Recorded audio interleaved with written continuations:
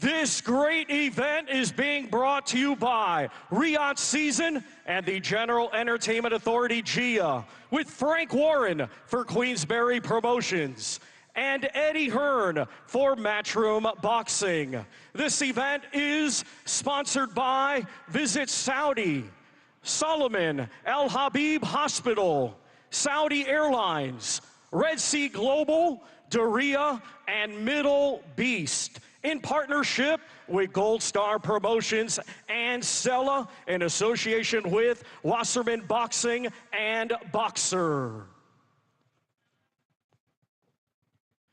This great event will be shown worldwide on DAZN, on TNT Sports Box Office, Sky Sports Box Office, and on payperview.com. Let's now get the media workouts started.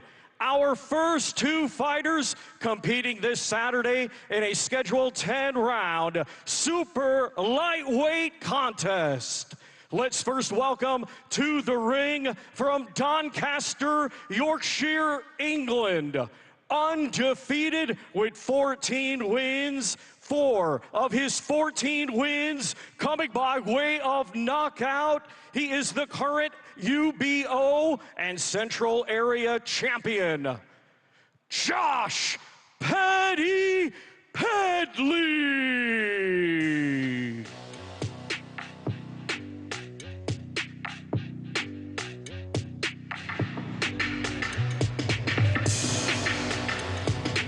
Here we go. Let the media workouts begin. Josh Padley making his way to the ring, unbeaten, as you heard Thomas Treiber say there. 14 fights, 14 wins, 4 KOs, and what an opportunity for him, right? I mean, he said it himself, Barry, yesterday.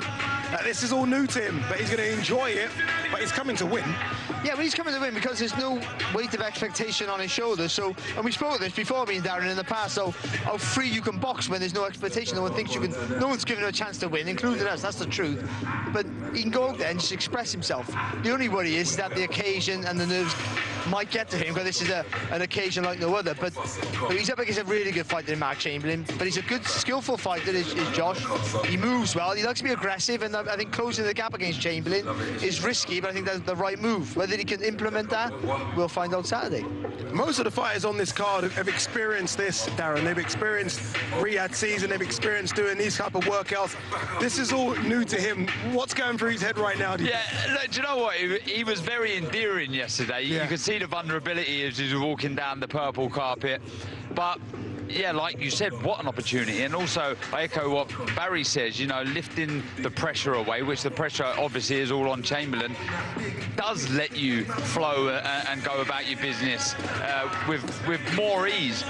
He is a good fighter, he's aggressive naturally, throws an awful lot of punches, he really does, very, very busy, can do a bit of everything, but he's going to have to pick his moments here. He can't be greedy. I think plenty of feints, try and draw out the lead of Chamberlain, because we've seen Chamberlain how hard he punches with both hands. You just got to make a single mistake and you will be punished. So yeah, cannot be greedy in this contest.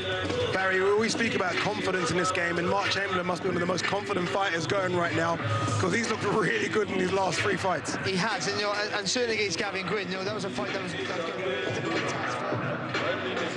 مساء الخير واهلا بكم معانا، وما يزال العد التنازلي مستمر الى يوم السبت للمواجهه الكبيره في استاد ويمبلي الاسطوري الجبار رياض سيزن كارد، اللي هنختتمه بمباراه تاريخيه بين دوبوا وجوشوا. كل يوم في الملاكمه في حدث جديد علشان الدعايه والتسخين والاستعداد. احنا النهارده موجودين في احدى قاعات ويمبلي التدريبات، هنتفرج على بعض التدريبات للملاكمين اللي هيلعبوا يوم السبت القادم.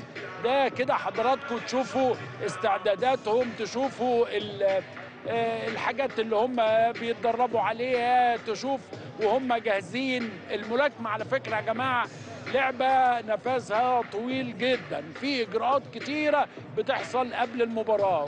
وطبعا حضراتكم تابعتوا معانا امبارح وأول امبارح كل الأحداث اللي حصلت. النهاردة برضو الكثير من الرونق، الكثير من الأبهة، الكثير من الأضواء، كل هذه الأشياء يعني نتفرج عليها ونشوف اللعيبة اللي هيلعبوا وهم بيتدربوا. طبعا تسخين بسيط كده، ولكن بعد هذا التسخين هيبقى فيه عدد من المباريات برضو الاستعراضية هيقوم بها لاعبين آخرين غير اللاعبين اللي هيلعبوا يوم السبت. كل ده علشان الناس تقدر انها تبقى عندها إحساس كبير بأن شيئا عظيما سيحدث يوم السبت.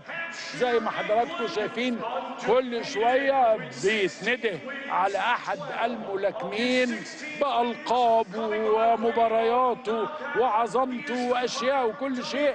تشوف هو داخل يلعب شوية لكمات، يلعب شوية حاجات، وطبعا كلهم عندهم أغاني معينة بيدخلوا عليها زي ما انتم شايفين، ويرقصوا ويضحكوا. كل هذه الأشياء بيتم إذاعتها زي ما حضراتكم بتشوفوها كده في كل القنوات الرياضية الكبيرة في العالم. قول الأسامي اللي انت عايزها.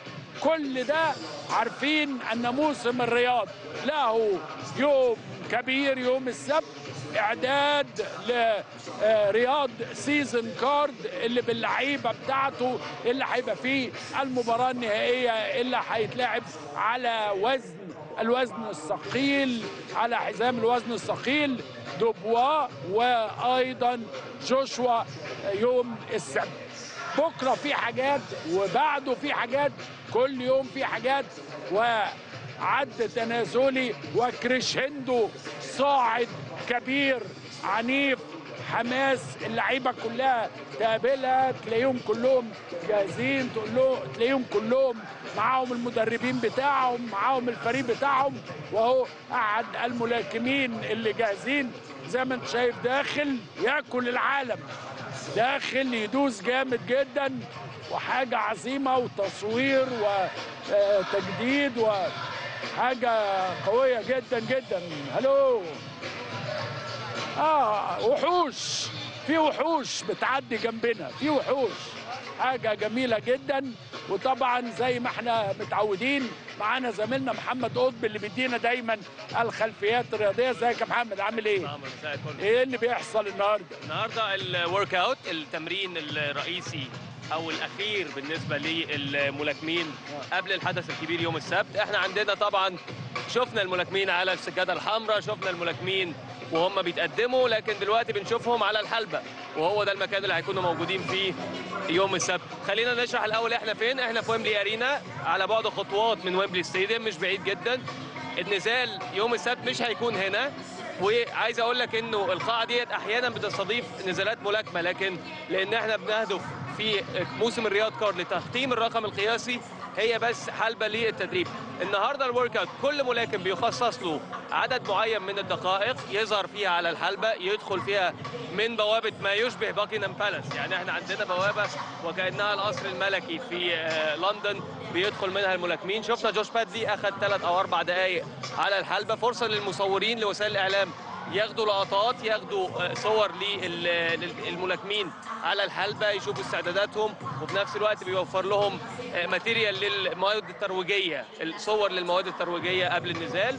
ومشهد آخر، جزء آخر، حلقة جديدة من البيلد اب بالنسبة للمشاهدين، مع انه موسم الرياض اضاف كمان نزالات للحدث ده. الحدث ده عادة ممكن ما يشهدش نزالات، لكن عندنا 3 نزالات بعد جزء معين من التدريب. انما النزالات دي هتبقى كل ماتش جولتين ولا حاجه بسيطه. بالظبط، هي نزالات ترويجيه، هي فرصه لبعض الملاكمين الشباب للظهور، فرصه لماتش روم وكوينزبري ان هم يقدموا مجموعه من الملاكمين الشباب عندهم اللي يمكن مين عارف يكونوا في ايفنتات تانية في موسم الرياض، في المين ايفنت وفي الحدث الرئيسي. لكن العيون كلها هتكون في النهايه على دوبوا جوشوا، ازاي بيدخلوا الحلبة، ازاي بيوروا نفسهم من بوابه باكنهام بالاس. وبالنسبه لوسائل الاعلام مهم جدا ان هم يشوفوهم في التمرين او التدريب الرئيسي، الورك اوت الرئيسي.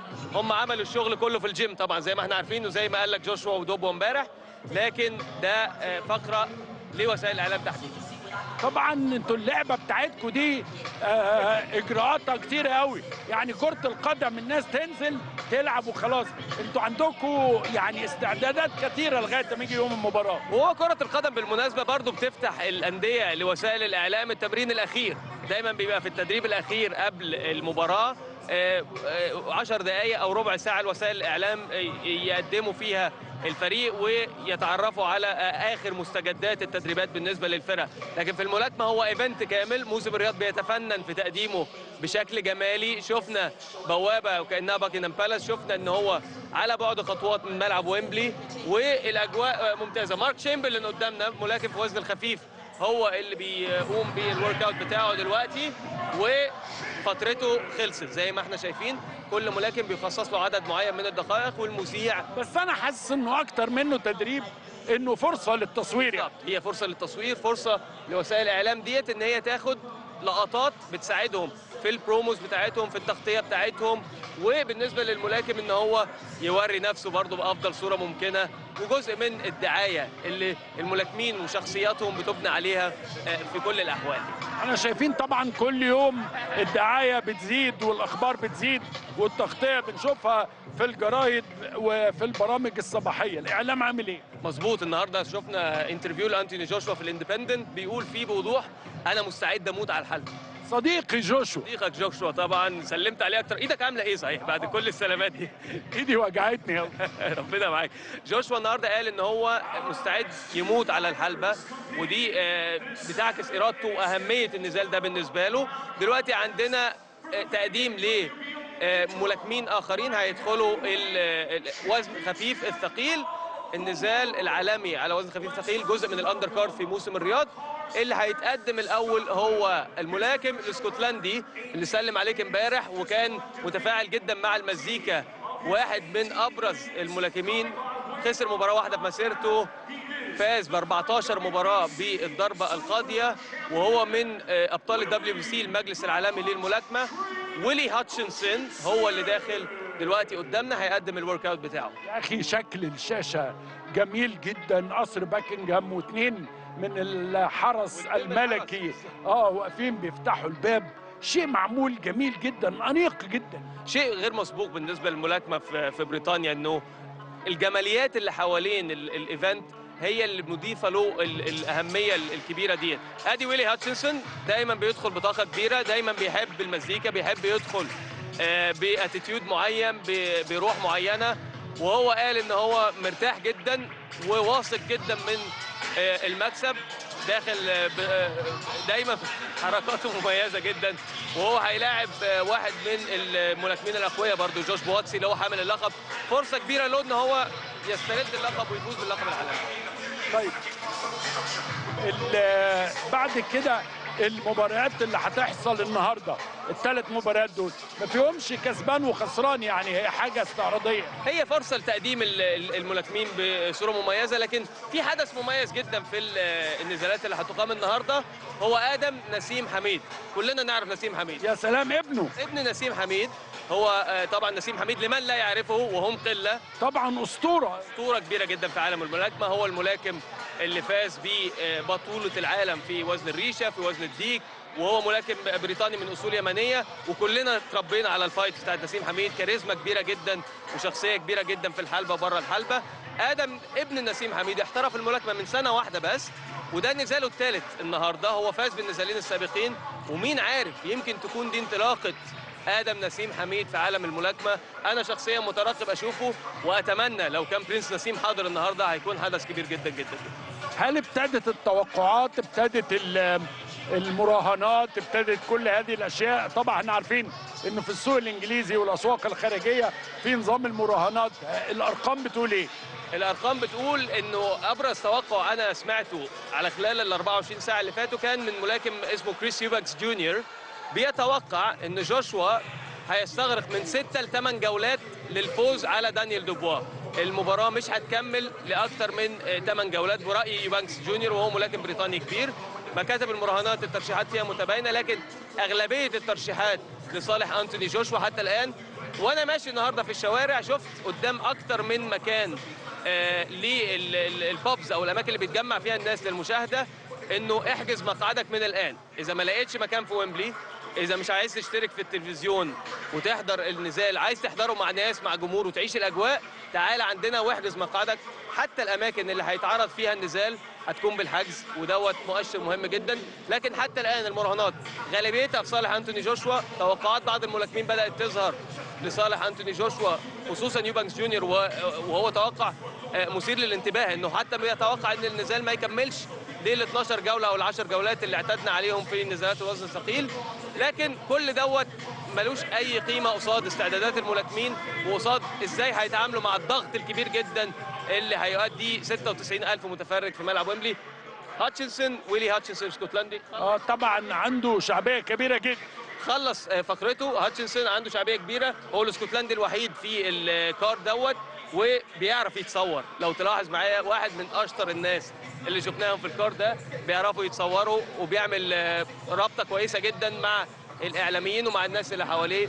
وان كان هو يعني من الناس اللي عملوا اشتباك او فيس اوف محتدم جدا مع منافسه جوش بواتسي، وقال له سلم عليا. الراجل الثاني ما رضيش يسلم عليه لانه قال ان هو استفزه جدا. لكن كل دوت برضو جزء من الدراما المحيطه بلعبه الملاكمه بالنزالات. هنشوف هيحصل ايه في نزال وزن خفيف الثقيل ما بين الملاكمين على بطوله العالم ايضا. طيب يعني بيبقى فيه نوع من انواع التدريبات معين ولا اي حاجه استعراضيه وخلاص؟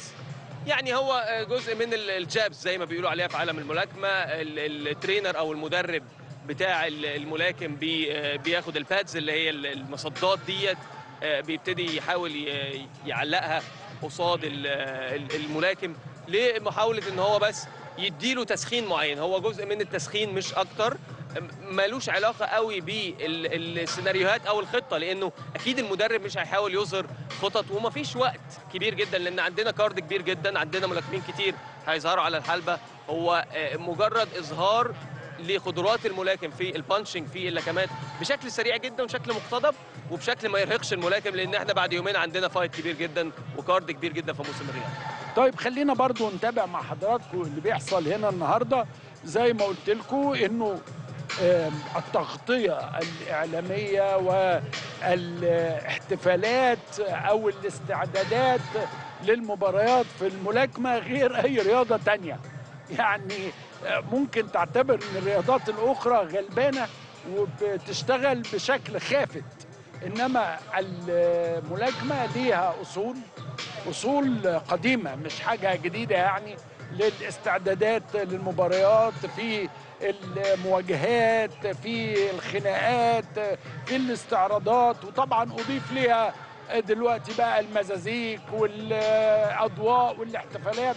وطبعا زي ما اقول لحضراتكم ان موسم الرياض لم يقصر في هذه الأبهة وفي هذا الرونق، انه يكون في تقديم مبهر، لانه خد بالك كل ده بيزود الاقبال على البيبر فيو، بيزود الاقبال على مشاهده الناس يوم السبت، بيزود الاهتمام الاعلامي، بيزود اشياء كثيره زي ما حضراتكم شايفين. وطبعا في خناقه مش عارف سببها ايه دلوقتي، جايز يكونوا 2 من الملاكمين او من اتباع الملاكمين تيمز في حاجه بتحصل دلوقتي. اي واحد من دول ايده هتيجي فينا هيخلص علينا للابد هيخلص علينا يعني. فيعني الامن موجود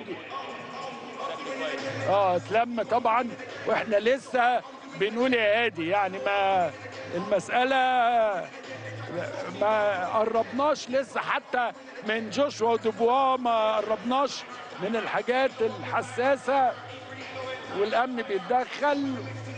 يعني خدوا بالكم ده في استعدادات الملاكمه وماتشات الملاكمه زي صباح الخير كده، زي الجبنه البراميل، شيء عادي جدا وشيء بسيط يعني.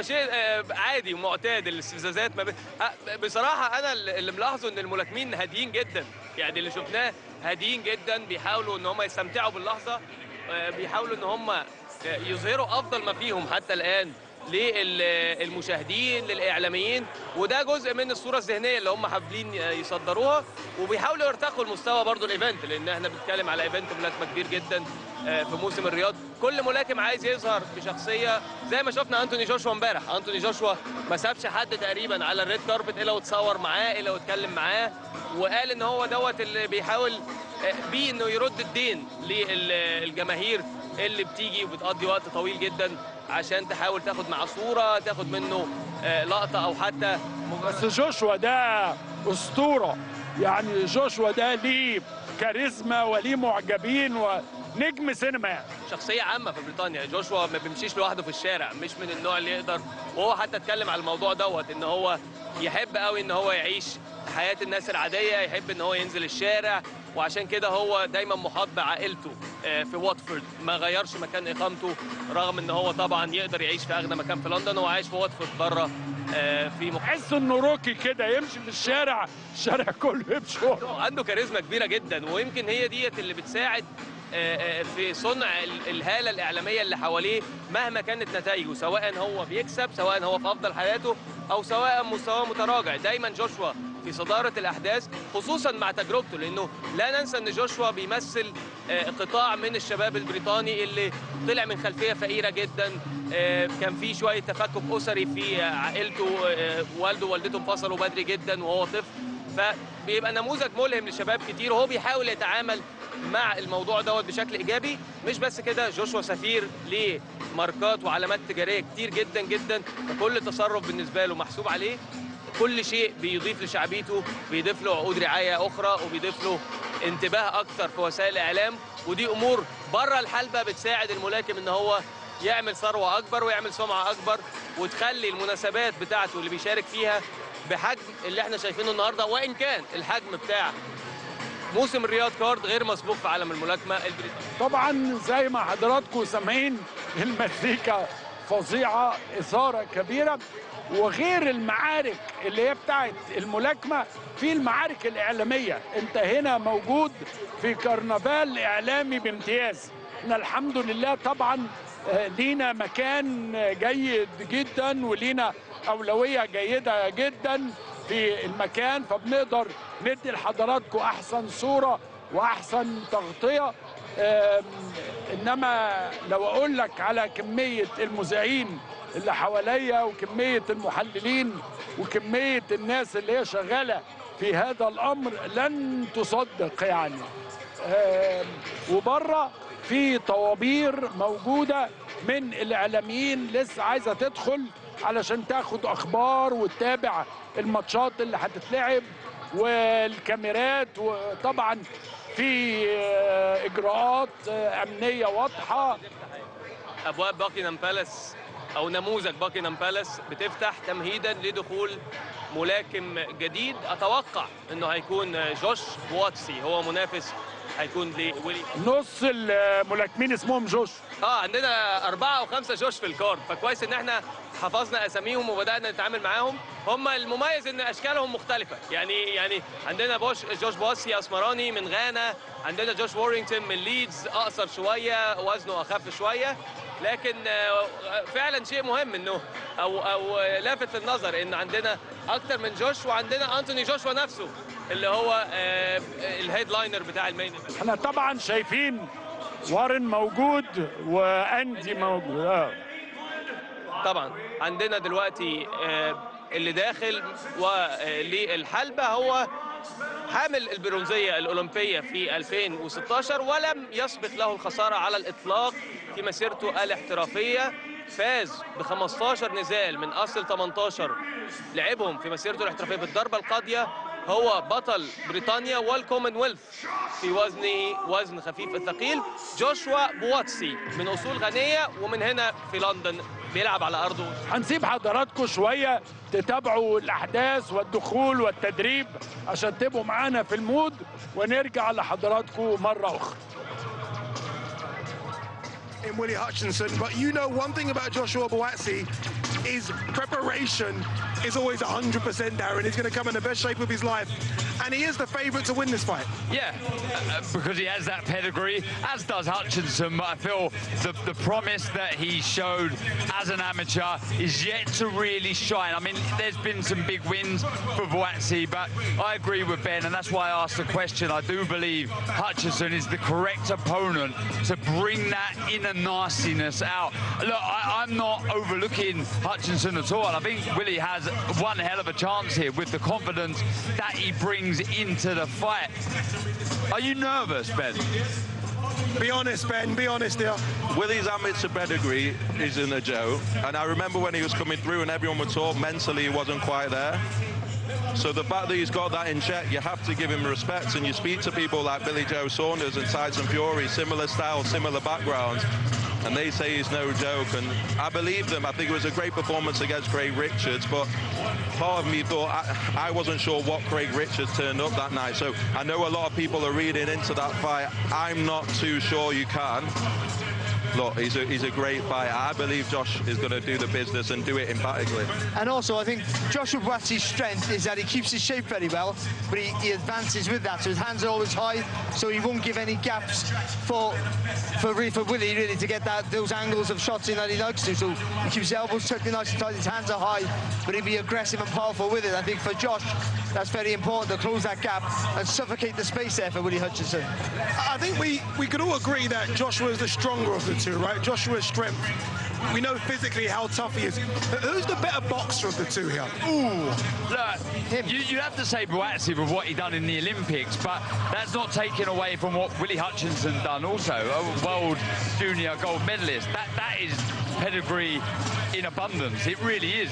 But you see Buatsi do it as a senior. I can't ask Joshua this, Ben, but I can ask you this. If he does overcome Willie on Saturday night, what next? Look, it's an interim world title, so by the rules, he's in line to face the winner of Bivol Beterbiev. That's the fight that he wants. Anthony Yard's been talked about a long time. We thought this next fight was going to be Anthony Yard. Anthony Yard pulled out the purse bid. Josh wanted to fight for the interim world title. That's why we're here now. And but next, for me, it's world title or Yard. I don't think any fan wants anything else from Joshua Buatsi right now. I think this is the stage where, you know, his career has been stop-start. Hopefully, this is the platform where he can really explode, and then we're into the really big ones. Fingers crossed, Ben. Good luck on Saturday. Cheers. Well done, my man. Appreciate it.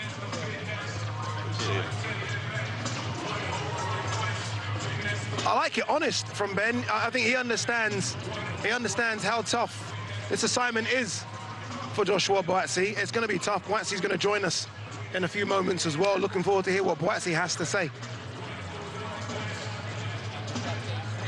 There you go, 4 has become 3. It's good to get Ben on.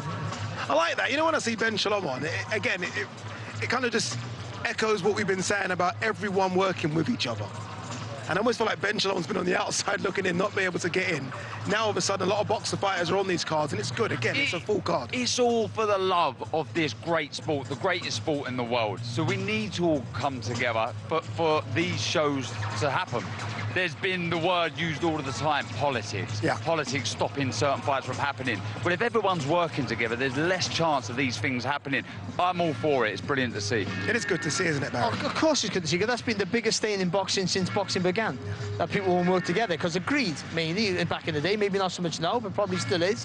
But now, there's a financial incentive for everybody to work together, and with that, the sport grows, of course. But this fight for Buatsi is a pivotal fight, because he should have boxed for a world title already. His pedigree and winning that bronze medal in the Olympics, that's a long time ago now, Rio. So I think he should have been there now. He's good enough. He has all the ingredients to be a world champion.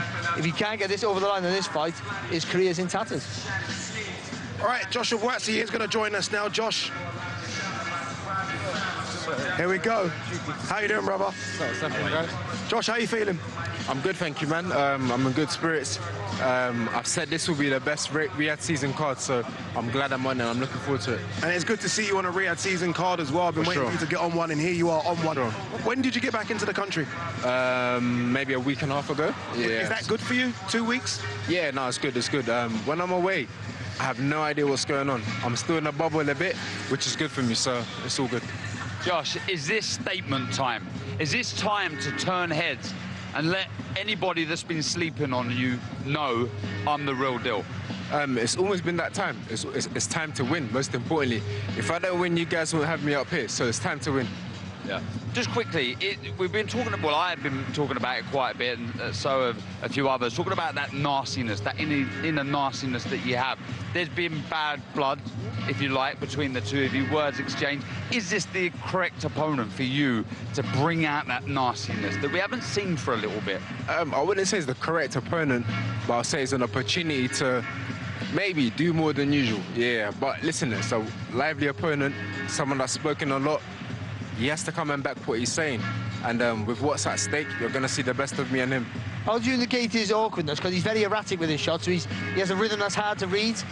Do you suffocate his space, or do you give him... Barry, you can be awkward, but there's 12 rounds. Yeah. Unfortunately, for boxing, you can't just get out of the ropes. You've got to stay in there, so I'll be in there for 12. You're playing the long game there, then cutting him off. Not about a long game. If I see it early, I take it, but I'll be in there. Yeah, I can expect nothing less. Josh, look, get off your feet. Thank you very much. Josh Buatsi, well done, brother. Thank you very, very much. I got to say with Josh, he's always bigger than he looks. Mate. Up all that. I had a look down at his training. You know, sometimes they wear those, but he had normal trainers on.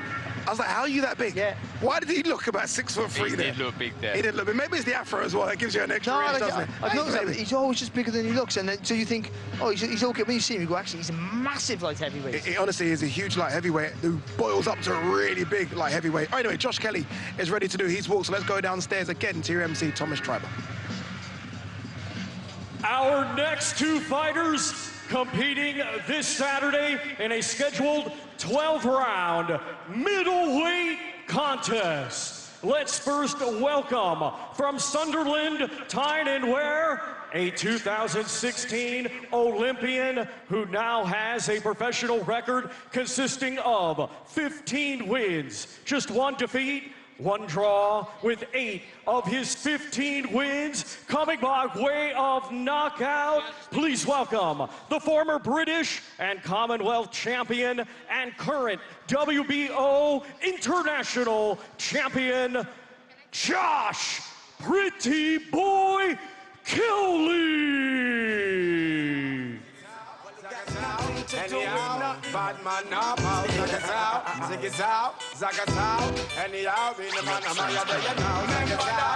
Josh Pretty Boy Kelly. Is it just me, or has he always had Joshua on the back of his jerseys and tops? I've never noticed that before. I think he's pointed something out there. Yeah. I haven't. I've never seen that before. It's almost like, is this a case of, this is a new me? The second coming. The second coming. I'll tell you what, that's the way. Look at the size in him. Yeah, he knows why he's wearing that top to show his physique. You don't wear that top unless you know I you're would in shape. never put that top on. I wouldn't even wear it to sleep. I wouldn't let no one see me in it. But this is Josh Kelly, who was preparing for Liam Smith.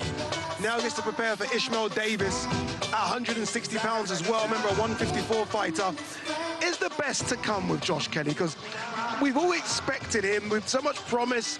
We all think he can go to that world level, but we haven't really seen it yet. Yeah, I believe that there is more to come, and that's very exciting because he's so talented. Has every trick in the book, speed in abundance, movement, combinations, really eye-catching combinations. And I think, and I said this yesterday, I think the step up in weight will help him generate more power, more meat behind the shot. Speed kills, as you heard many say, and that is the case for Josh. The most important thing, I think, is his desire. He can't be stop-starting anymore. It's got to be full steam ahead. And look, I was asking Buatsi just moments ago about him making a statement Saturday night. I think it's time that this man on the big stage really makes a special statement. Yeah, I think it's been 8 years since he's been a professional. That's for an Olympian. I always say for an Olympian who's especially if they won a medal, if you haven't boxed for a world title in 4 years, you're either not good enough, there's something wrong with you, or this has been bad luck. So we've had the pandemic for all these fighters, so you can understand giving him a little bit of a leeway, but the fact that he hasn't really progressed beyond the European level, where he's clearly good enough, is a bit of a problem. And also, as you get older, you think you're just sharper and stronger, but as we talk about all the time, that vision starts to go a little bit. When that starts to go, for a mover, and a beautiful mover he is, as Josh Kelly, who relies on reflexes, speed and timing, when they start to go, you're half the fighter you were. So time's not on his side. but he still has time if he can start pushing up now. He has to go now. You look at Adam Booth's best pupils, if you like, and those have been George Groves and David Hay, who, again, two fantastic movers, but two guys that carried a lot of pop as well, and power. Is that the only thing missing from Josh Kelly? That pop, that real one-punch knockout power like George and David had? I think it's there, if I'm honest. I think sometimes he can be on his toes a little bit too much because he's got brilliant footwork. I think when he does plant his feet and generates the power through turning his hip and with that speed, I think it's just sometimes of picking the moments correctly to plant your feet. And again, I back up what I say. I believe this step up in weight, I know Barry thinks he might drop down to 145 again. I think he might enjoy this at 160. I think it's been a lot easier to get down to 160 because they still have to lose weight, don't worry, to get to 160. And it keeps you happy with the sport. It keeps you in love with the sport when you haven't got to drop so much weight. Barry, I was just thinking about his fights. Obviously, David Evanesian, if we remember, that was during the pandemic, so that was behind closed doors. Troy Williamson was a big fight, but this is his biggest stage by far. Oh, of course it is. You forget that because he's a known boxer in this country, but he's never fought on anything like this before. It is, but you tend to think when you look at him, talk to him, that he's sort of made for this sort of occasion. His style would say he's made for this sort of occasion. His demeanour as well, I would think. I don't think, going back to about the punching power, I think Adams had to adapt his training to him. I think they've realised trying to make him explosive was tiring him out. Because when you're in a fight that's hard, you adapt, you go back to your natural state. And this is the move, move, move. And I think the Troy Williamson fight showed that they're trying to get the mix of both. Getting purchase on your punches, but not trying to load up anymore. Not trying to be the next George Groves, the next David Hay. Be you. It's the speed and skill is what's going to take you there. But just holding your feet for a little bit of weight, but then moving. And with Williamson, he did exactly that. He didn't rush his work. He's held his feet long enough to get a bit of purchase, but not enough for the knockout and not enough to get caught back. Because when you set yourself, it tires you out. George Groves, David Hay, they didn't do so well in the later rounds because they banked on their power in the early rounds, and they were right to do that. But he hasn't got that natural raw power, so he can't fight that weight. I just wonder if he might sit on his shots a bit more because of the extra weight now.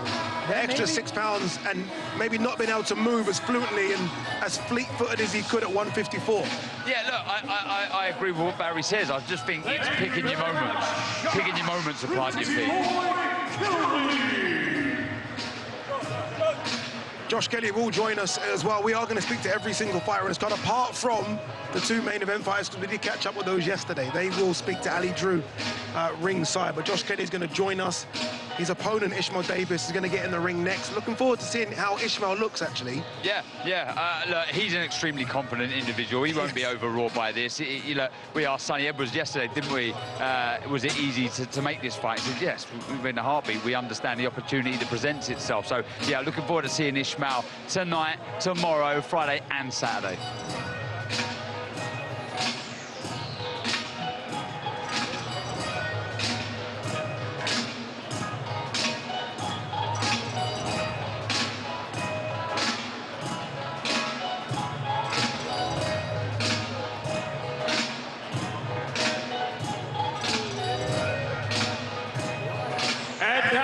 Welcome to the ring from Leeds, Yorkshire, England, undefeated with 13 wins, 6 of his 13 wins coming by way of knockout. Here is Ishmael, the Black Panther Davis. Ishmael Davis, a fighter that a lot of fight fans might not have known too much about 12 to 18 months ago. And every time we've seen him on the zone, you guys have been commentating on his last 2 fights. He's looked really, really good. Yeah, he has. Like I said, they're very confident individual. And really believing in himself more. And looking big, looking solid. Look, people forget that he started his career at middleweight, so this shouldn't be a problem for him. He was getting ready for a fight, so he would have been right amongst it in that training camp leading towards that fight. So I think it would have been an easy yes to take this. But look, I'm looking forward to him. He does a lot good. He doesn't waste much. He picks his moments. He does, however, likes to fight at his own pace. I think he has to try and force the pace and take Josh Kelly out of his rhythm in this one. But it's a brilliant fight, Barry. And he's a really thoughtful pressure fighter. So sometimes it looks like, and I think he does, you know, he can be a little bit more faster with his feet maybe, but he's to be strong as he is, and to pressure you all the time, but with thought process behind it. So he's setting up attacks with his feet. He'll step to the left and throw the right hand over the top, or he'll roll underneath, come back to the left hook. All that is using your brain while you're attacking. He's not just swinging in punches. So, you know, he's a danger for anyone. And so for Josh Kelly, this is sort of a fight that's perfect for you, and also full of danger, because he's coming at you all the time, so he's attacking and he hits. But he smooths his head, Davis. He slips and slides, and that's going to be difficult for Josh Kelly to get those perfect punches on target. Yeah, and what he does there, after seeing it a couple of times, the way he switches is so subtle, you don't see it. Because it's a very dangerous manoeuvre, because obviously at some point when you're stepping across to go from southpaw to orthodox, you are square on. But he does it so quickly and with such ease, and that could be an important and a very good part of his game plan on Saturday. Here he is, Josh, pretty boy. Josh, I've been talking about this all week, the Joshua on the back. I've never seen Joshua. Normally it's just Josh, or is this a new thing? No, it's my full name. Come on. But you don't normally have that, do you? No, well, I'm going a little bit more classy. I think I knew something was going on. You couldn't wear a tighter top, could you? You what? You couldn't wear a tighter top. Sorry. You couldn't wear a tighter top. What did you say? I like the whole falling. Don't let yourself slip out of the box. Come for you next. Quinn, I've got to say, we mentioned it yesterday when we see you, but how great is it to be weighing 160 for this fight? Oh, bro, come on. When I was 147, I've been taking 14, 15 pounds off in the morning of the weigh-in. And if people look at my results down there, a lot of it's been like I've worked a little bit, haven't worked a little bit. I had to save my energy, because if you're taking that much weight off using those fighters, it's just you're not there on the night. You can't do that and then fight 12 rounds. 154, 160. Oh man, suited us down to a T. I've never lost any speed. I've got more power. My gas tank's full. Like I can go 12 rounds moving, 12 rounds fighting. So he was in for a hard night. Do you feel now, because you've matured a little bit, that you got the balance right with moving your feet, but knowing when to hold your feet and land with a bit more power? Yeah, I mean, with my style, I only really need to be in a position to punch maybe 4 or 5 times around and light them up. And then I can do what I want. Or if the press is in that position where I have to work, I'm clever enough to be able to work inside, nick a shot or two, and then I'm stronger than what people think when I'm inside. Yeah. People don't think I'm that strong, but I'm able to. I mean, sparring with Josh Buatsi, I can't be sparring with Josh Buatsi if I'm not strong. Do you know what I mean? But the fight, I noticed that Troy Williamson stands out for me, because the fight management there. Yeah. Are you know, in the later rounds you moved because you had to change direction, but or you stay close to him as well to show that strength, so you couldn't be bullied. Well, look, with Troy was the gamest he was then. He was unbeaten. He was coming off a good win against Mason Cartwright. They had everything for him. And then it was a big derby, so that was the gamest he was going to come. And I knew I had just moved, taken off him, setting him down. I heard Troy 3 or 4 times in that fight, and at one point I thought, I'll get you out if I want to get you out. I was actually enjoying putting the performance on. I didn't feel I need to take any risks and get cut or hurt my hand. Yeah. So I just took it. But if you look at it running Troy's career, maybe 2 years after when Ishmael fought him, he was a bit of a shell of himself, like 4 pounds overweight, coming. It weren't. But you can't compare anything like that. We'll see Saturday night. Do you know what I mean? What do you make of Ishmael Davis coming in? Obviously, late replacement, 6 days' notice, a different style to Liam Smith. What do you make of him watching him? No, I rate him. Switches. I rate him. I know what I'm going to do though. So that's it. Do you feel like you have to, you know, being the guy who's used to the bigger fights, to go out there, just stamp your authority early, and let him know he's in a big fight? But this is a big occasion for him. It's a big occasion for you, but it's a bigger occasion for him. I feel as I've been mentally ready for this for months now. Do you know what I mean? He's coming last minute. Of course, he's going to feel full of confidence. Of course, anyone wanted to jump out of fight on this card last minute, so it's not like no pressure for him. No, it's not. Well, there's not, but there also is. There's like his team around him saying, "Listen, we can win this. We can do this." Da da da da da. And it's a little. He's never been on these big stages yet. I know he's going to perform. I know he's going to come out and do his thing. But when you got someone like me to prepare for 6 days, I'm an absolute nightmare. Do you know what I mean? Josh, top man, appreciate you, brother. Thank you very much. Joshua now, is it Joshua now? Joshua. Yeah, Joshua Kelly. Joshua, pretty boy Kelly. I didn't manage to get Darren. Ishmael looking sharp here. Josh, like Buatsi, he looks really big when he's next to you as well. Massive, massive. Huge. Davis. and his opponent, Ishmael Davis, is going to join us. And I feel like I'm going to say what I just said about Josh Kelly. He's going to be really big as well. But I like what he said about Josh. He has turned it to Joshua now, hasn't he? On purpose. Yeah, I thought I noticed that. Is it the second coming then? I don't know. Maybe. I don't know. Maybe. But I'm looking forward to it. If it is, I'm looking forward to it because he's got so much talent. And I think there's still more to come. We've spoke about it. And if there is more to come from Joshua Kelly, it's very exciting. I think I got a good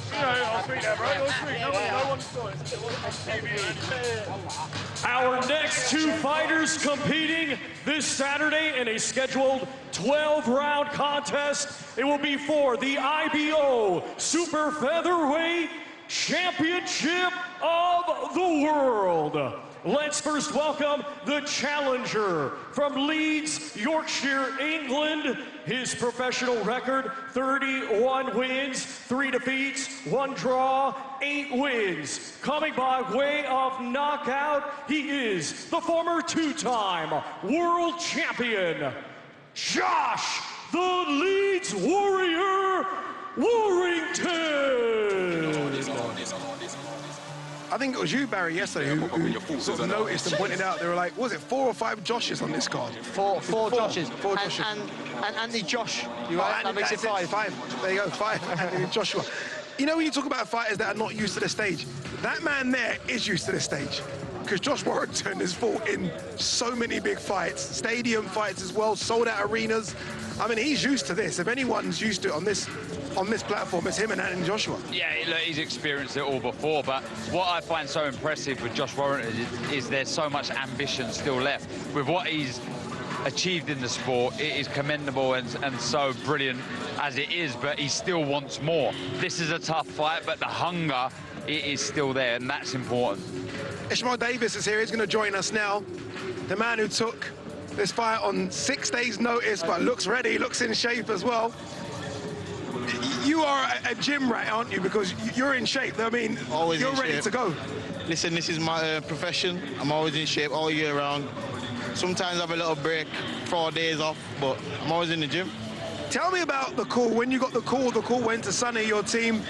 Tell me exactly how it happened. Was it just a simple, yep, I'm doing that? How did it all go? It just went simple and fast. Like, I was watching the Canelo fight, so I stayed up a bit late. Then I went to bed. My phone was buzzing off. Sonny ran me. He's like, yo, you got the Josh Kelly fight? Do you want to fight? I just said, yeah. Straight away. I was like, yo, come then. He's like, I said, when? Like 6 days. I'm like, yeah, let's do this, man. Straight to the gym. I love a challenge, man, and this is what, if you want to prove yourself in something, what other chance do I have than this? Yeah. But it's a huge opportunity, but you're not just here to make up the numbers, are you? Definitely not. Do you know what it is, yeah? I believe I'm going to the top of the sport, and this is a chance for me to showcase my skills on a higher level against a better opponent that's going to make me better. You know what I mean? Me and him both beat Troy. I believe I battered Troy more. But let's see what happens. I don't know what's going on. Sorry, Barry, on this stage. Everyone looks solid. Yeah, you look incredible. Honestly, you look They lost next to me, that's why. But I think some people forget that you started your career at middleweight, didn't you? So the weight, no issue for you at all? No issue. Obviously, when you're not trying to make a championship weight, obviously you're always coming a bit heavier in it. But I am a super welterweight. But Saturday night, I'm a middleweight, and you're going to see. Are you aware that you're going to need patience on Saturday night because Josh is a very, very good mover, so cutting off the ring is going to be more difficult than probably certainly against Troy Williamson, for instance? Yeah, well, I've been in there with not just Troy Williamson. I mean, in terms of sparring, where I've learnt most of my experience, because obviously I didn't have no amateurs, I've been in there with everyone, everyone. And you know what it is? No one's got a bad word to say about me, so I'll be surprised if I give everyone a bad word to say about me on Saturday. No one's saying that, but what I'm saying is that you're going to have to, it's going to be a process to cut the ring off, not just, because you've had so much success already in your short career, that when you put your foot to the gas, you corner very quickly. And in this fight, it might be a bit more difficult just to realise that you have to compose yourself. Listen, I've been watching a lot of fights, greats before us. I've been in there with guys that they have to get control under. And he's a guy that I have to get under control. So, listen, I'm ready, man. I am ready. And believe you me, probably going to be the fight of the night because it's a new star that's being born on Saturday night. Even though I've shown so much in a short space of time already, I'm going to show more now. Well done, Ishmael. Fantastic. Good luck on Saturday, brother. Appreciate it. Thank you so much. All the best, mate. Barry Jones clearly wants a 10% trainer fee there. He wants a 10% trainer. He's asking for the 10%. I know sometimes in these big events, everyone's confident, tries to play, but sometimes you can feel that they say they're trying to portray confidence, but you can feel it, that they don't quite believe in it, or they're overawed. Nobody so far looks remotely anxious or you know, slightly unsure of themselves. They're all 100% committed and believe they can win. You know what it is? I think since the inception of Riyadh season, I think every fighter wants to be on a Riyadh season card. Not just because, obviously, the financial incentives we know are bigger. I think the magnitude of them. So everyone's just happy to be here and be on the cards. Yeah, I mean, this is what dreams are made of. This is what you dream of as a young individual in the sport, taking it up as an amateur. You want to be on the big cards. There's big cards, there's gigantic cards, then there's shows like this. They're on another level, so you want to be a part of them. You so do. Josh Warrington's going to join us in the studio in a moment. But make sure you stick with the zone because we've got so much to come.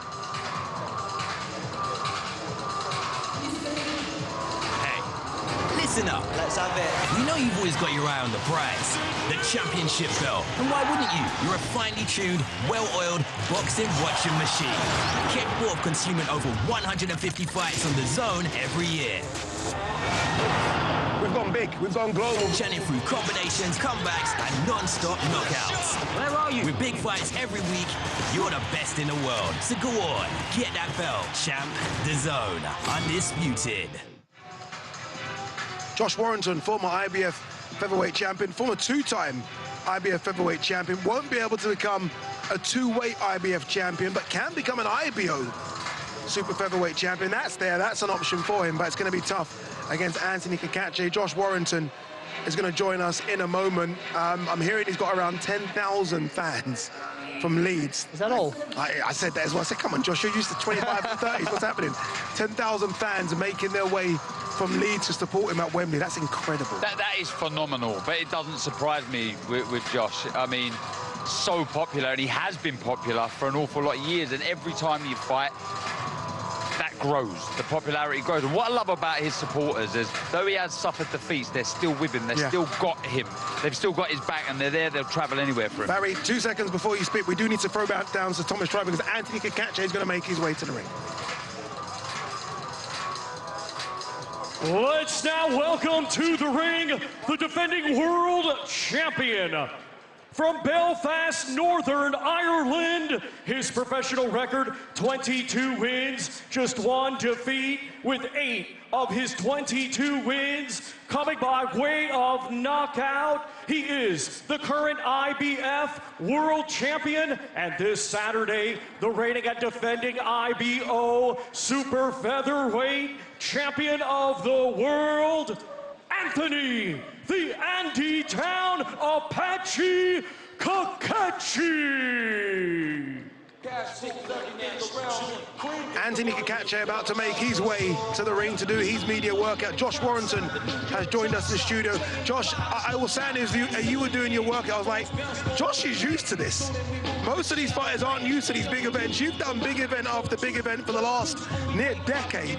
Does this feel any different? I mean, I'll be honest with you, it's the first time I've had an entrance to an open workout. Normally it's a shopping centre in Leeds or a market in Leeds, but yeah, no different whatsoever. Once you're in there, if anything, a lot shorter than I normally do. When I'm in Leeds, I just want to stay and entertain everyone who's coming by. You know, they might have taken 20 minutes out of lunch to come and watch me, so I want to just stay and do some pads and things like that. But today, well, everyone's not here for me. I don't know about that, Josh. I don't know about that. They're here for the full show, aren't they? It's not just one event. When I'm in Leeds, everyone's there for me. But it's a full show tonight, so yeah, in and out, easy. Josh, you was looking at the monitor there as Anthony Kakache was walking to the ring. When you see Anthony Kakache, what do you think? What's the first thing that comes to mind? He's got a decent beard. I'd like to see what his face looks like without a beard. Agreed. You know? Agreed. I'm desperate to check that. You know, when people are coming down weight, you know, I feel that can show a bit. Now, when my weight starts coming down, my hamstring's coming a bit. Obviously, that's a bit of disguise. I've seen him you know, 12 weeks ago, and he was quite fuller in the face. Now, I can't really tell too much. I know I can see he's dropped weight a bit, but I think the beard's hiding quite a bit. So that was the first thing. Speaking about weight, you know, I think the move to 9 stone 4 has been a long time coming. Yes, very much so. Bigger people than us won't realise how much that 4 pound is a comfort, isn't it? Yeah, exactly, Barry. You know what it is. I mean, people talk about 4 pound. I got 4 pound, I'll do that in a couple of pints, which they probably could do. But we're talking about body fat percentage being right down to the minimum. Yeah. We're talking about a difference in a few pound in muscle. So, yeah, it's a hell of a difference. And you know what? Some of that I should have done maybe a few years ago, but it's all hindsight, innit? Do you feel like, no, you've done so much in your career that you have no point to prove, but yet still, do you feel you have another point to prove now that you can be successful at any weight? Yeah, I wouldn't do it. Why? Yeah. I wouldn't do it because that's like... Is that what keeps you going then? Yeah, honestly, I wouldn't do it. Like, I'm not here to just, you know, take part. I'm not going to go Conor McGregor now, but why do you want to be here? Run away. Like, and it's not even so much for the belts, it's for the names and the legacy. Like, obviously, the last fight ended with a loss. No matter how good our boxing, it was still a loss. I don't want to end it like that. You know what I mean? And I still want to go to America. We've already had that conversation ready. After that, I don't know, just entertaining fights. But once I start dipping, then I'll walk away. Yeah, okay. Stay there, Josh. Don't go. A couple more questions. You mentioned it's not necessarily about belts. Disappointed with the IBF and their situation, not allow this to be a world title fight? Yeah, and that's what I was saying. Like, obviously, this fight, I was talking about belts for myself to tick off a 3-time IBF world champion. But I would talk like going for the fights forward. It wouldn't be just for belts. That's what I'm saying. But yeah, I am disappointed.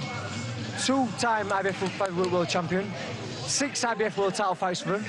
You know, it's like, I understand their policies and regulations and all this stuff, but you know, some of these organisations get involved with YouTubers. Like, come on. Lesser fighters have been given the opportunity. Exactly. You know, they've earned a lot of money out of section fees over with me and myself over eliminators and different shows. No, it's true, Barry, it's true. You know, for whatever reason, they just wouldn't change the goalposts here. After already giving the green light, that's what I can't work out. But for us, though, Josh, this is a fantastic fight. I think it's fight of the night. I know we're the same Buatsi versus Hutchinson, but this, for me, is nothing but fireworks.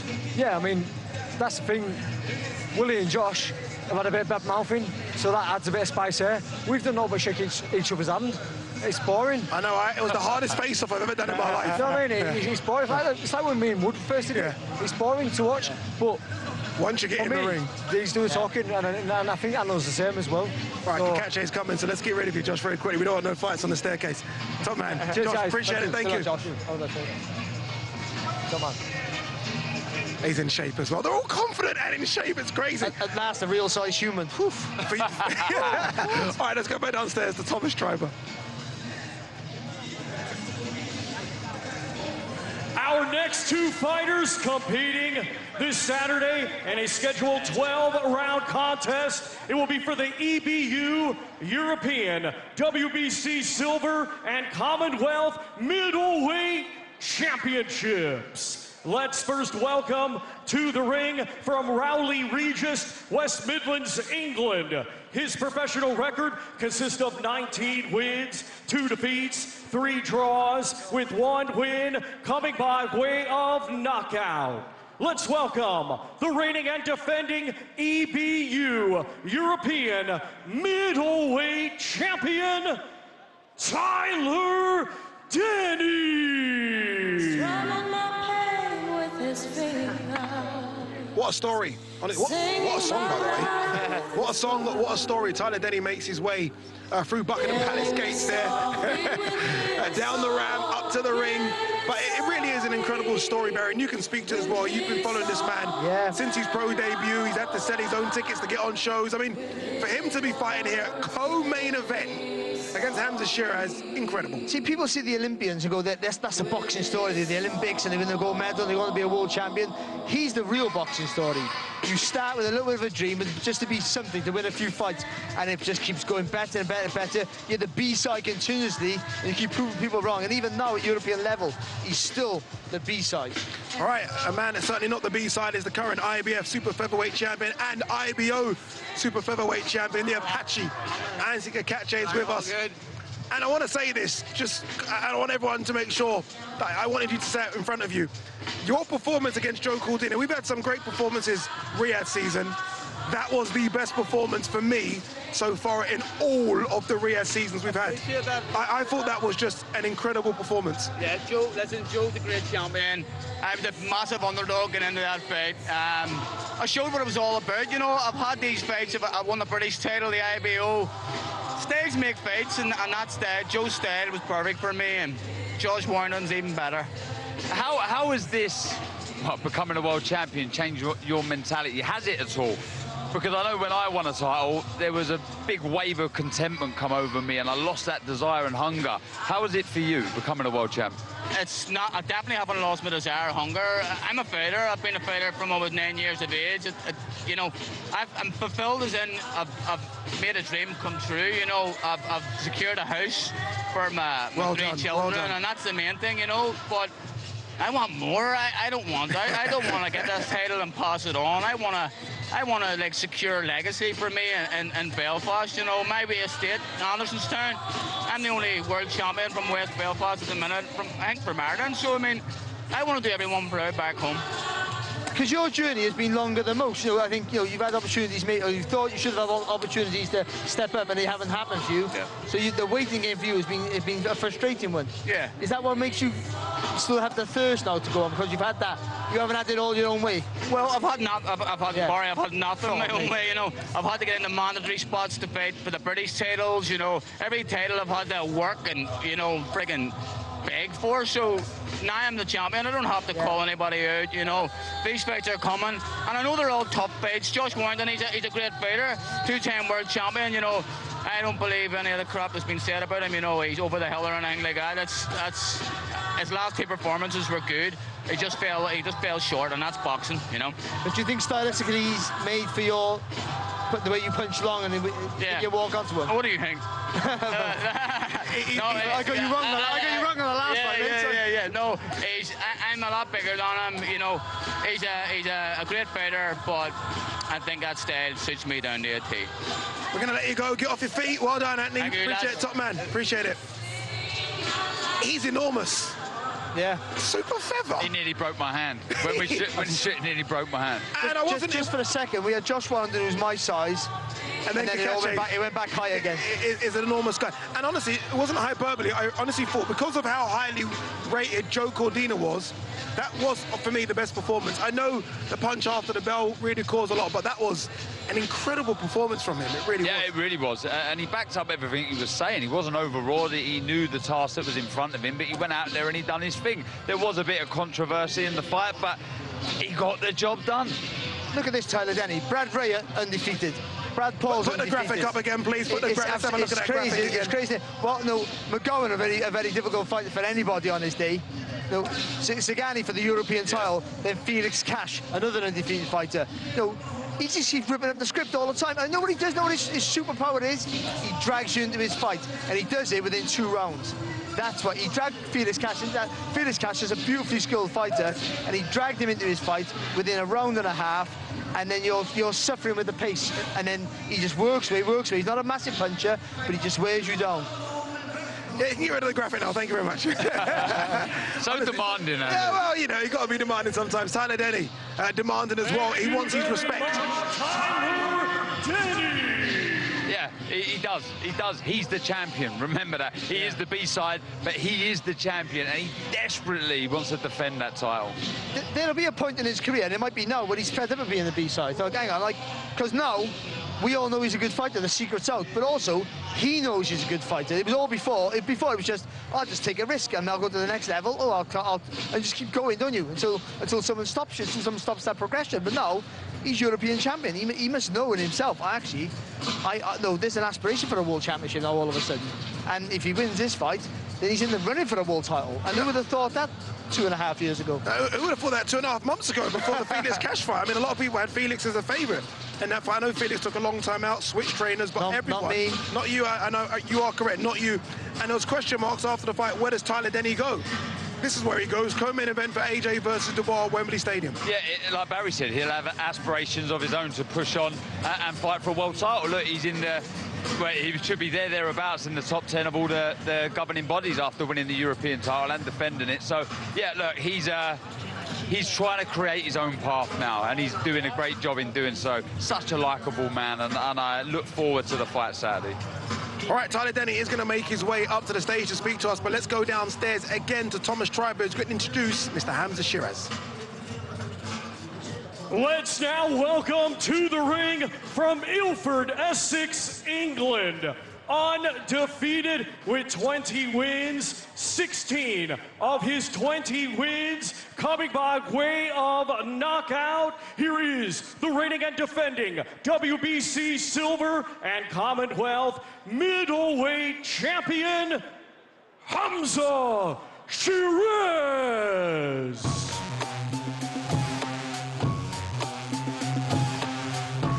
Hamza Sheeraz from Ilford, not too far from me. I'm from Stratford, so very, very close to me. Fantastic fighter, huge middleweight. It's crazy to think. 3 years ago, he was a 154-pounder. It's impossible to think that, because he looks like a light heavyweight. He's a big guy, and I think he's ready for a world title now. I really do think a world title opportunity anyway right now. Do you know what, Ade? Every time I watch anyone in my old division, I'm always kind of sizing them up, and I'm thinking, how would I have got on with that fighter? I would have hated to fight this man. I honestly... You're being humbled. No, you're being... You know you could have done a good fight. No, he's right. He's right. But I'm a big fan of Hamza Sheeraz, I really am.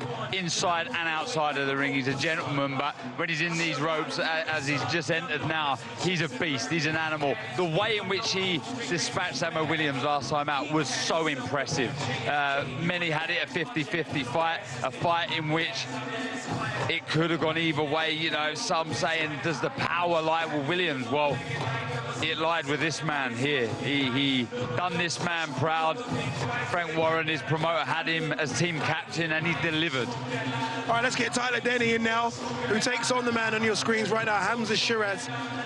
Tyler, firstly, Tyler, congratulations on getting what I think is a fantastic opportunity. Co-main event, Wembley Stadium, 96,000. You know, when you look back on sort of 4 or 5 years ago where you're having to sell tickets to get on shows, and you're here now. I mean, you must be proud of your journey. It's mental, man. I would have never believed it if someone would have told me. I never believed it.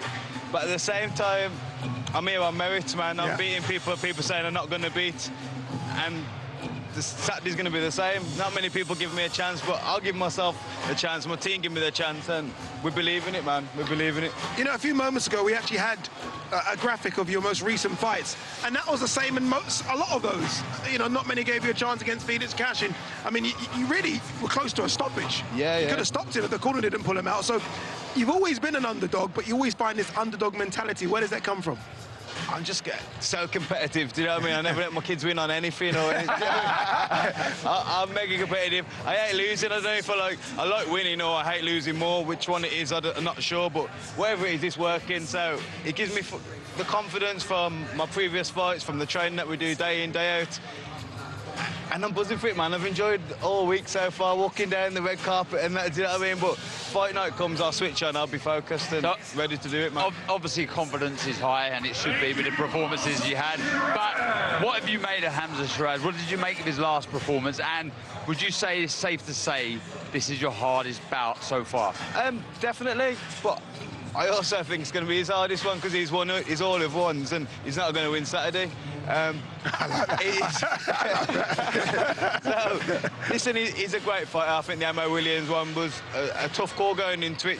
I mean, some people might have favoured him, but it wasn't like, you know, it might have been a 60-40, 70-30 maybe, but for me, that fight, when I watched that fight, it was probably even after 4 rounds, and Amo just done nothing right for me, like watching back. Even his corner was saying, you're doing everything, nothing that we practice in camp. He just stood at the end of his long range, and he made it easy for Hamza, easy decisions, do you know what I mean? I'd like to think I'm going to bring something different, and I'm confident in it, man. I see your strength as you drag people into your fight very quickly. Are you going to do that against a guy who boxes so tall, does keep it long? I think that's why Amo struggled, because, you know, the jab of Sheeraz is really good. How'd you get beyond that and drag him into your fight? Yeah, 100%. I'm not going to win a jabbing contest with him. There we go, I can still jab. I jab Brad Wyatt sometimes, but you got to pick your moments, and and also, on the opposite side to that, I think when Ammo did get close, he was wasting a lot of shots on the arms and stuff, and it's all right saying you got to go in there and work, but you got to be productive as well, and not. He wasted a lot of energy. Then after that, I think it was spent after 4 rounds. He had a bit of success. He got happy on it. Wasted a lot of shots. Hamza, fair play to him. He's so long. When he tucks up, his elbow comes down to the thing. You know what I mean? So I'm sure it's a lot easier said than done, but we're confident, man. Well done, Tyler. Fantastic. Good luck on Saturday, man. Thank you. Appreciate it. Thank you. Tyler Denny, let's not forget, European middleweight champion. And as Barry Jones has pointed out, I mean, he's been on a fantastic run of results, but the levels go up big time on Saturday. Yeah, look, sorry, Barry, he understands the quality of opponent that stands in front of him, but rightly so, confidence is high. And I like the way he's talking there. He's sort of cutting apart the victory against Ammo Williams, where he could have done better, where perhaps he would have done better against Ammo. And I like that. That shows someone who's confident and very, very hungry and determined to win on Saturday night. The only worry is, for me, that I think if he gets close, he can move around the target, and that gives him an angle to land through those long arms. My worry is, coming forward, you have to be a deterrent to stop Hamza throwing. So Ammo had the power. He doesn't have that, so the fear factor might not be there, so Hamza might be able to block and be brave and block and counter coming forward. That's my only worry. But, you know, Denny takes a good shot. And we've seen Hamza, I know it was at 154 where he was struggling for weight, but we've seen him look vulnerable in fights. He can get tagged. And even though I'm going to be the biggest puncher to hurt somebody, I've done that, and I can't hurt anybody. So, you know, it can be done. But I think work rate, effort, and constantly in the pain in the backside for Hamza Sheeraz is the key for Denny to win. Yeah, Hamza Sheeraz is going to join us now. Let's get Hamza up. He's going to join us.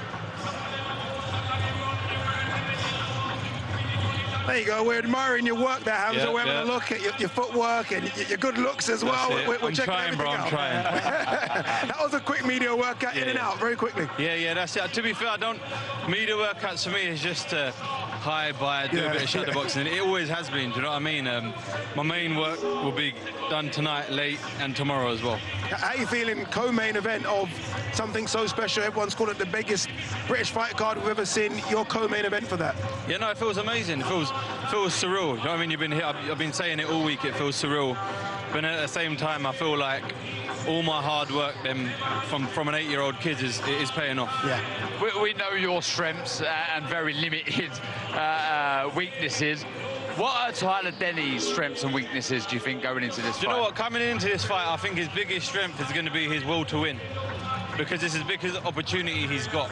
And at the same time, it's my biggest opportunity as well. So physically, his advantage is I feel like I do everything better than him. I mean, every boxer would think that way going into a fight, but Saturday night I get the chance to prove it. So Denny, at the minute, he seems an unstoppable force. Not the biggest puncher, but his work rate, his strength, those are the keys to victory against fighters who have more ability, like yourself. Yeah. Do you see this as a fight that someone you could stop? Yeah, 100%. 100%. Listen, I got that extra self-belief from my last fight against Ammo Williams. Listen, someone who was touted to be a world champion, still got the potential to be one as well. No one expected me to stop him. They might have expected me to win, but not to stop him, apart from Barry over here. But yeah, no, it just gives you that extra confidence. But the thing is, I never go looking for it. You know what it's like, I never go looking for it. And if it comes, it comes. Happy days. There was a lot of talk about this being a world title fight today, I'm sorry, on Saturday, and not what it is right now. Is that disappointing you? I mean, or is it just a case of get the job done and then we move on to potential world title talks? Do you know how I look at it? Is gutting is what it is. It is what, at the end of the day, tomorrow is not promised. So any opportunity I get to shine, I'm grabbing it up with both hands. And I know everyone's saying, oh, you're risking your mandatory position, etc., etc. But that's what boxing's about. It's about risk, and it's about giving back to the fans. How long have we got you at middleweight? Because I'm looking at you right now, Hamza, and I'm looking at what was a former middleweight champion over there.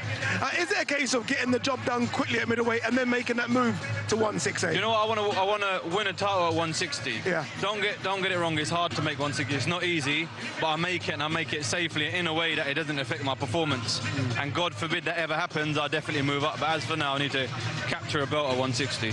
When did you get to the country? Obviously, you're based out in America now, and well done. Obviously, a lot of different sparring, which must be amazing. When did you get to the country? I got here 2 weeks ago. Okay. So just everyone times it different. Joshua gives himself Buatsi 2 weeks. You give yourself 3 weeks. 3 weeks, yeah. Okay. I've given myself 2 weeks before, but it didn't work out for me. So it's always been 3 weeks for me, yeah. Okay. And we're going to let you go, Hamza. Thank Appreciate you very it, man. much. Thank you very much. Cheers. Thank you. Have a good one. They're all so confident. It makes the picks very hard, doesn't it? Because they're all so confident. They all believe in themselves and their abilities. That's a good fight, Well, I can understand why he does, because he's exceptional. Yeah. You know, he's so good. A breakthrough performance last time out, in there with a live dog here, a champion, a European champion, a proud man. So it promises to be a good scrap. All right, it is the big boys next. Remember, it is Anthony Joshua versus Daniel Dubois for the IBF heavyweight champion. Let's throw it downstairs to Thomas Schreiber to introduce the champion, Daniel Dubois, first. Ladies and gentlemen, our main event this Saturday, 12 rounds scheduled for the IBF Heavyweight Championship of the World. Let's now welcome the participants.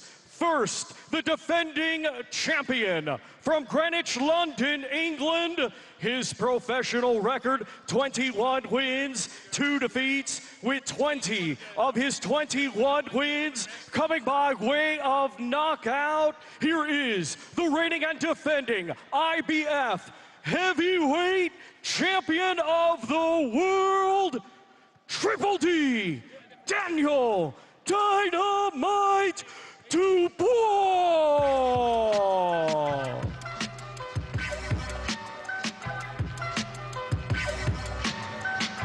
Here he comes, a man full of confidence, a big boy as well now, Daniel Triple D Dubois, current IBF heavyweight champion, coming off that really good win against Philip Hergovich. Before that, that fantastic win against Jarrell Miller. Before that, a few good rounds against the current #1, Alexander Usyk. He's a confident man, Barry. شايفين كل المكان واقف منتظر دبوا، ويدخل الفارس الأسمر القوي. طبعا دي هي درة الليلة، درة الليلة النهاردة، وهي درة الليلة برضو يوم السبت. هو ده اللقاء اللي الناس مستنيينه، بطولة العالم في الوزن الثقيل. لو في حاجة قدر موسم الرياض ان هو يوفقها ويحييها مرة أخرى، هي بطولات العالم في الوزن الثقيل. إن هذا هو الأمر الهام، وهذا هو الحزام اللي كل الناس بتهتم بيه جدا. الآن دبوا على المسرح، وطبعا بعد كده هتشوفوا دخلة جوشوا. أنا معرفش فيها إيه، لكن جوشوا من اللي شفته امبارح دخلاته غير أي حد، والاحتفال بيه غير أي حد. على فكرة ابتدى الاستاد هنا، الأرينا الصغيرة ديت، مش ده المكان اللي هيتلعب فيه المباراة يوم السبت، يتملي جمهور جديد كتير جاي يشوف هذا الاستعراض، وجايين يشوفوا ايه اللي بيحصل. وكل واحد طبعا له لاعب وله ملاكم بيحبه وبيؤيده.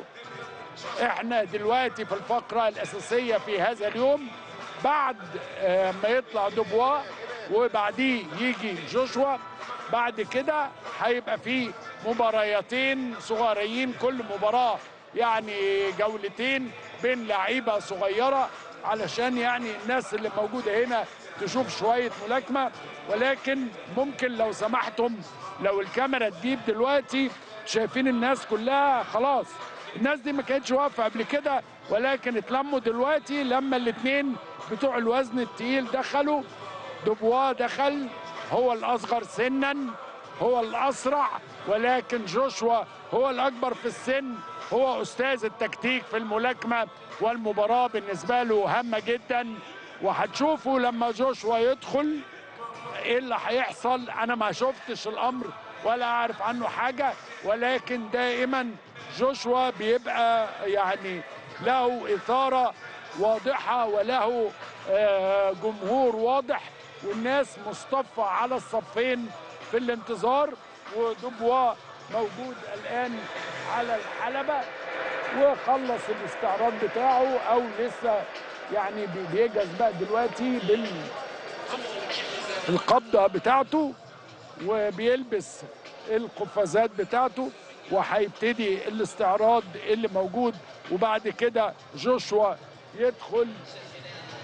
حاجة يعني أنا ما شفتش أي رياضة من الرياضات اللي في الدنيا، يعني أي رياضة بيحصل لها كل هذا الاحتفال وكل هذا الرونق والبريق والإبهار، ولكن زي ما بقول لكم هي المسألة محتاجة هذا الأمر، لأنها لعبة معتمدة على الإبهار، لعبة معتمدة على الترفيه، هي احتفالية أكتر منها لعبة رياضية. ولكن طبعا أول ما يعني جرس الحلبة بيتضرب، الضرب مالوش يعني رد ومالوش هزار، ودي لعبة ما فيهاش لا شو ولا فيها أي حاجة، كل شيء يعني جد الجد. طبعا كل وكالات الأنباء اللي هنا وكل الناس المصورين والمعلقين والمحللين شغالين دلوقتي، لأن زي ما بقول لحضراتكم هذه هي الفقرة الأساسية، دخول البطلين اللي هم بتوع الوزن الثقيل، اللي هم الناس اللي هيتلعب عليهم المباراة يوم السبت زي ما حضراتكم شفتوا امبارح والنهارده واول امبارح وبكره وكل الايام ديت. هسيب حضراتكم تبصوا على دبوا ونستني دخول جوشوا، نتفرج. Who lands their right hand first and who reacts worse than the other? I think that both of them are in a good place mentally, we say that. But one big punch takes you back to that vulnerable place. The places where, you know, the dark, where you've been knocked out, you've been hurt, you start, all those panicking moments come back to you like flashes. So they have to, and these the two big punches like this, you have to, I say it all the time, if you have power, make him feel it early, and both have to do that. Yeah, again, going back to what Daniel told me, he mentioned this in the face of when we spoke about the punches that he took from Filip Hrgović, and he took some big right hands from Filip Hrgović. He pointed at AJ and says, could you have taken those? So it's almost as though he said, I can take the right hand and it doesn't bring me, as you guys say, back to that darkness. What if you take them? Oh. And he kept on throwing them back at AJ. And it's true, though, because he did take some wallops of Filip Hrgović. He did. A few big right hands. And do you know what? I think he needed to. I think it was the final piece of the jigsaw for Daniel Dubois. That final gut check. Thank you very much, Triple D, Daniel Dynamite Dubois.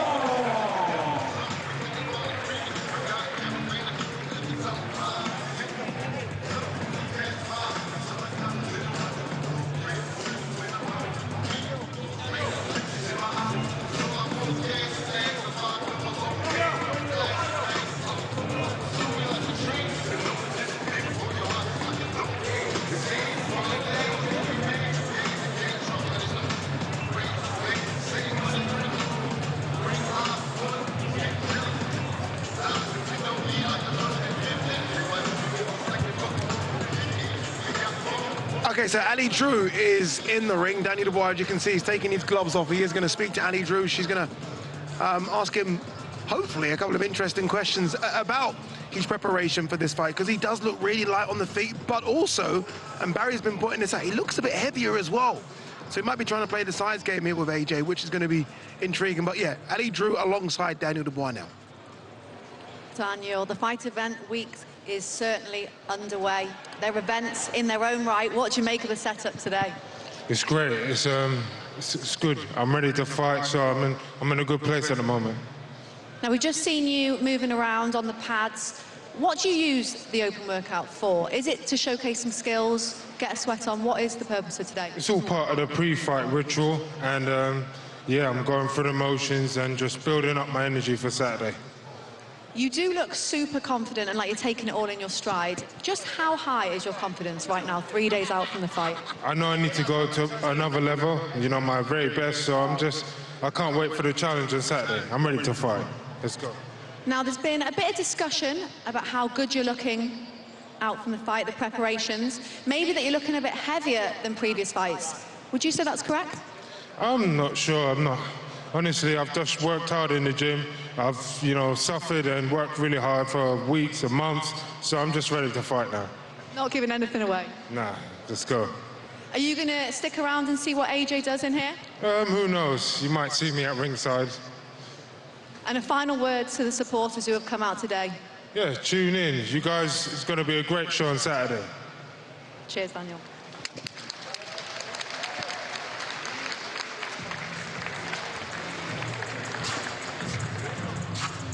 Man, a few words is Daniel Dubois, but we know he does always action in the ring with those fists. All right, I think you guys have probably seen it by now, but we're going to show you again because it really is a fantastic trailer for this, done by none other than Mr. Guy Ritchie. Take a look at this.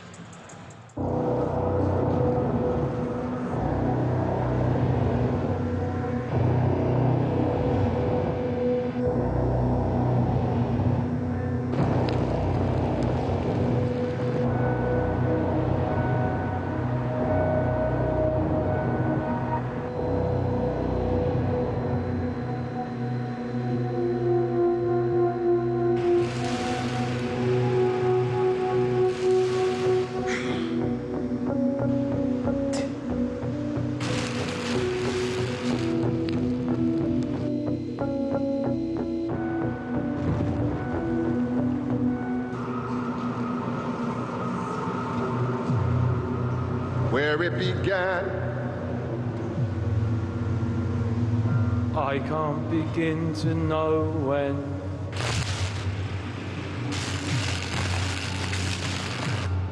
Was in the spring, and spring became the summer. Who'd have believed you come along? And touching hands, reaching out, touching me, touching you.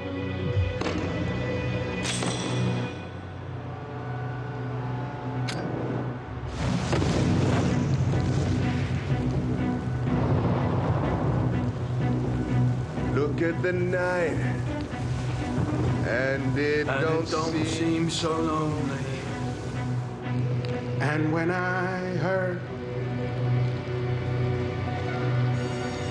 hurting runs off my shoulders. How can I hurt when holding warm, touching warm?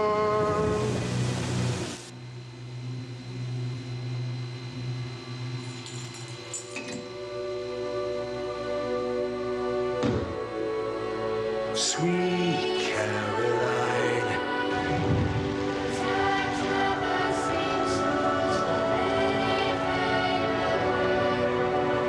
Oh, no, no. Reaching out. Sweet Caroline. Good times never seem so good.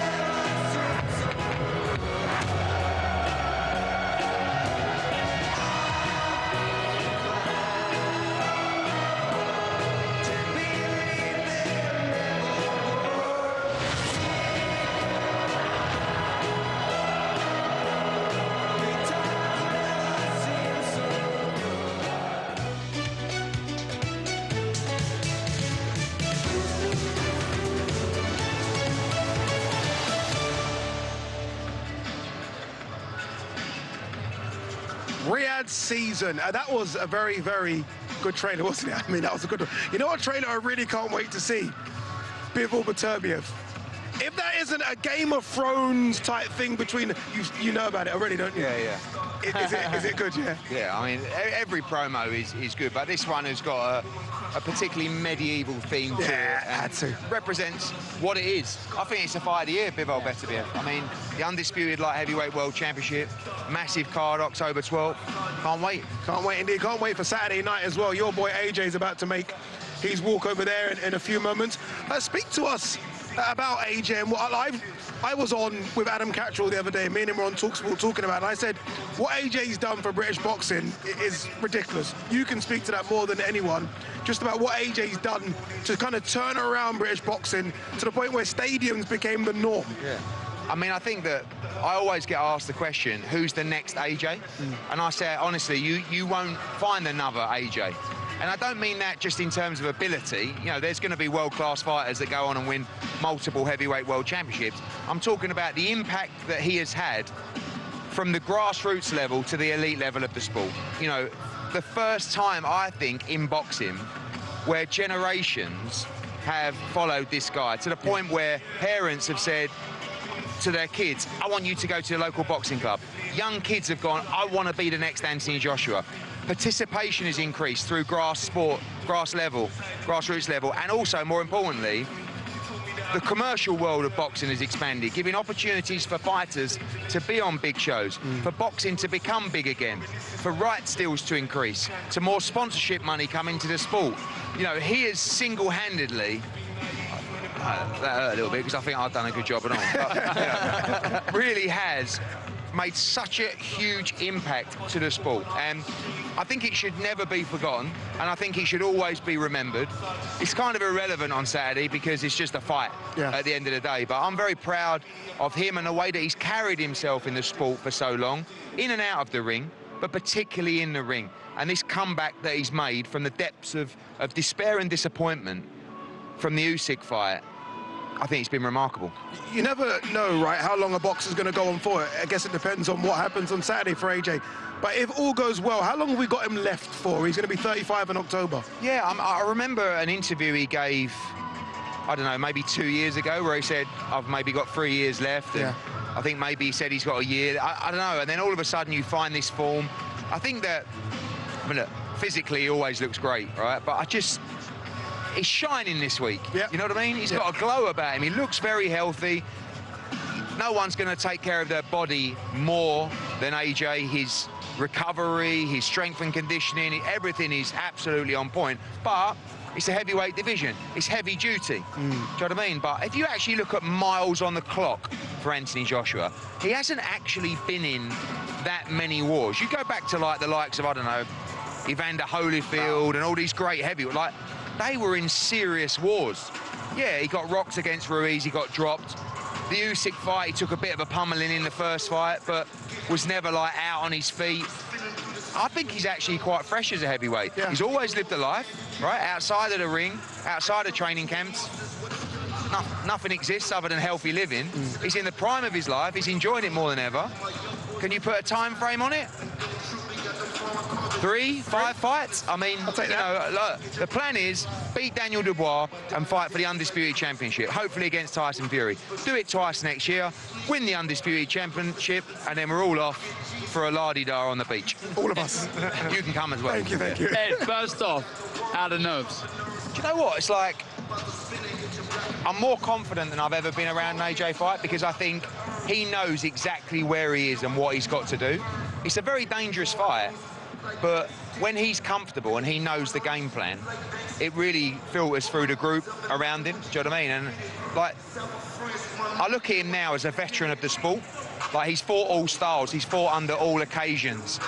And when I was with Canelo last week at the Berlanga fight, he reminds me of that aura, you know, and you've got Dubois, like, trying to slay the king, as he says. Same with, like, Berlanga last week. It's all very well talking it, but when you get in there and when you're around them on fight week and when you're kind of, you know, you saw Dubois in the head-to-head, you know, you could see the chest going up and down. Doesn't mean he's not going to be dangerous, but, you know, having that presence around you means a lot in this sport. And AJ's super calm, but he really feels like a veteran in the game, which he is, by the way. How impressed have you been with the rebuilding of Daniel Dubois. You know, there was a point, I think, and many might agree, when he got knocked down by the jab and didn't really get up from Usyk, I thought he'd struggled to come back from that. But he's proved us all wrong. Have you been impressed? Yeah, I have been, and I think that the turning point was about the 5th or 6th round of the Jarrell Miller fight, because I was front row, I was looking at him and I was thinking, you've nearly had enough, you know, and he was coming back to the corner, feeling very sorry for himself. You know, interesting, one thing that hasn't been talked about very much in this build-up is the influence of his father in there, and clearly those guys have got a very strong relationship. He looked like he was about to quit against Jarrell Miller. Frank Warren brought the dad in to the front row, and he screamed and shouted to him at the end of every round. When Don Charles was talking to him, you could see and then he'd be looking for his dad. And his dad came into the corner, and in the Hrgovic fight, after 1 or 2 rounds, Frank actually put him in the corner. Yeah. And I believe in this fight, he's starting in the corner as a licensed second. And I think Daniel needs that confidence. He doesn't have a natural confidence and belief. He's definitely growing through the back, but he's not a guy that's like mentally strong. Physically strong and physically dangerous, and I'm sure mentally stronger than he was, but it's still in him. Do you know what I mean? He's now had the experiences to, I think, be tougher. And don't forget, when he did quit against Joyce and when he quit against Usyk, he was a young man. I mean, what was he when he boxed Joyce? 22, 23? He's been through those experiences, but, you know, he says he'll make Joshua quit on Saturday night. I disagree. I think if anyone's going to quit in the fight, but I also don't think it's going to be that type of fight. I don't want to find out how mentally strong Daniel Dubois is. I think you just want to put him to sleep. I mean, that's what you got to do. We don't want to. What do you want to do? Go 8, 9 rounds in, keep going, keep going. No, we want slip, right hand, over, right, free time. But maybe it'll play out like that. Maybe you have to go to the trenches. I know AJ's prepared himself for a grueling fight, because he talks about it. He's ready to go to whatever trenches need to be gone to on Saturday night. Eddie, appreciate it very, very much. AJ's about to make his walk to the ring. AJ, this is normal for him, isn't it? Big fights. Let's remind ourselves of some of AJ's big fights over the years. Not long now until Wembley hosts 96,000 people for the biggest fight of the year. What will it be like to return to Wembley? Another day in the office, really. Wembley Stadium is daunting for a fighter. I mean, it's incredibly exciting, but when you walk out and you see the sheer volume of people there that night, it will make or it will break you. AJ's been there and done it, so for him, that walk, that experience will be heartwarming. It won't be nerve-wracking. It will be an experience that he can use memories of and great performances of. So for us, we can't wait. من العيار الثقيل العالمي اللي شرف العرب وشرفنا كلنا، اللي كلنا كنا دايما نتفرج عليه ونستنى مبارياته، العالمي نسيم حميد. How are you, sir? It's an honor to meet you. بسم الله والصلاة والسلام على رسول الله. الحمد لله, I'm good. It's good to be here. Nice to speak to you. You are here because of Adam. I'm here. Tell people about Adam. I'm here because of Adam. ولدي آدم ما شاء الله عليه. إن شاء الله ادعوا له إن شاء الله بطل العالم. I just think that it's going to be one night tonight for him to display his skills, showcase his skills, and it should be good. Who's better? Naseem Jr.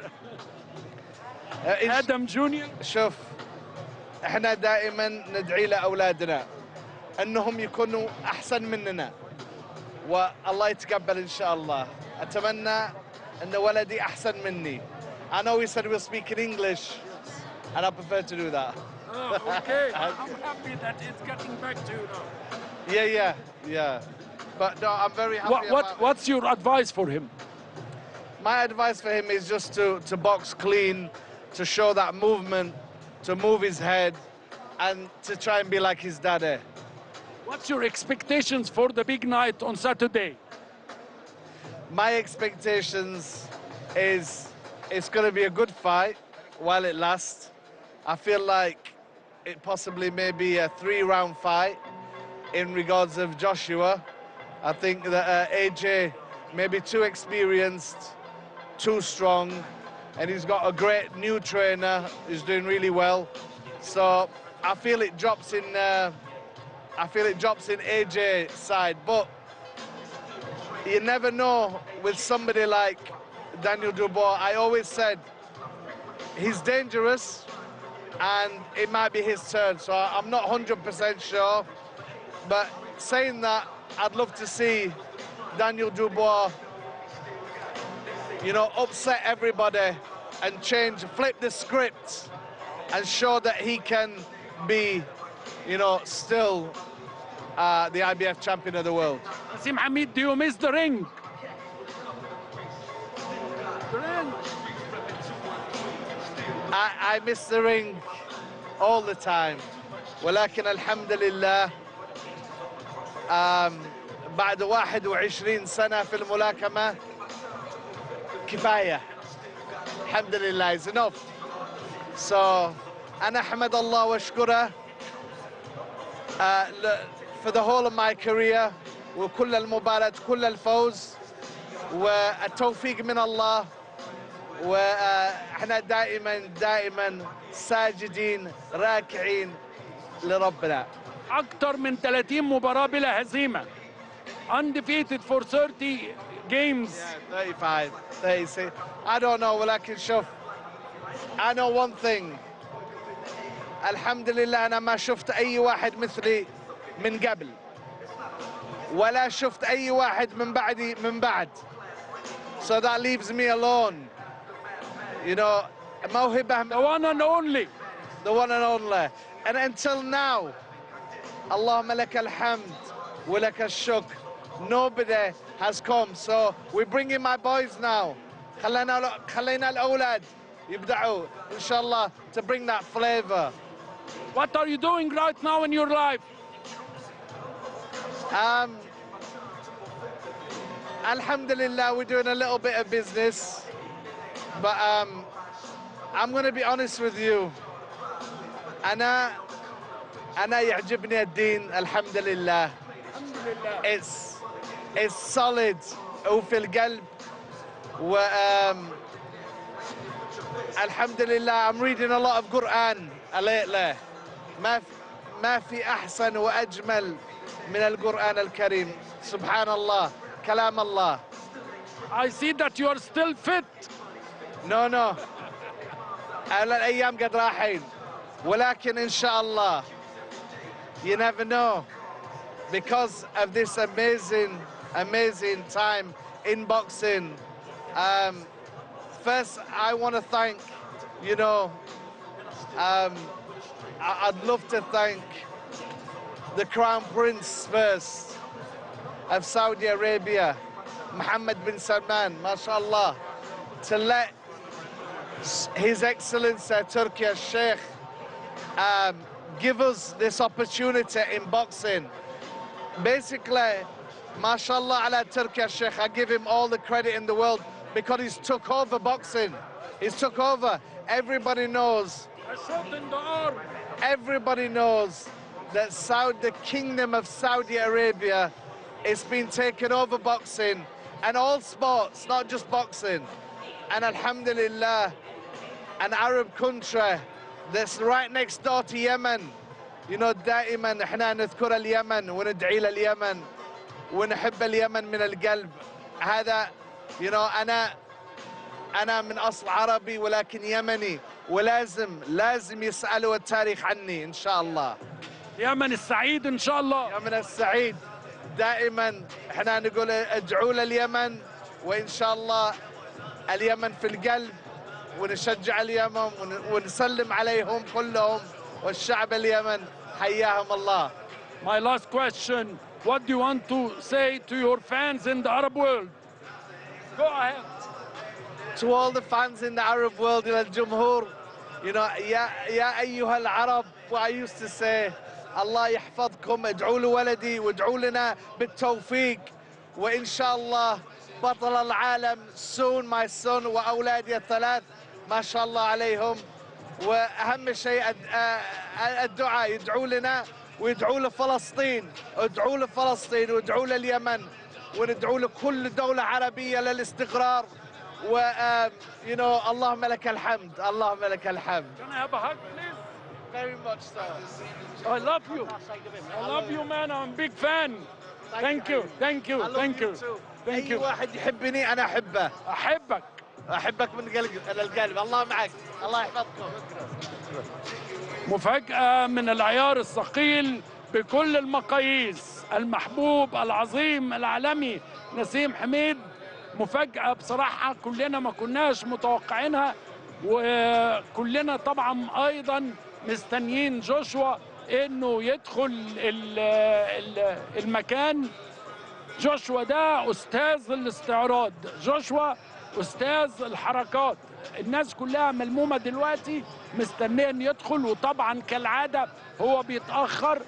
لما هيدخل كمان هياخد وقت طويل جدا على ما يوصل هنا للحلبة، لأنه جوشوا بيهتم جدا بجمهوره، بيهتم جدا إنه يتصور معاهم، بيهتم جدا إن هو يمضي لهم أوتوغرافات ويعملهم كل حاجة. الناس كلها مستنية. اتس شو تايم. طبعا الشو تايم بقى كبير جدا دلوقتي مع نسيم حميد. لما ظهر هذا الظهور المفاجئ، نسيم موجود علشان ابنه آدم هيلعب النهارده، بيتكلموا عليه كلام مهم جدا انه هيكون من النجوم الكبار. هذا اللقاء الحصري الاستثنائي ان انت تشوف نسيم حميد، هذا البطل الأسطوري العربي العالمي، لا يقل طبعا أبدا عن إنجاز أخونا وابننا محمد صلاح العظيم. وزي ما بقول لكم احنا مستنيين جوشوا. هسيب حضراتكم دلوقتي مع الأجواء ونعود مرة أخرى.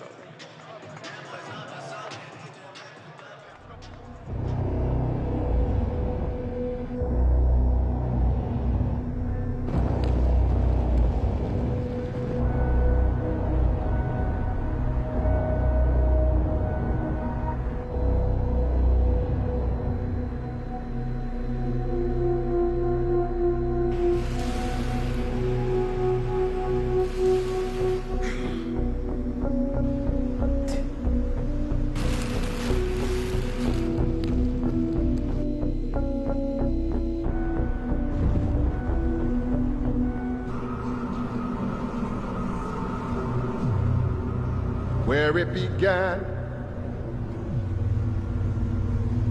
I can't begin to know when.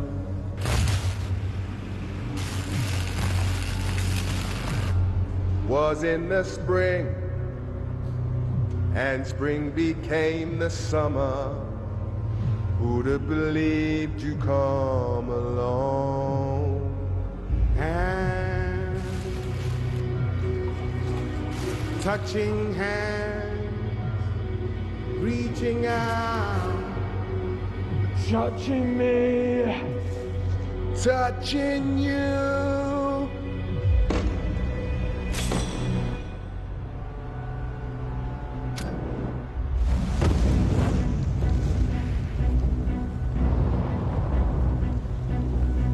Look at the night, and it don't seem so lonely.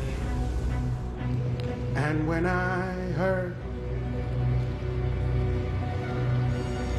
hurting runs off my shoulders.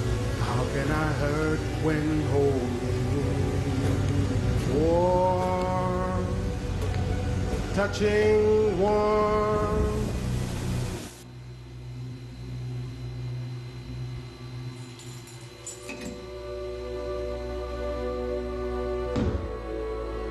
Sweet Caroline,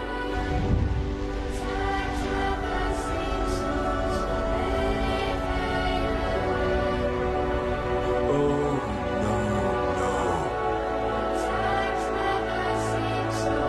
Reaching out, sweet Caroline. Good times never seem so good.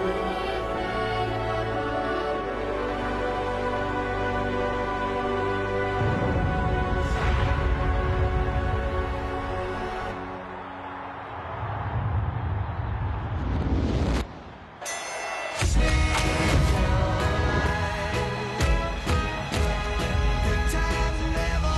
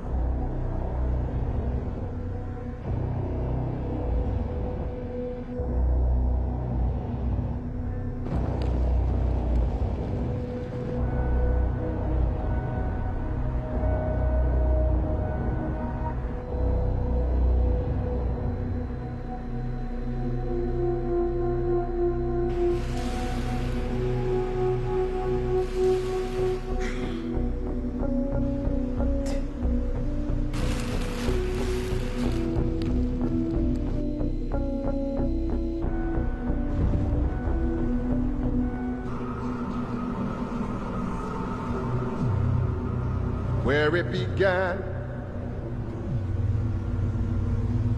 I can't begin to know when.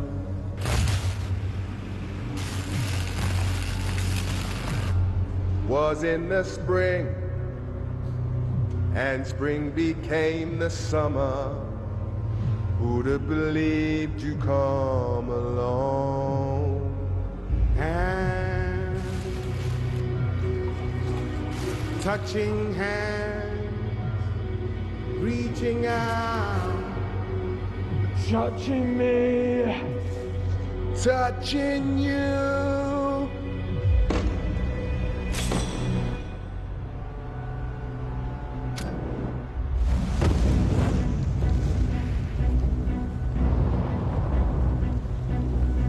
Look at the night, and it don't seem so lonely. and when I hurt, hurting runs off my shoulders. How can I hurt when holding warm, touching warm?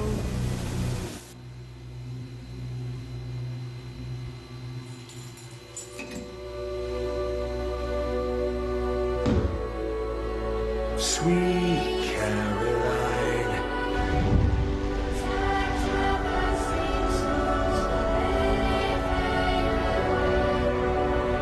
Oh, no, no. Reaching out. Sweet Caroline. The times never seem so good.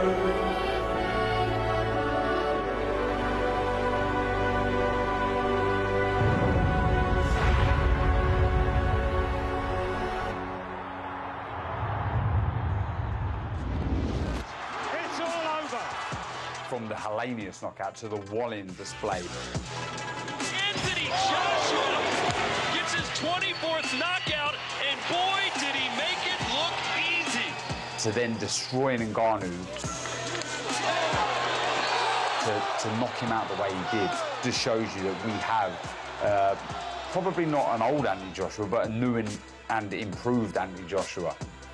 When you're knocking guys out like the Ngannou knockout, and the situations and scenarios are playing out just like you've been drilling and working on and going over in the film study, of course, it's going to give you a lot of confidence. It is lights out! Wow! Anthony Joshua! Yeah, look, it's a good relationship, isn't it? Ben Davison does all the work, but as you mentioned, Barry, Lee Wiley behind the team, it's a really good team. And I guess for AJ, it must be a bit of a throwback to Team GB. That's set up. Oh, there you go, AJ's here. He's in the building, which is good. Which means we don't have to continue talking for the next half an hour. He is here. About time, really, to be It is honest. about time. He did this to us yesterday, didn't he, at Leicester Square? Cheek of the man. But it must go back to that Team GB kind of setup he has, because there are so many good fighters in that camp. Of course, yeah, listen, success breeds success. So even as good as the coach is, you learn just as much from the good fighters around you. We know that from the amateurs. So I've been around good fighters, good people. That just, it takes you to a higher place. And also understanding the sport, not physically, understanding the sport mentally, how people move, the things they do, their thought process. It all helps. So in the fight night, everything becomes instinctive and reactive. How good is Ben Davison as a trainer? Obviously, there is this kind of new school, old school kind of clash, I feel like, in the UK when it comes to trainers. You obviously trained under Tony Sims, very much in the old school mode. Ben's in the new school mode. What's the difference between the two, and how good's Ben? Yeah, look, from what I can see, he lives and breathes the sport. It's his real passion in life. I will say there's a brilliant team with Lee and Barry. The video analysis we've seen today is so important. I've heard someone, I won't say who it was, say it's like a cheat code. It's a cheat code, the work that they do, because they break it down so diligently. You are seeing chinks, you are seeing rhythms, and you can start to try and read those when you're in the fight quite early. Is that boxing playing catch-up with all the other sports? I think so. Because all the other sports, the NFL, football, they've been doing that for years, and boxing really hasn't. I tell you what, though, I mean, the only thing about that, the only worry about that is boxing is such a reactive, instinctive sport that if you set your sights on what someone does exactly and you sort of go in there, he only does this, they only do that, and then they do something different, it can flip you on your head. So you have to really be able to think for yourself. It's good to have both, though, It's isn't good it? to have both. You've still got to be able to learn, to be able to think on yourself and make it organic in that. I think that's very important. Ultimately, Ben's a good trainer, but you're only as good as your fighter. I'll say that always. Trainers are worth their weight in gold. But if your fighter can't fight, you can't fight. You're only as good as your fighter. When you're given talented fighters, you show how good you are. But what he's done, he's taken fighters from British level to world level, Ben. And he doesn't get enough credit for that. Lee Wood's a fine example of that. So a guy who was on going beyond, we didn't think he'd go beyond that, made him not just a world champion, a very good world champion. And it's all ultimately, it's all about the fit. If you're comfortable with your trainer and you're happy and you trust that trainer, the trust is important, because in round 8 when you're knackered, they're going to tell you to do something you don't like, and if you don't believe them, you won't do it. I think what you said there, it doesn't hurt, and that's right. I think having strings to your bow is very good and it's important. Look, the old school is tried and tested. So now bringing in some sports science, nutrition and everything, and the video analysis, it's just making you a more rounded fighter, giving you more options in a fight. And yeah, look, I think we know in top-level sport, not just boxing, it's fractions, it's millimeters, it's split seconds, and any advantage you can gain, you've got to go and grab it, because there's so much money on the line now, there's so much out there, achievements, big fights, big nights. You've got to get that extra advantage and make it count. Yeah, that's Ben Davis, and obviously AJ is going to make his walk in a few moments. I want to quickly, if we can, maybe give a conversation to Don Charles. Very much the old school, right? Famous for his time with Derek Chisora. Maybe he doesn't get the credit he deserves, Don Charles, but he's part of this big turnaround completely for Daniel Dubois, right? I mean, he's had him just before the Usyk fight. We saw improvements there, and it's clear to see the improvements in the last 2 fights. That's down to Don. Yeah, and look, when we had Eddie up here, Eddie talking about the importance that Daniel Dubois' dad plays in his career. Well, I think almost Don Charles is almost like a second father-like figure. Yeah. And he doesn't want to let him down. He wants to impress Don. He wants to do the business for Don Charles. And yeah, he's really, really helped. It's funny when Eddie come up here, and just before he said about his father being a second in the corner, I was about to say to Eddie, are you banning his dad from coming? Because he is the difference. In that Miller fight, he got him in the corner, he got in the ear of Daniel Dubois, and Daniel Dubois listened. Yeah. He's done it, so he could be the secret weapon. Key factor. For me, Don is he's a big lump, but he's a soft-spoken guy who takes no nonsense. Yeah. And I think someone like Dubois needs that, so he needs that calm influence where you're not bullying him, but also needs that sternness to sometimes boxers need to do it for their trainers. They need to do it for somebody. Some of us are selfish, and you should be selfish because it's a dangerous sport, but some people just need to please people. And I think with Don, he got someone there who he wants to please. And that just sometimes, like his dad, he wants to please his dad. So you've got 2 people there in the corner, he wants to please, he doesn't want to let down, and that gives him that extra bit of oomph. And I think that's the difference. Yeah, both trainers have been in big, experienced fights, right? Let's not forget Derek Chisora going to Germany to fight Vitaly Klitschko all those years ago. And let's also forget, remember, Ben Davison was in the corner for Tyson Fury versus Deontay Wilder. So both trainers have experienced really, really high. والآن يا سادة it's show time, big time. طبعا تأخير كبير جدا علشان جوشوا يدخل. جوشوا بيهتم جدا بالرونق، بيهتم جدا بالإبهار، بيهتم جدا بالدخلة بتاعته. امبارح مثلا خد ربع ساعة على ما عدى الطريق كله. لو تشوفوا السكة حوالينا كل الناس واقفة مستنياه عشان تسلم عليه ويمضي لها اوتوجرافات ويعمل أشياء. وعلى الحلبة الناشئين اللي هو بيدربهم في الجيم بتاعه.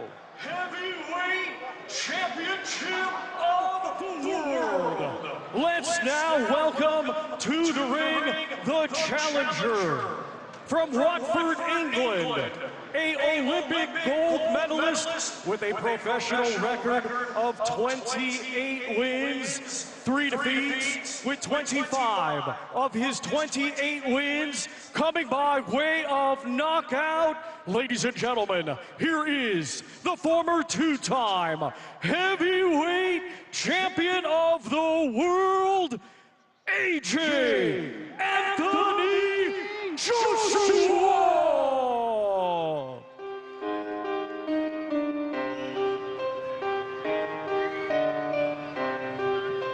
Here he comes, Anthony Joshua. As you heard Thomas Triber said there, the former two-time unified heavyweight champion of the world. And Darren Barker just pointed out as well, all those kids you can see in the ring, all part of Finchley ABC. Yeah, it is brilliant what he does, you know, shining a light on the new crop of stars coming through. He understands the importance in role models, and that's exactly what Anthony Joshua is. He's a role model. I will say, he looks a lot more switched. أمام الجماهير كلها ودخول قوي الناس بتحبه. الجماهير تعشق جوشوا وهو نجم كبير. صديقنا جوشوا، هاي جوشوا. هي دي يعني اللحظة الهامة في الحفل، زي ما قلت لحضراتكم على الحلبة في الناشئين اللي هم بيتدربوا في الجيم بتاعه، وهنشوف طبعا ايه اللي هيحصل. والآن رقصة الناشئين مع المعلم جوشوا، نجم بكل المقاييس، كاريزما غير طبيعية، محبوب بشكل كبير. هو يعني ينتمي لعائلة فيها 11 أخ وأخت، بيزنس مان كبير، له أعمال كثيرة، أعمال خيرية ممتدة. خلينا نتفرج على استعراض جوشوا. For the young kids, young adults in that gym is fantastic. And will we have a potential future Anthony Joshua? Sean Murphy was a good fighter. Yeah, he was. British champion, Commonwealth Games gold medalist, world title challenger, of course, against Steve Robinson. He could really fight. What a moment for these kids. What honestly, fantastic, isn't it? And they're all making sure they're doing the right thing as well. It's their time to shine. Look at Anthony here, look at the sign him already. Look at him, that little fox, isn't he? Look at the size of AJ's legs, by the way. The size of those legs. Yeah. Look at the energy on some of the kids, bless them. You know what I mean? This is a real... Look how big is this. Imagine doing this when you were like 14, 13. Some familiar faces, actually. We interviewed a few of these at a... Yeah, the Harringay Box Cup. Harringay Box Cup, correct.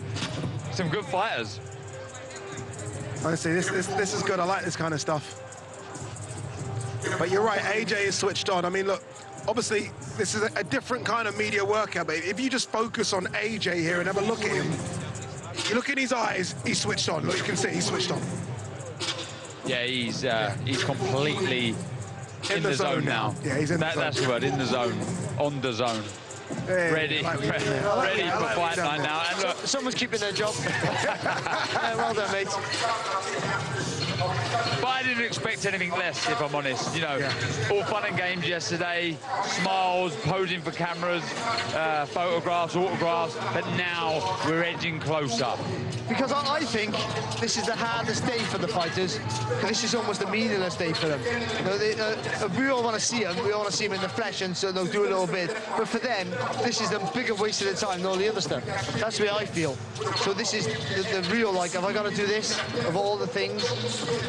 I love that relationship he has with Sean. And I love that he's had that for so many years. And every time AJ is about to start training camp, it always goes down to Finchley. And that's the start of training camp for AJ. Yeah, absolutely. Shout out to John Oliver as well. Uncle of Spencer Oliver, European champion, played a big part in Anthony Joshua's early career, and it's so good what he does, giving back to the club and inspiring this young crop of fighters coming through. That's a big lump next to him as well, isn't it? Oh, man. We interviewed him, didn't we? Didn't he win the Haringey Box Cup last year? Yeah, I'm pretty sure he knocks a guy out. Yeah. You know everyone you two, don't you, eh? Yeah. We get around, me and Baz. There you go. I think that might be that for the AJ workout. That's good enough, that is. That's good enough for me. Thank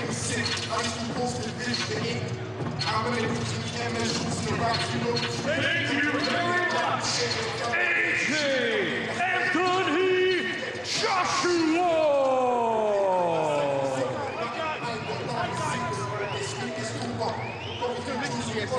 very much, AJ Anthony Joshua.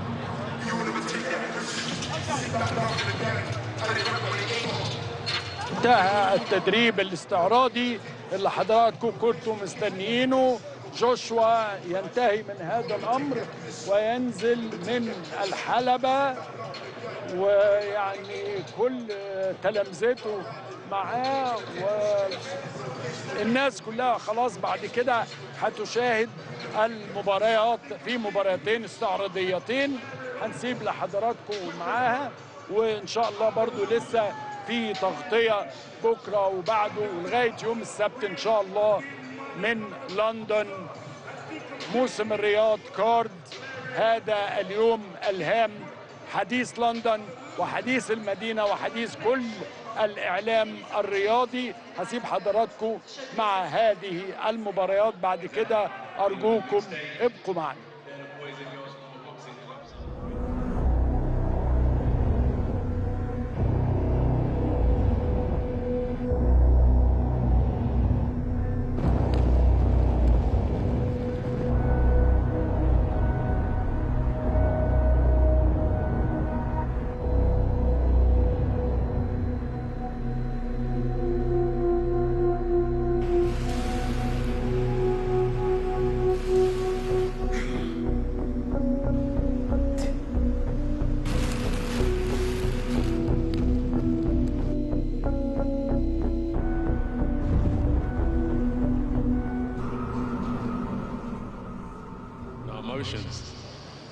I'm just here. What are you expecting from the rest of the fight week? More media, more talking, more training most importantly, and walking to the ring in front of 96,000 people ready to show people my gladiatorial spirit. We have to give the final words to the supporters who are here today. Yeah, I see my peoples. Big love to everyone that come out, enjoy the show. Shout out to His Excellency Turkey Al Sheikh for putting on a boxing show for the public. And how's everyone doing tonight? Everyone feeling good? I'm going to shoot off, but you know if I could, I'll spend all day with you lot. But I'm going to shoot off and I appreciate your time. God bless. Thank you.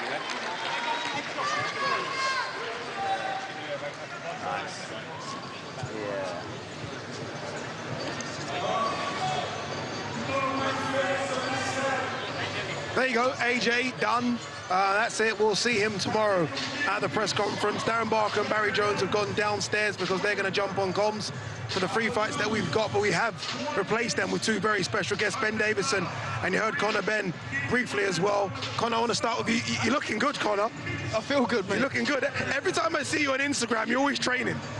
Always training, always on a boat somewhere. 10 kilometers for breakfast. Easy work. Easy work. Yeah. Is it a case of us potentially seeing you very, very soon? I mean, I'm greedy. I want to see you before the end of the year. Is that a potential, maybe? Listen, fingers crossed we have an announcement by the end of the year. Would love to be out in December.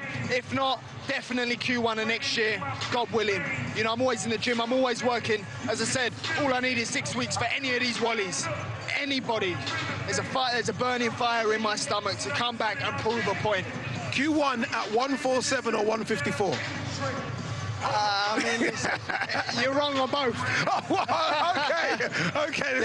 There's only one more jump up. Listen, there's only one person I want. Yeah. I need to close that chapter for good, and I'm gonna drop back down to 147 and beat any of them. Honestly, on all smoke, What, you think I've been missing for 2 years and that anger ain't in there? I can see it in you. I can see the smoke in you. Ben Davison joins us as well. Ben, let's just get straight to it. AJ, fight camp, how was it? Very good, as always. He's the ultimate professional, so and very coachable, so pleasure to work with. Yeah, look, there's been so much talk about this fight with Dubois, power versus power.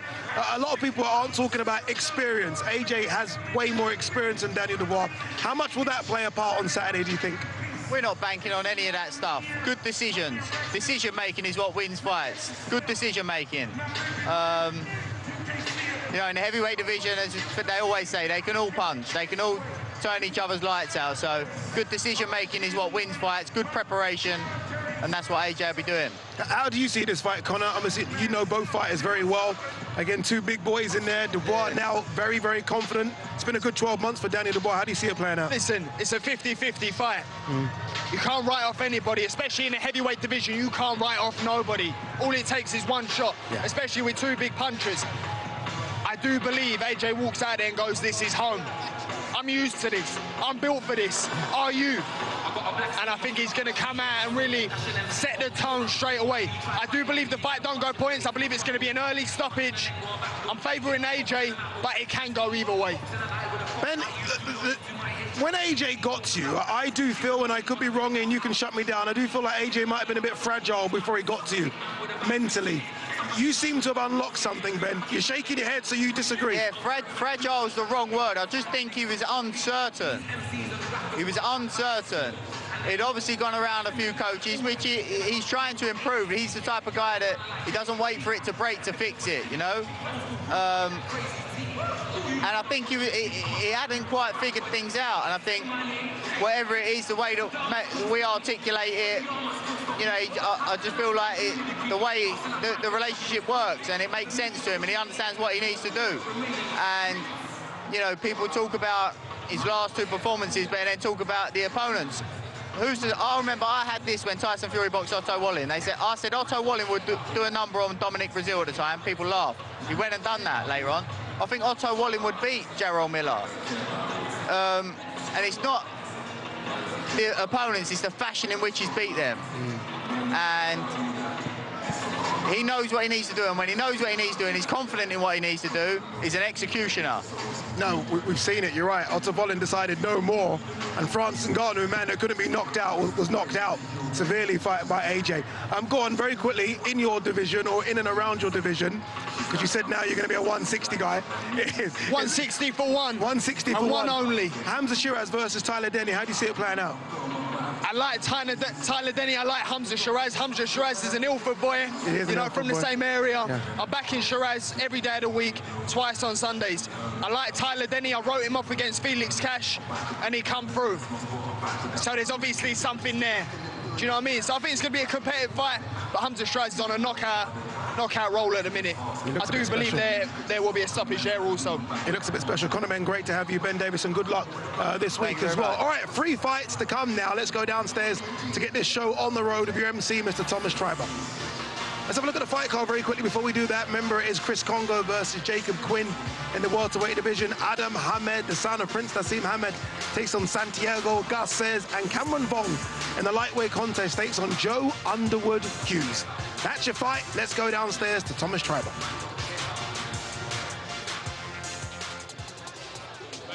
Let's get the boxing action started. And first, welcome to the ring, Jacob Quinn.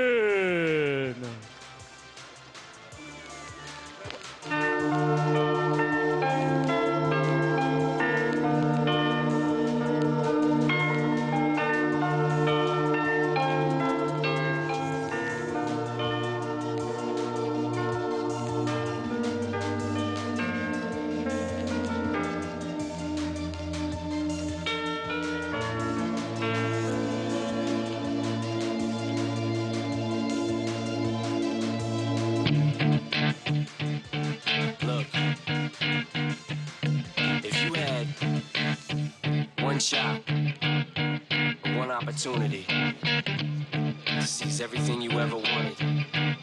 One moment, did you capture it? Just let credit slip. Yo.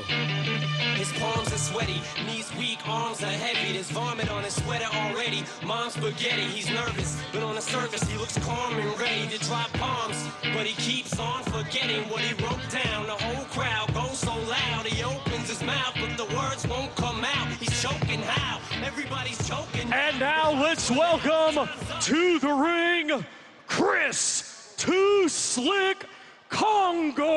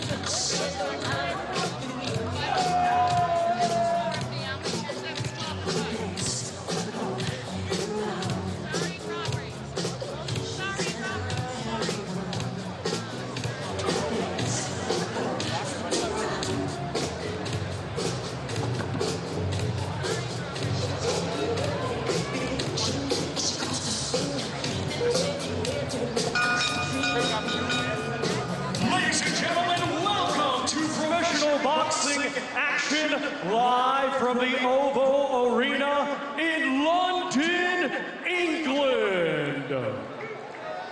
We would first like to thank the Kingdom of Saudi Arabia and the custodian of the two holy mosques, King Salman bin Abdul Aziz Al Saud, His Royal Highness the Crown Prince Mohammed bin Salman, and His Excellency, Chairman of the General Entertainment Authority, GIA, Turki Al-Sheikh, for putting together this spectacular Riyadh season event and its fight week here in London.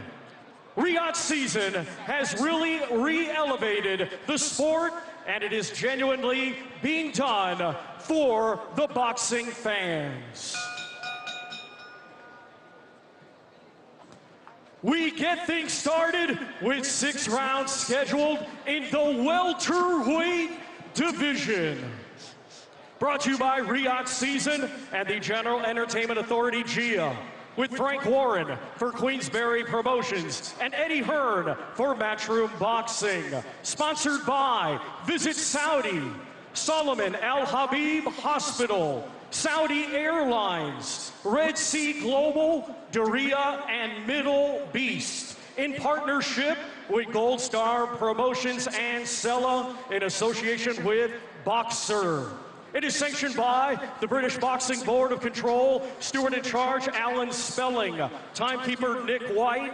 Our referee in charge will be Amy Pooh, and scoring ref is Sean McAvoy.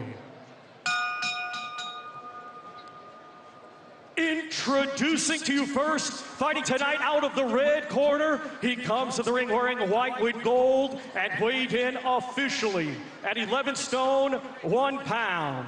Hailing from Huddersfield, West Yorkshire, England, he has a professional record consisting of 8 wins, 4 defeats, and 1 draw. Ladies and gentlemen, please welcome Jacob Quinn.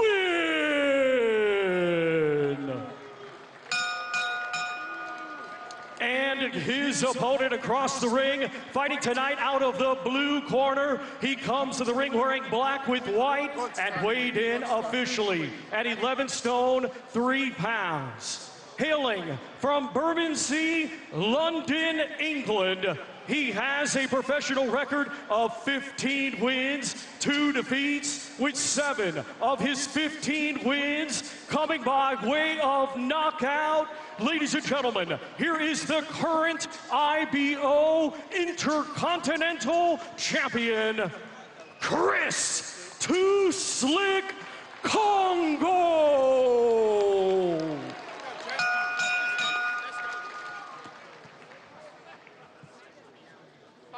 Listen to my instructions at all times. Watch your head, no low blows. When I say break, step back. Protect yourselves at all times. Touch gloves. Thank you.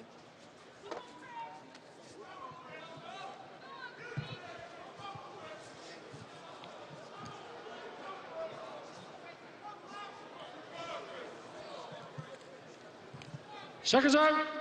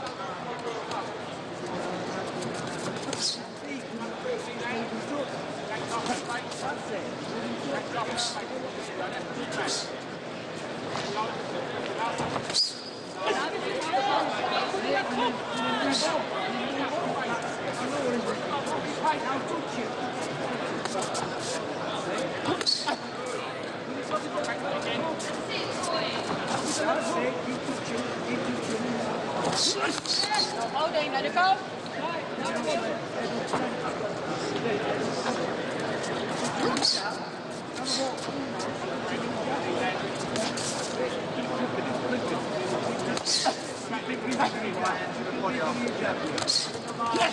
Look at that. That's what. That's touching it. Keep touching it. Look at that. Right, good.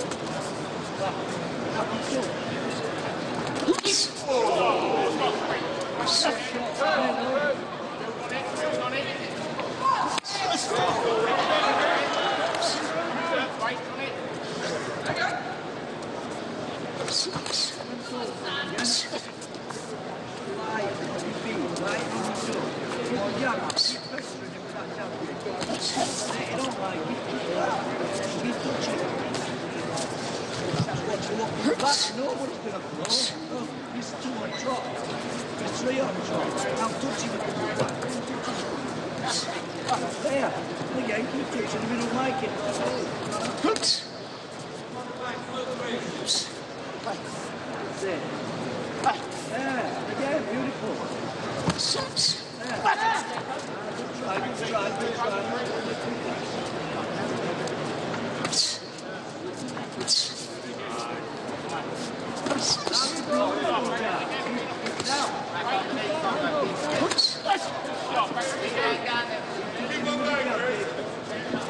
Don't go into a shell. Move your feet.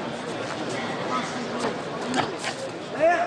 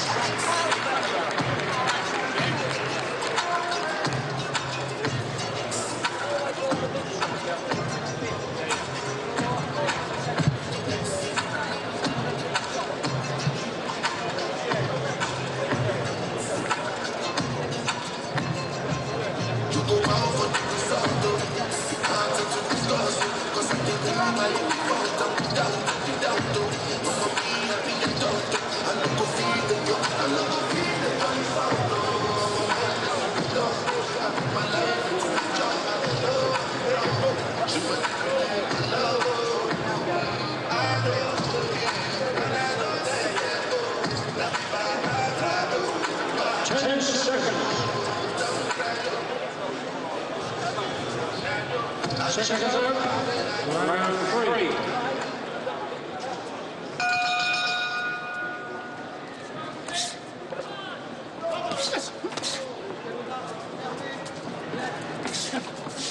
Every time he jumped back here.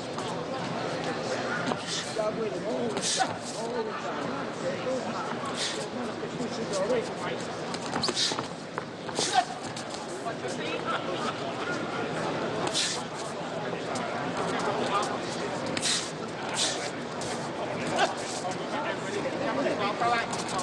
Look at that.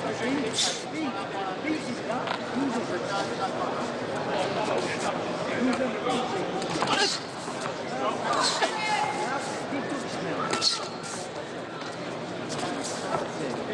That's it.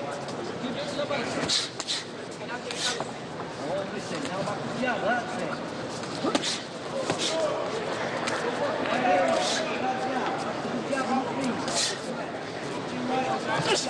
No big left. That's it. Come on. Go. Whoa. Wow. Go try it.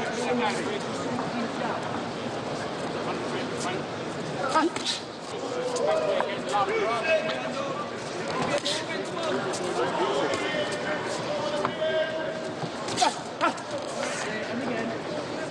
You're going to be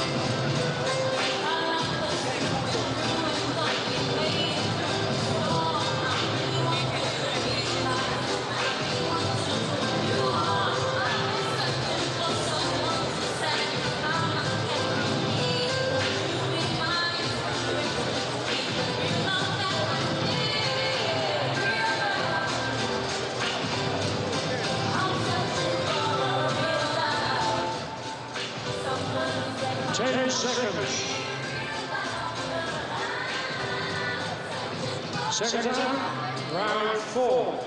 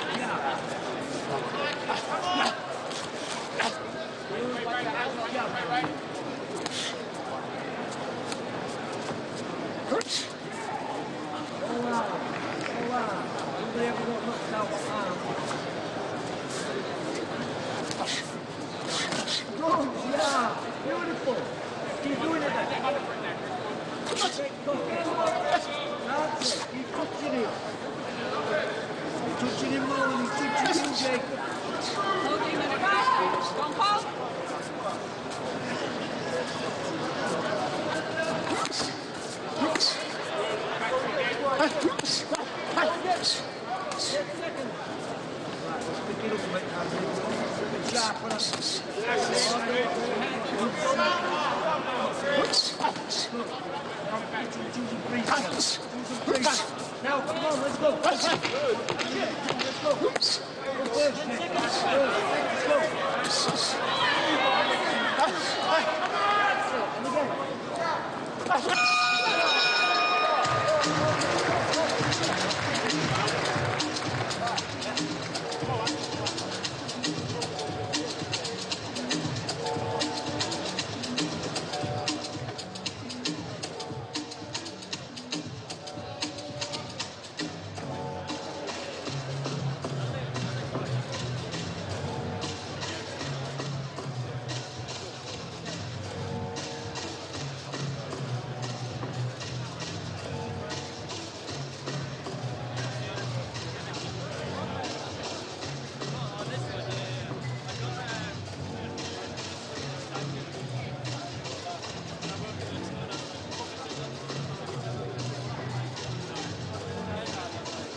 Ten seconds. Seconds out. Round 5.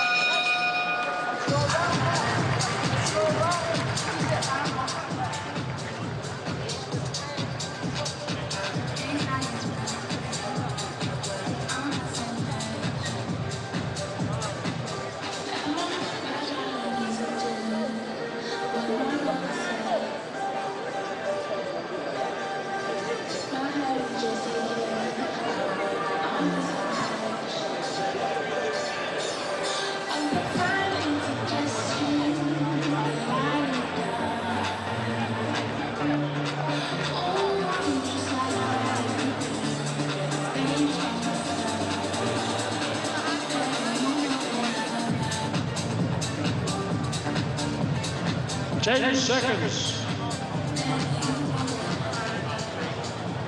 Seconds out, sixth and last round.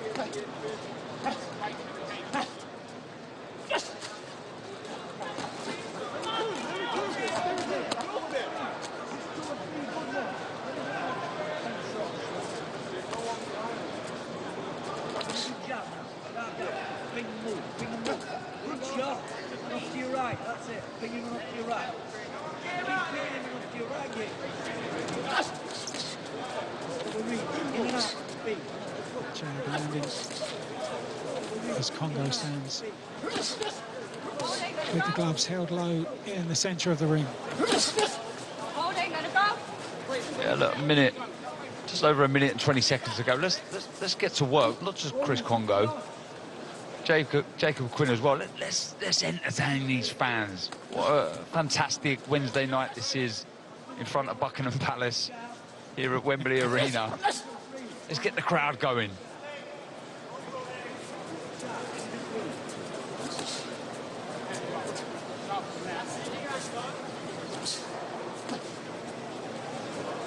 Into the final minute then, round 6. This is the first of 3 contests here, 3 nights away from the big heavyweight showdown and that superb undercard next door at Wembley Stadium, the all-British affair for the IBF Heavyweight Championship.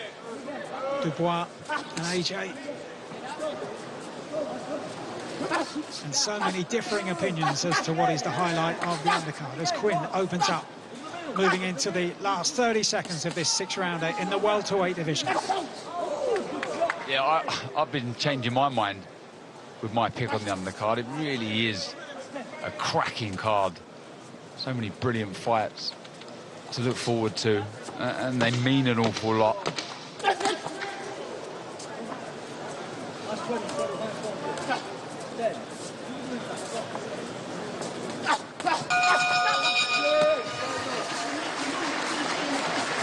So Jacob Quinn makes it through to the end, these 6 rounds. Chris Kongo in the end, a comfortable night's work for him. Yeah, it was comfortable, but a little flat. Look, he hasn't fought since March.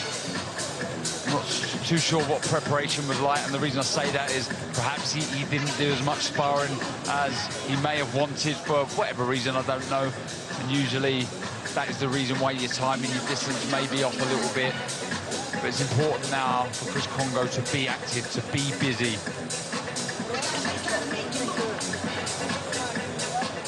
And talking of the undercard, the fairy tale turnaround for Tyler Denny continue.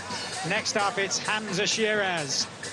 Each of them off the back of confidence-boosting wins just recently and huge opportunities for the winner. Tyler Denny against Hamza Sheeraz on Saturday on the undercard of the big heavyweight showdown. And here now, after Chris Kongo against Jacob Quinn, let's get the official scorecard now from Thomas Treiber.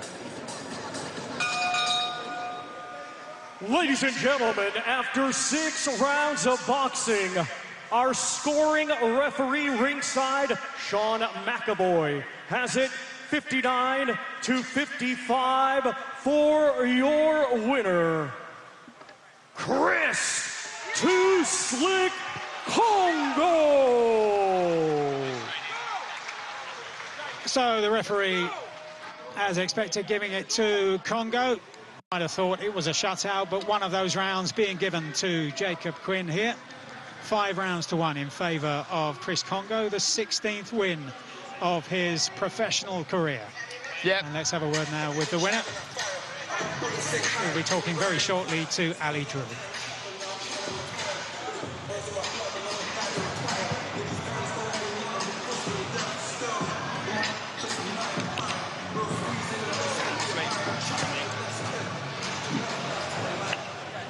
Chris, another great win under your belt, following on from a fantastic win last time out. How important is it for you to stay busy and active as you wait for those big fights? First of all, I just want to thank God for the victory. I mean, it was last minute, but that's what athletes do. We're in the gym, working, trying to get better, and last minute picked up their phone and the fight was here. So thanks to everyone that come out, Barry, Will, my brother, Sheeraz, everyone in the building, of course, Spencer Brown, so big him up, and yeah, man, we're good. Now, you train in the gym alongside AJ. What does it mean to you to be involved in this historic fight week? I mean, it's history, so how can I not say yes to an opportunity like this? I love it, and yeah, man, we're athletes, this is what we do. And Chris, I mentioned the upcoming big fights. Where do you go next? What welterweights have you got your eye on? Like I said, I want a big fight next. You know, I wanted one straight away in June, but that didn't happen. We move on. Now I want a European or maybe an interim or even a world title shot. I'm here, man. So. Well, well done tonight, Chris. Great performance. Thank you. Yeah, a bit of an indifferent performance from Chris. 6-rounders. Maybe it was tough to get up to. Obviously, look, last time out was Florian Marco. He's been calling out the big names. Couldn't get it. Got on this show. And maybe that's the reason it wasn't the best Chris Kongo we've seen. Yeah, look, we can make excuses. I'd like to have seen a bit more there. You know, coming off the back of your career best win against Florian Marco. It's not like, you know, I want to see more that I know he doesn't have. I know he can do it. I know he's got talent. He's got speed, he can put them together. I'd like to see a bit more spike. The most important thing, I think, with the big fight potentially looming for Chris Kongo is that he got the win. I don't know what you think, Moses, on that performance. No, I agree with you. I feel like he's gone in there, he's still got the W, and like, there's a lot of stuff that fighters go through behind the scenes. Yeah. And maybe he might have been going through something behind the scene, but listen, I still think that he's boxed reasonably well. I feel like he could have done better, but I still feel like he has boxed well. And I enjoyed it. Yeah, and he gets a good 6 rounds as well. Exactly. He gets that 6 rounds, and that means he gets that box ticked. He comes on weight, he looked in good shape. The gas tank looked really good as well. And I want to talk about you, Mr. Spiteful. You talk about being spiteful. This man's very spiteful. Last time out, Marco Huck felt the full force.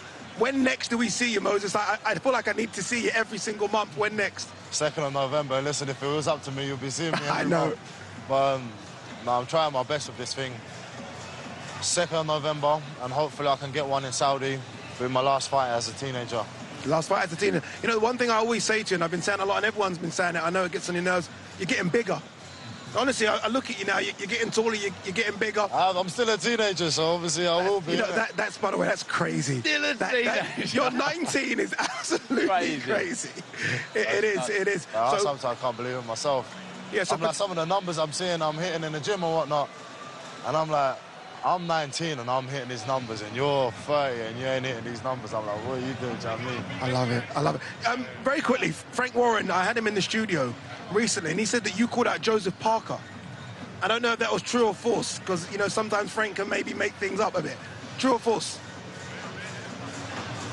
Do you know how it went down? I'll tell you. Go on. No, I'll tell you exactly how it went down. I was actually in bed, and I got a call. I was like, would you fight Joseph Parker? And I said, I won't turn down the fight, but if I was to fight Parker, I like Parker. He's a nice guy. I was in his camp, became friends with him. I was like, there's loads of other guys I'd rather fight. Yeah. I'd rather fight. Like I said, I've grew a bond with him. I literally even put a roof over my head, put food on my belly when I was in Saudi, and it's like, I said I'd fight anyone. Okay. And then he said, would you fight Parker? I said, I'd fight anyone. Okay. I'm not specifically gunning down Parker. No. Like, since my last fight, who have I called out? I've called out the British champion, I've called out the English champions, I've called out Joe Joyce, Joe Parker, everyone. So it's just, I just really want to make fights happen, if I'll be honest. And talking about did I call him out, I said I'd fight anyone. I like it. No, that makes sense. You'll fight anyone, and I think you will fight anyone as well. Moses Atama, hopefully we are going to see you very soon as on the screens, as you said, November. Anyway, look, one fight down, 2 more to go. Let's go back downstairs to Thomas Triber. Let's continue, and first welcome to the ring from Colombia, Santiago Garces.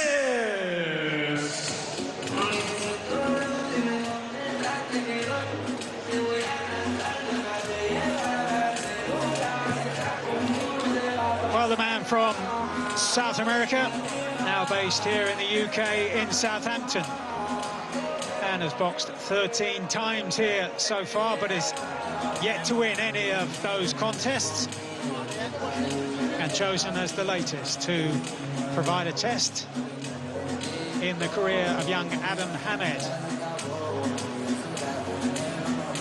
Garces, just 22 years of age, but already a veteran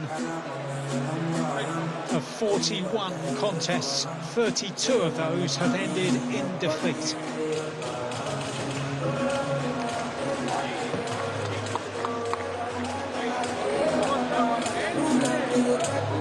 And now let's welcome to the ring from England, the undefeated Prince Adam Hamed.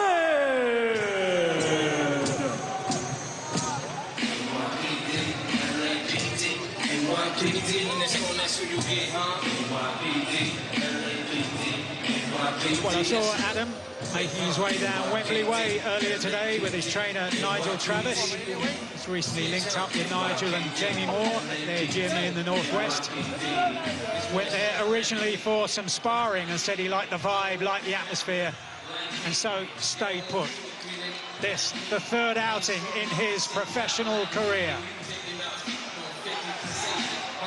And you just get a sense of a buzz around at ringside.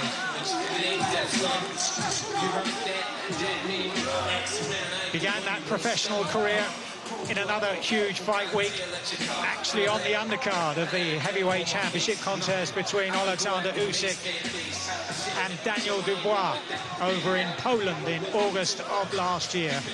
So used to the big occasions, and now a chance to make more noise in another big fight week.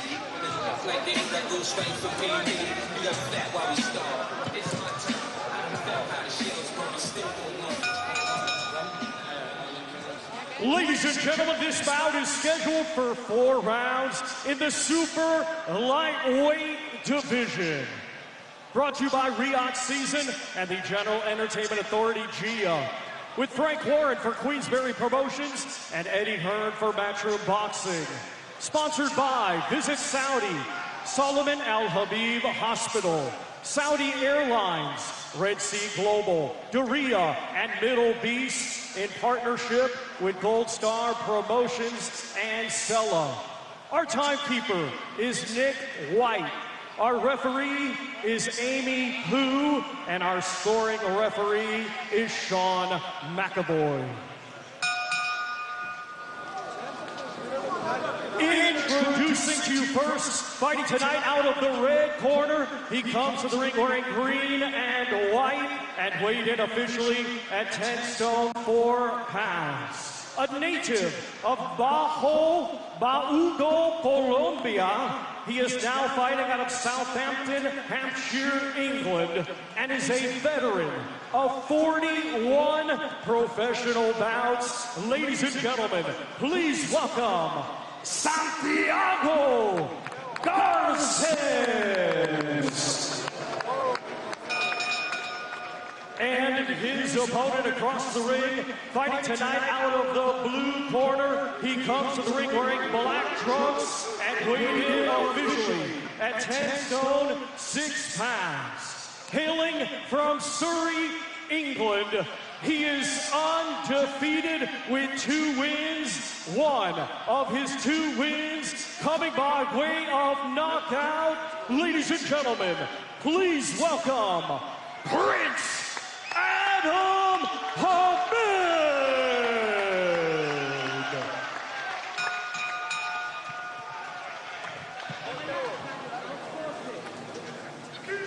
Listen to my instructions at all times. Watch your heads, no low blows. When I say break, step back.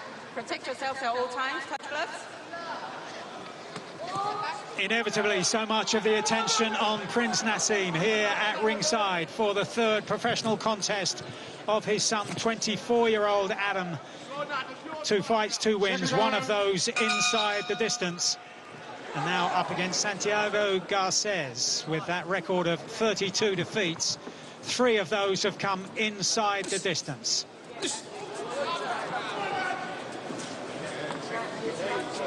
And on the British scene right now, a Ben, a Eubank and a Hatton. And now a Hamed, 4 of the most successful names in the history of British boxing. That's incredible, it really is, to see the son of Naseem Hamed in the ring. And he's a good fighter. Nice, smooth, relaxed style, good rhythm to his work. He's obviously inherited that flair and I guess some sort of cockiness. You can see there just a little spring, a little jog over to Garces, who, when I look at these opponents, Mike, I think the first thing we'll probably look at is, yes, there's 32 losses on the record, but he's only been stopped 3 times, so he's a tough nut to crack. He's game when he has to be. He's cute, he knows how to survive. So for Hamed, it's about being smart, being selective, but beating the fight out of him. Busy boy too, Garces. This is his 10th fight of 2024. Lost 9 of them, all on points, and the other one finishing in a draw. Evidence on those results that he knows how to look after himself. Among the stoppages, Sean Noakes beat him in 5 rounds last year. And in late 2022, he was outpointed by Ben Marksby. Just a couple of the names for comparison as to the performance of Hamed. Now gets on the front foot from that southpaw stance, finding his measure. Yeah, lovely work, really going through the gears there. Good variation with the shots, sharp, hurtful. Brilliant start for Hamed.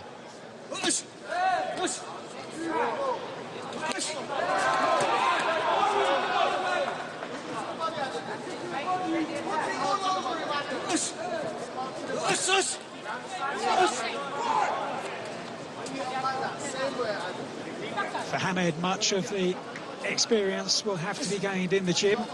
No amateur fights, but says he's had the gloves on from a very young age because of what Dad did. Dad's last fight, incidentally, was when Adam was barely 2 years old. Yeah, he's got nice jab, nice quick hands. And what his dad done so well was generate an awful lot of power from a solid base, and that is what Hamed has, working again through the gears.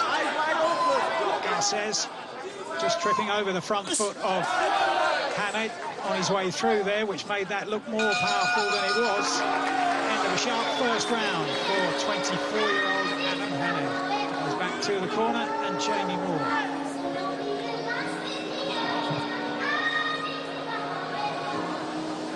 As I was saying earlier, Adam worked previously in Dubai and with the McCracken, Spencer Senior and Junior in Birmingham, but went over to the Northwest for some sparring and chose to stay with Jamie Moore and Nigel Travis.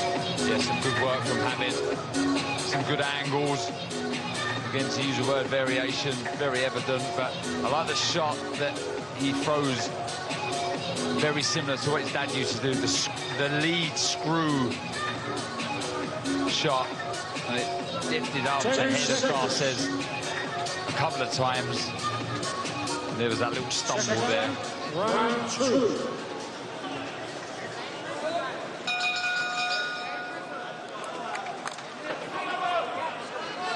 This one then scheduled for 4 rounds. It's just over a year since Hamed made his professional debut on the undercard of Usyk against Dubois over in Poland, and that one finished in a couple of minutes, and then taken the full 4 rounds next time out by the Bulgarian journeyman Georgi Velichkov. That was 8 weeks ago over at the O2 on the undercard of Derek Chisora against Joe Joyce. What I like about the start here from Hamed is, though he has no amateur experience, he's trying to set traps, he's trying to find openings, and that's rare with somebody of this kind of level, 2 fights in as a pro, to be trying to unlock the opponent with little feints and variation with the lead hand. It is impressive. Definite natural talent there for Hamed.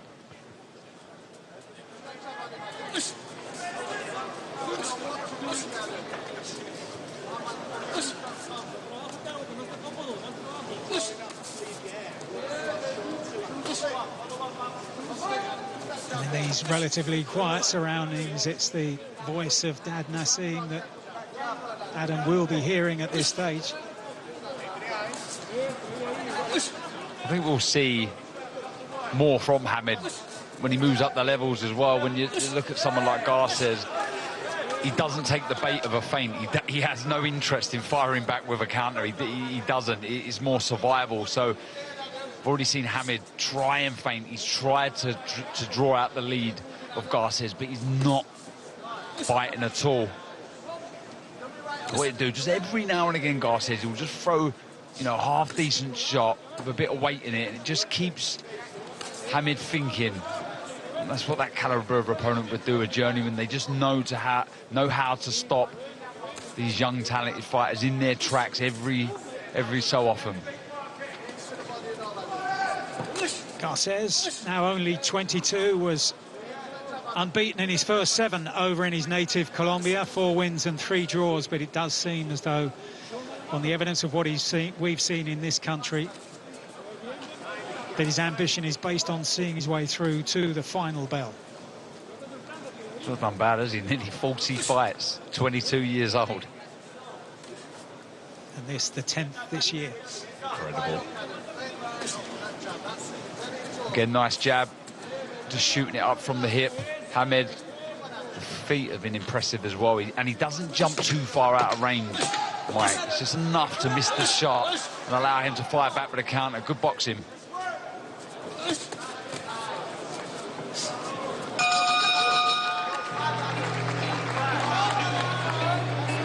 And a nod to that as he makes his way back to the corner.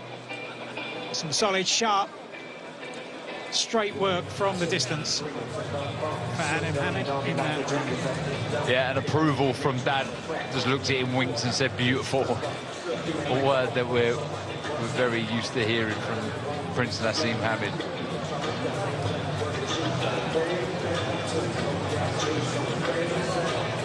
Yeah, it's interesting, Darren, if you look at the different ways that the dads have got involved in their respective careers. We've seen Chris Senior in the corner with Chris Junior. We've seen Nigel Benn take kind of a standoff position in Connor's career, always there, ready with the support, and that's who Naz has been talking about. That's the kind of approach he says he's taking. Always there, always ready, but from a distance. Yep. I mean, what a buzz, what an honour to have your dad who's been so successful sat ringside. And look, it does come with pressure, no doubt, but it does also open a lot of opportunities. So it's down to seizing the day, seizing the moment, taking your opportunities and try to pave your own path, make a name for yourself. And it's going to be exciting to watch all of these develop and come through. And in making a name in the modern era, social media platforms so important. He's got 155,000 followers, has Adam. Just imagine the impact his dad would have made on social media. So he's just 4 behind you then, Mike. Starting to go through the gears a little bit here. Wants to get the finish inside the distance, no doubt. Hamed, it's in his blood, that's for sure.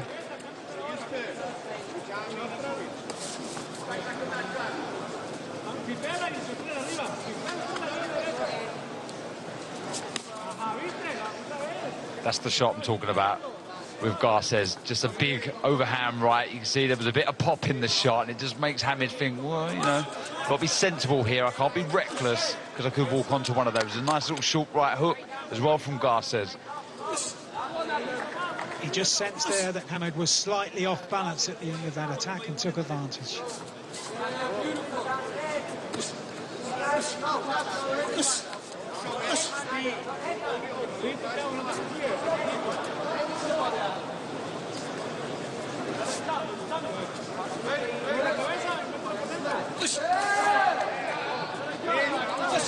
Again, a little passage there where he just dipped the knees, Hamid. He was trying to get a reaction from Garces, but he just doesn't take the bait. So that's where I think he needs to be first. That naturally likes to be a counter-puncher, but I think he's got to be productive here.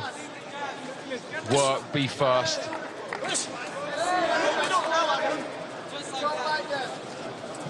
A look, a win inside the distance, Darren. Looks good for the highlight reels, but it would be far from a setback for Hamid to go the full 4 rounds here, given that lack of experience and the 11 months between his first and second fights. Yeah, I agree, because he's still looking good. That's a lovely shot.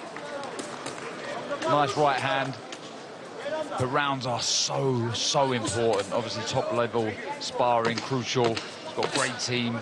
Jamie, Nigel Travis, Jack Cattrall in the corner as well. So success breeds success.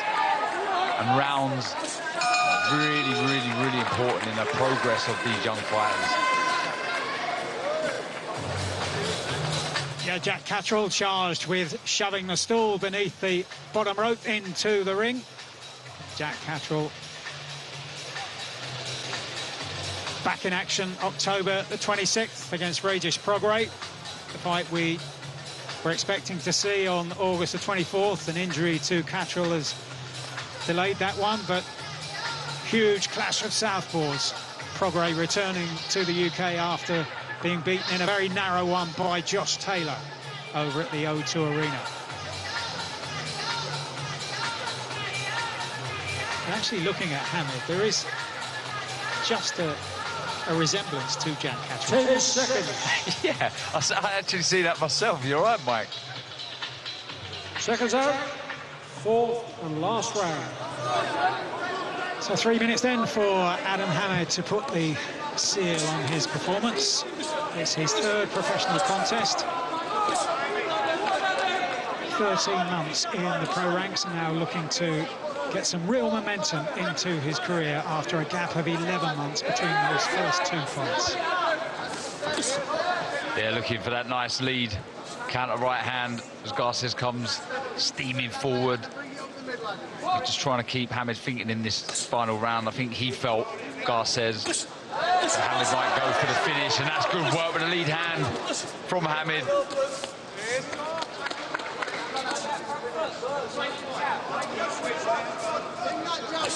Doesn't sit still for a minute, Hamid. He's always moving. Very elusive. Like I say, he's got quick hands, always concentrating. His eyes are fixed on his opponent, trying to unravel, trying to unlock openings from his opponent. And a blank canvas, Mike, for Jamie to work with, and that's exciting when you think you can, you know, mould a fighter into something special with the name that he has. And so I'm told he works hard, he lives and breathes this sport, so it's very exciting. As I say, that nice jab from Garces. And not having to rid him of any habits that he might have picked up, whether in the amateurs or elsewhere.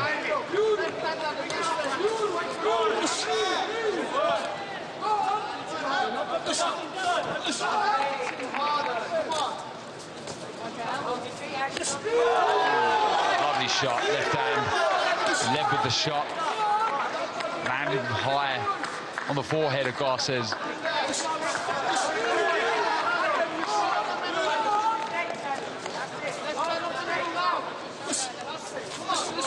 But Garces offering enough to make Hamid think, to make him work, to make him look for his openings as we head into the final 45 seconds of the contest. Yeah, I like this natural flair and rhythm to the footwork here. Look, just skipping to his right there, looking for the openings, really making life difficult for Garces. Like I said a couple of rounds ago, it was something that his father done so well, generated so much power from that solid base of his, and with the movement that Hamid has, his son, he can certainly sort of mould and base his career moving forward on brilliant footwork. Oh, beautiful shots. Showcase finish to the contest for Adam Hamid. 4 valuable rounds on only his 3rd outing into the professional ranks. Yeah, I think everyone all round will be happy with that. Like you pointed out, with the limited back story of boxing, well, none whatsoever, just the work that he's probably done with his dad back home. 4 valuable rounds banked in the career of Hamid. Boxed nicely, the feet were very good, the jab on point, hand speed was eye-catching, and the way he was trying to unravel Garces and look for openings was also impressive. That was a nice lead left hook that caught Garces high. Good performance.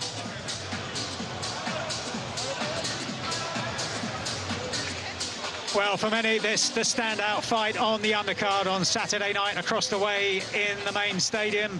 Both of these men with wins over Craig Richards, and differing versions as to what happened in their sparring some years ago. It could be feisty.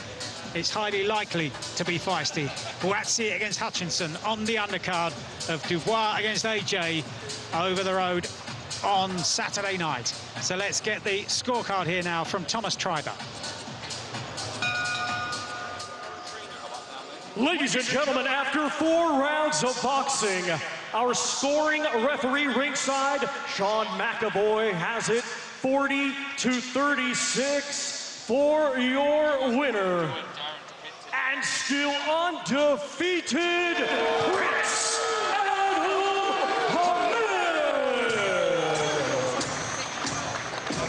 That's pleased with that one. 3 straight wins now in just over a year for Adam Hamid at the age of 24. Making progress in these very early stages of his professional career.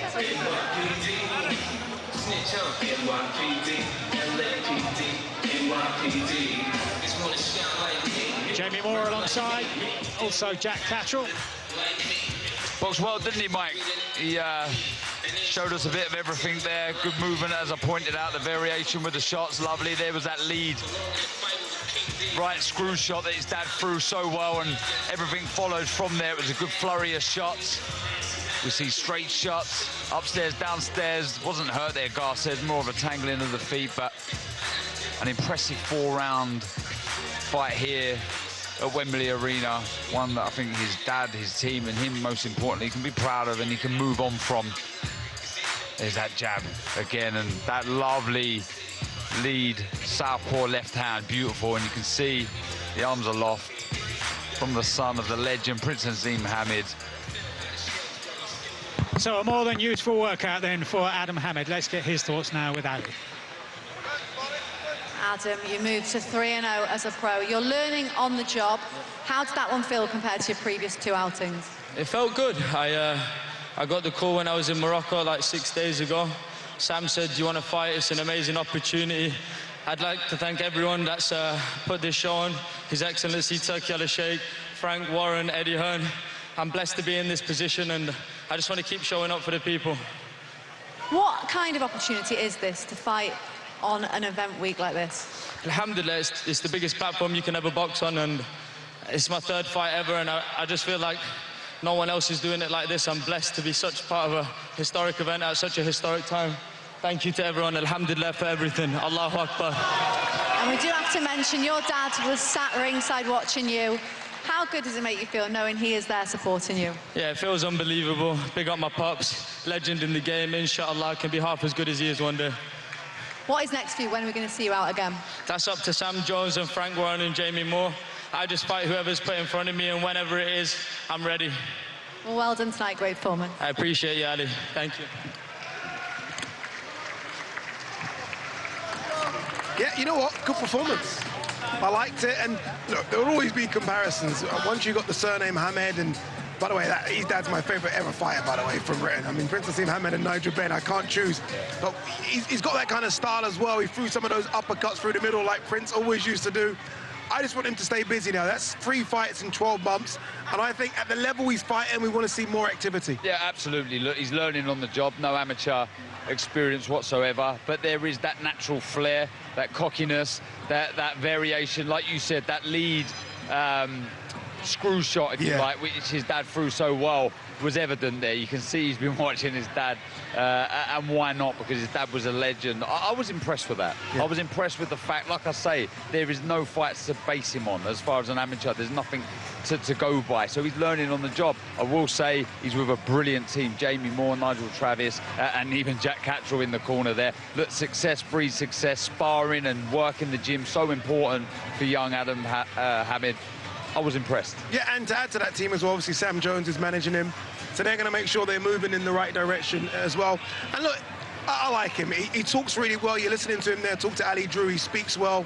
24 is late. Obviously, he's 24. He's only had 3 fights, but they will push him to as far as he can go. And let's just enjoy the journey. Yeah, I think so. Just enjoy the journey. Look, we don't know what the ceiling is for Hamed.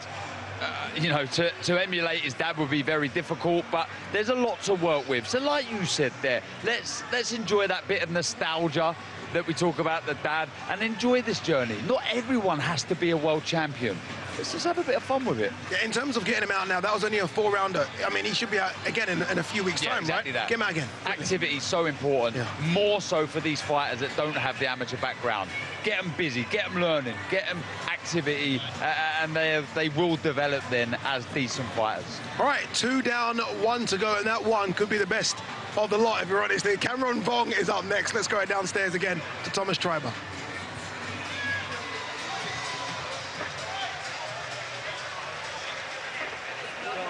Ladies and gentlemen, this, our final bout. Let's now welcome the participants. First, here is Joe Underwood Hughes.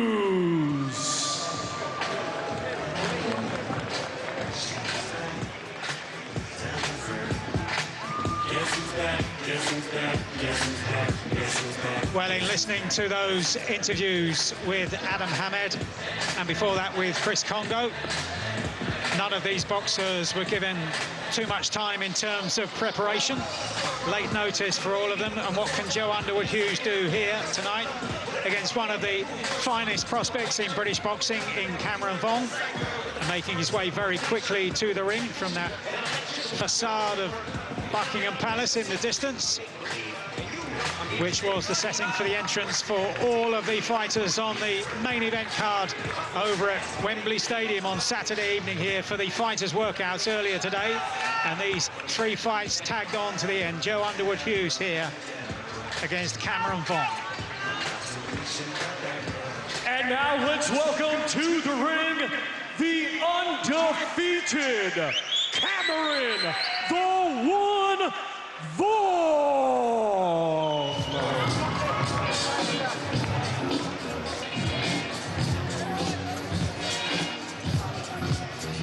And in talking of late notice call-ups, this was a man who would have been in shape anyway, originally scheduled to box in Sheffield in 10 days' time. And this tonight now will make it 6 fights in his first 11 months in the professional ranks at the age of just 22. Charismatic and immensely confident. We've seen him on the road during his professional career, which began in October of last year. Now 8 rounds ahead of him against Joe Underwood Hughes.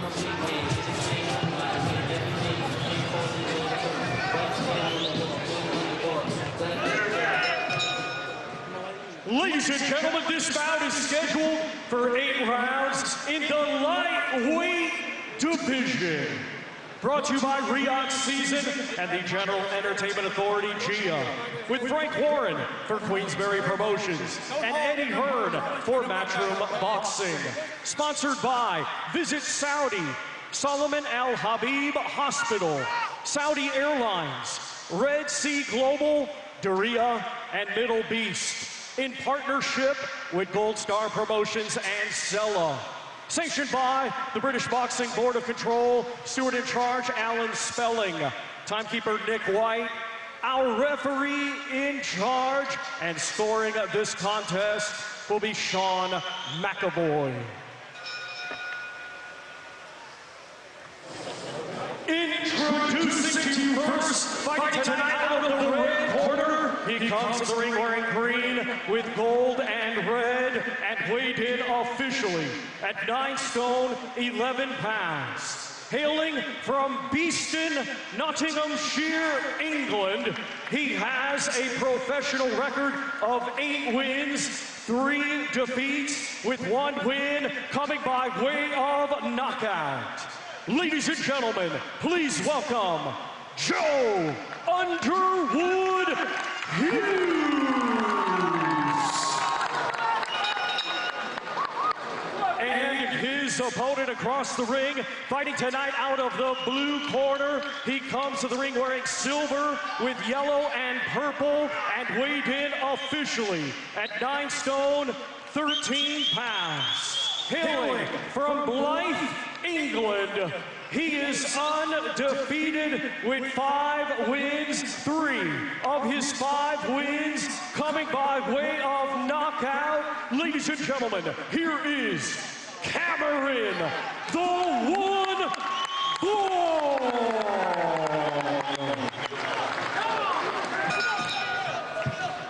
Okay, lads, 8-round contest. Keep it clean at all times. Keep yourself protected at all times. Touch gloves. Here we go. Good luck, lads. So another of the prospects, top of the screen here, being guided by Jamie Moore and Nigel Travis. Cameron Vong at the age of 22, much expected of him.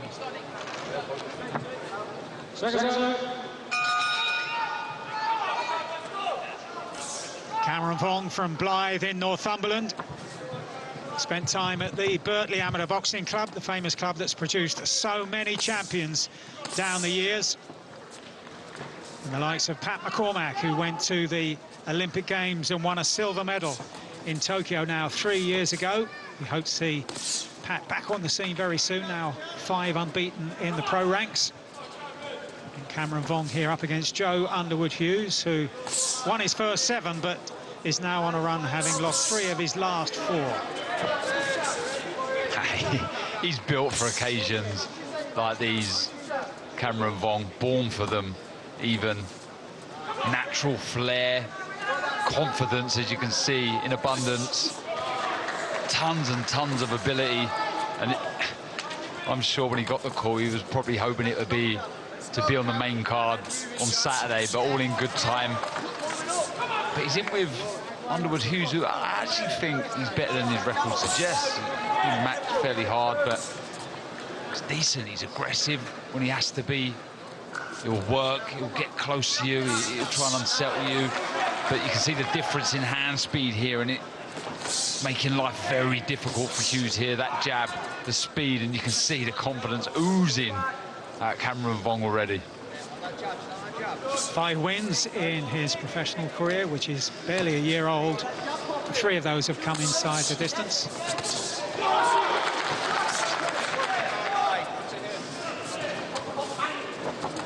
He's got to be careful, Hughes. He's just looking to parry the jab of Vong. Vong just feints as if he's going to throw a jab, then jumps in with the left hook as Hughes is looking to parry the imaginary jab, and he's just been caught with a couple of left hooks. That seems to be the shot for Vong. Can't be greedy with it, but it's there for him at the moment.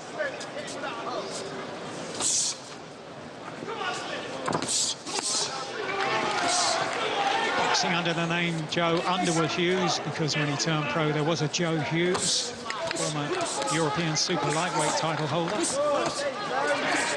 Now trying to take the fight to Vong.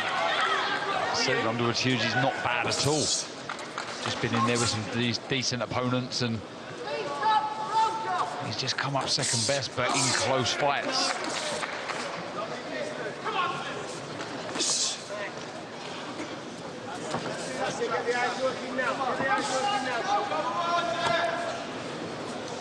He needs to keep popping that jab out. Vong, we've seen how sharp and accurate it is. Oh, lovely lead uppercut.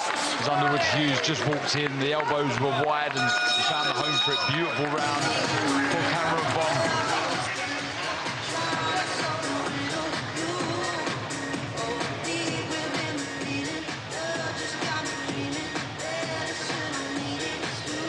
Well, in the centre of the screen there, Jordan Flynn, twice scheduled to face Cameron Vong. An injury to each of them scuppered those plans, but that is highly likely to happen at some stage. And on his left there, Mark Chamberlain, who gets another chance on one of these Riyadh season bills, one of the favourites of Turki Al Sheikh. But for Jordan Flynn, he's looking for Cameron Vong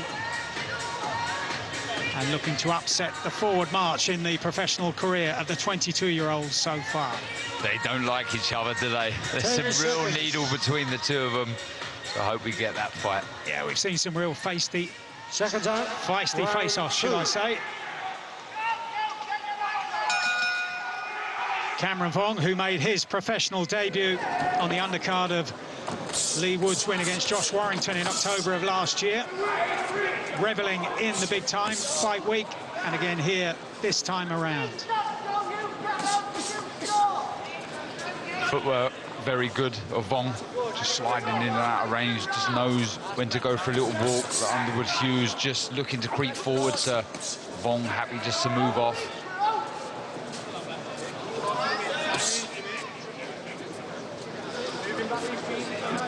Try and fire back with jabs of his own, I think, Underwood Hughes, and I think the jab to the body probably the best position, or target rather, for him to aim at, because he does lean back at times, Vong, and the body will stay there, so keep that jab popping up to the body, then you can look for the right hand upstairs.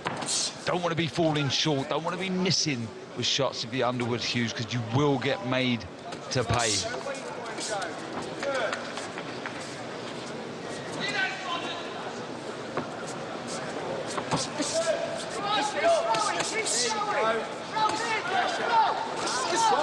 Lovely shot, good right uppercut from Underwood Hughes. Warning sign for Vong. Cannot get too complacent. 8 wins on the card of Hughes, only one of them inside the distance, but he can't afford to take unnecessary chances. No, it only takes a split second in this sport. We've seen it so many times before. The favourites switching off and getting tagged and totally derail their careers. So there's a little reminder there for Vong. Let him go, let him go. Evidence that Hughes is here to do much more than make up the numbers. And earlier on in the round, a couple of solid shots landed to the body for Vong, but immediately Hughes came back with a couple of jabs. He's doing the right thing, Underwood Hughes, when he looks to jump in with the long left hook, the right hand. Vong, he just keeps his hands nice and high, and he takes that right hand on the left glove.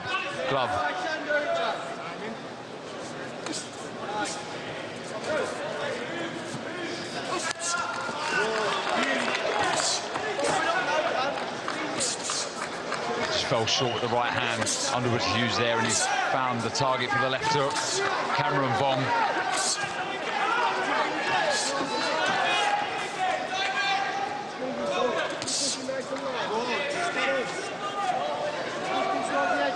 Just started to up the tempo there, Cameron Vong.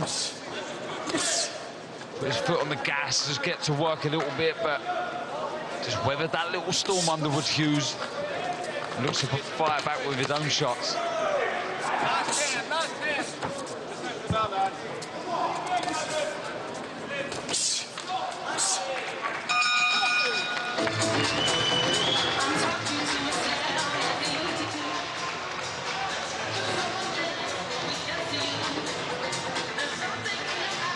This one scheduled for 8 rounds. Have a look at this uppercut. It's a beautiful shot, wasn't it? The elbows just flared out slightly from Vong, who waves Underwood Hughes on, but you see again, beautiful. The way just disguised the shot. It was as if he was going to throw a body shot, Underwood Hughes, but just crept that right uppercut through. Smile from Cameron Vong in the corner.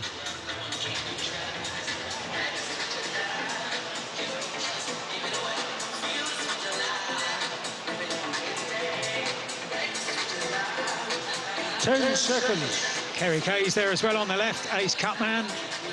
Nigel Travis on the ring apron. Round 3. He's done so much sterling work as well at the Moss Side Fire Station Club, amateur club. Represented recently by Pat Brown at the Olympic Games. Into the third then of 8, last time out. Cameron Vong was taken the full 10 rounds by the resilient Londoner Jeff Ofori. That was in Birmingham in June. Yeah, looking to bury that jab up a little bit more, trying to get the hands low of Underwood Hughes. We can look for that right uppercut, that left hook, but the right uppercut finding a home there for Cameron Vong. I did see Jamie Moore indicating they'd like to see that shot more often, and this is good work from Vong. Changing pace at the beginning of this third round, and it's put distance between the two of them in terms of skill and accomplishment, and the face of Joe Underwood Hughes becoming ever more reddened as another uppercut finds its way home from Vong. Ripple of applause from the spectators here, still here at Wembley Arena. There's some blood to the face of Underwood Hughes as well. I don't know if it's the nose or if there's a nick above or below one of the eyes. Yeah, as you say, Mike, starting to redden up and he's finding the target a lot more frequently in this round. Vong.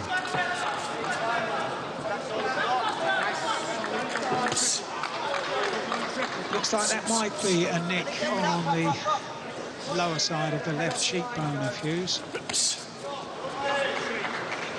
His corner still urging him to work away behind the jab. He's a little reluctant to throw the jab, Mike, because of the hand speed of Vong. He knows if he misses with the shot, he's going to get caught. That's a lovely right hand from Vong. He's hurt Underwood Hughes. He backs off, noticeably backs off. And there's still a minute to go in the third round. Hughes bravely turns his man, but that was a solid shot from Vong. One of the cleanest of the fight so far. Yeah, and he's really in his groove now, Vong. He senses Underwood Hughes. He's really planting the feet. Good variation, 3 right uppercuts. Looking very dangerous. He's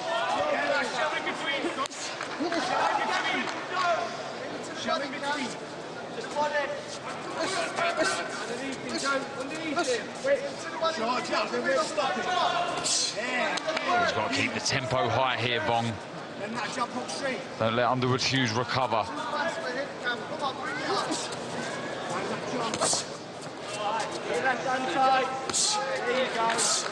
Advice being shouted from ringside by Prince Nassim Hamid, who stayed on after the appearance of his son to watch Cameron Vong from the same gym. Good work from Underwood Hughes, finishing the round with some decent shots. Good response that from Hughes after taking a heavy shot in particular, with just over a minute to go in the round. Yeah, out of nowhere, nice little feint there, a long left hook and a right hand that followed, and you can see the reaction from Underwood Hughes, just stepping back. Beautiful shot, sharp, fast, accurate, spiteful, really get full leverage on the shot, just working away at that left eye damage. Luckily it is under the eye for Underwood Hughes. Naz has stayed on to watch Cameron Vong and offering his advice from his ringside position. Seconds out, round 4.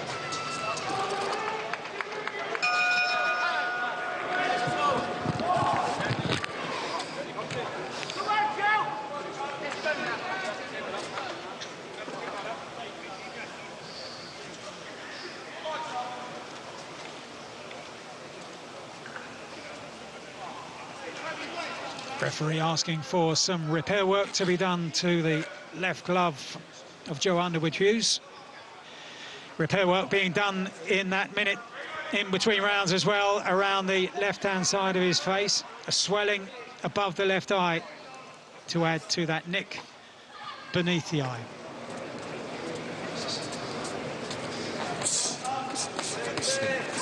Needs to replicate that third round, Vong. Keep the tempo high. Vary the shots. Again, that feint with that lead hand and follows with the left hook, working an absolute treat.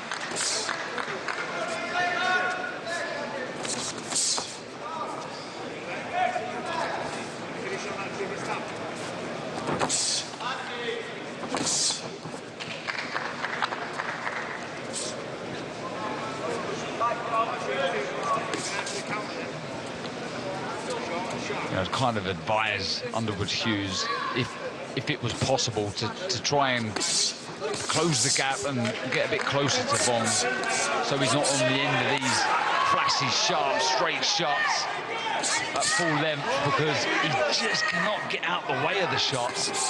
This is brilliant work from Vong.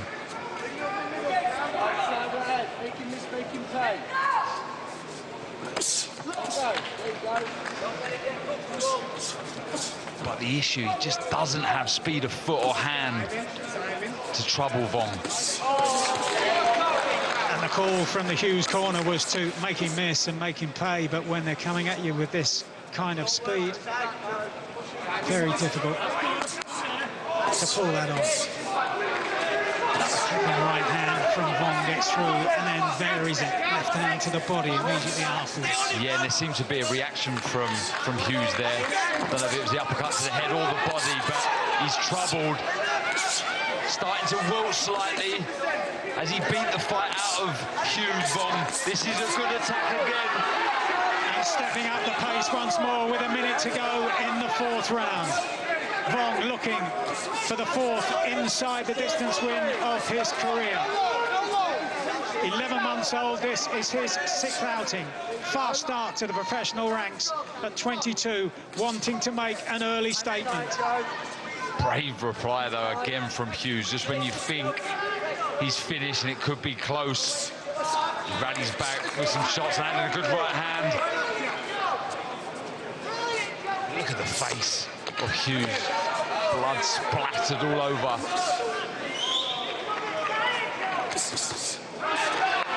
Tremendous three-punch combination from Vong.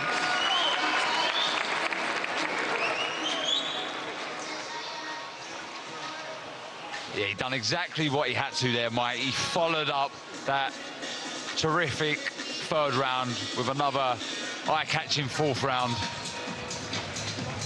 You see the work here.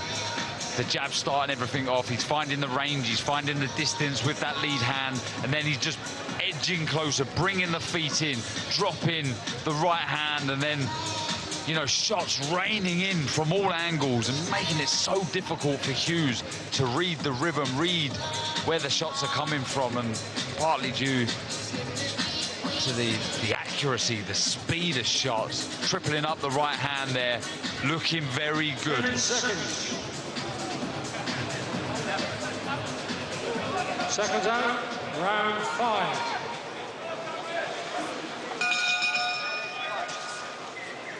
Well, we move into the second half of the contest. It's scheduled to go 8 rounds, but that was a tough 3 minutes for Joe Underwood Hughes. And can now Vong build on the successes of that previous round?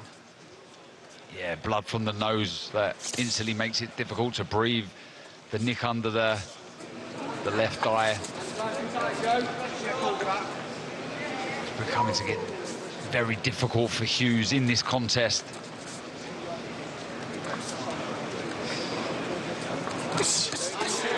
Good work, though, from Underwood Hughes. Right hand, left hook.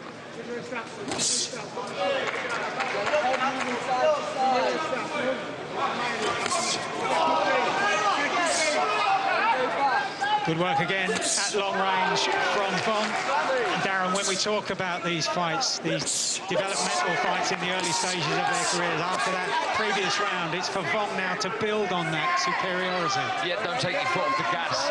Just keep working away, keep that pace. You can't let your opponent to try and creep back into the fight. It's down to you, the talented fighter, the one with all the skill, the speed, the power to plant your dominance in the contest.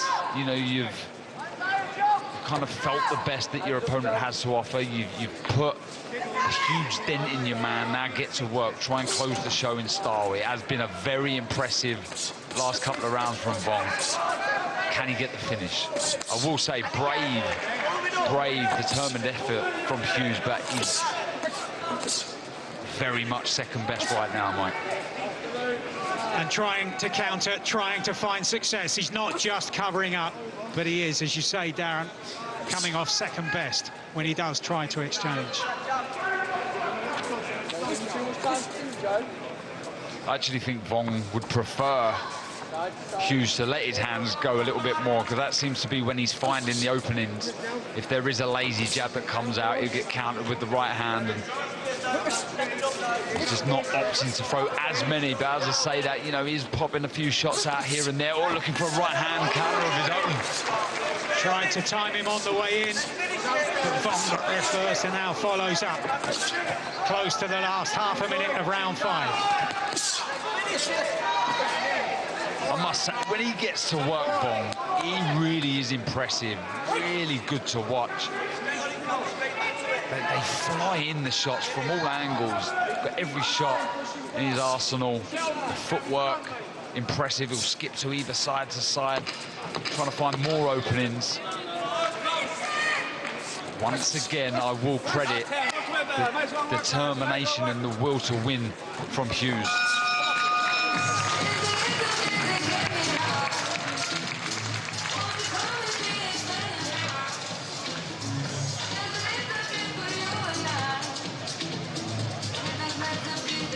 Yeah, more of the same classy combinations there. For Hughes, he thinks a body shot is about to be planted there, but it's 2 pinpoint left uppercuts, then a straight left upstairs, and keep thinking every time if there was to be a sustained attack from Vong, how would Hughes cope? But then he comes back with a shot and shows that heart, that desire to stay in this contest.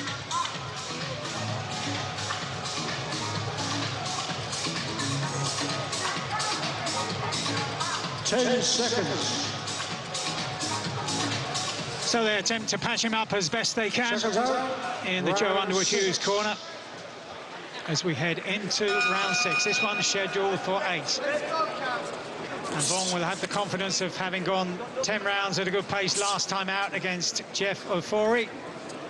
So he will be looking to build on his successes now in this 6th round.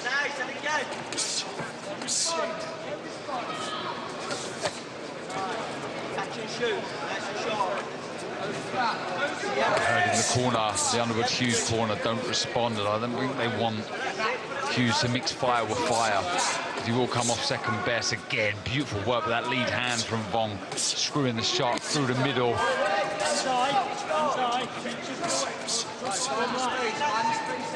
He sensed the finish could be close. Vong started the round very busy. This 6th round.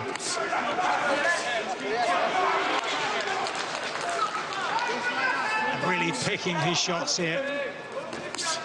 Nothing rushed about the work of Vong. Hughes again, attempting a response with the right hand. You mentioned his last fight, the Ofori fight. I think it was a fantastic learning fight for Vong. You know, only his 5th fight at the time, going 10 rounds with a veteran, you could say, a tough nut in Ofori. Would have learnt bundles. So learning an awful lot as he goes along, Vong.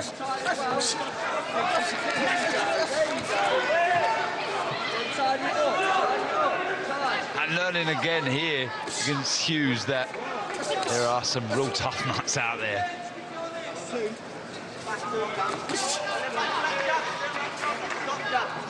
But, like myself and many of the spectators here, we want to see him cracked.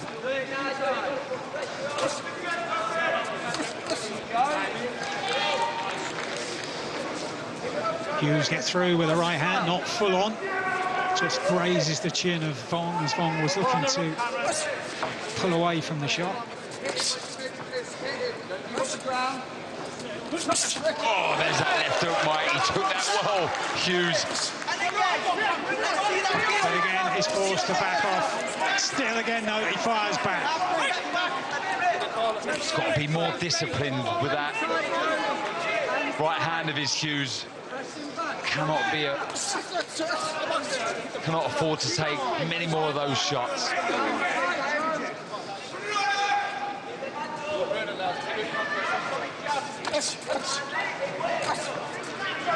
Hughes now trying to get to work with the left-hand jab at the end of this 6th round. A couple to the head and then one to the body and another one to the torso area of Vong. Just giving an indication at the end of the round, Hughes, as he skips away, that there's still fight left in the man from Nottinghamshire.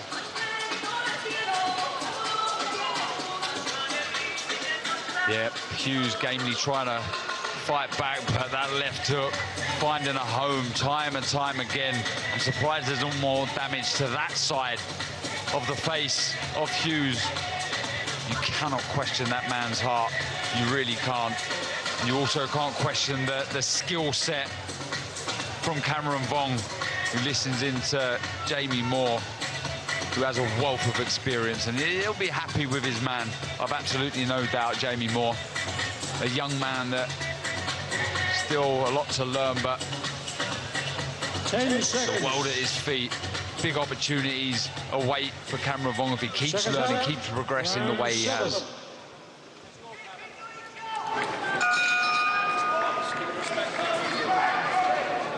And at 22 for Cameron Vong, maybe the strength and added power are still to come. This only his 6th outing in the professional ranks and has yet to complete his first full year as a pro. That's a valid point, that, Mike. You know, I didn't get my man strength, if you want to call it that, till probably my mid-20s. So still potentially some maturing to do for Cameron Vong, and you know, that's worrying for the rest of the guys in the division, because if more strength, physical strength is to come, which I'm sure it will, it really will be a threat. And you talk about the division, Darren. He's got that scope, it looks like, to move through. Been boxing at lightweight to super lightweight, welterweight. He's got that frame, hasn't he? Yeah, he has. He really has. More filling out to do. He's not short. That's always a worry when you're short. Kind of stunts your progression to be able to move through the weights. But right now, looking comfortable, looking solid. At a tender age of 22. So much to like about a young man.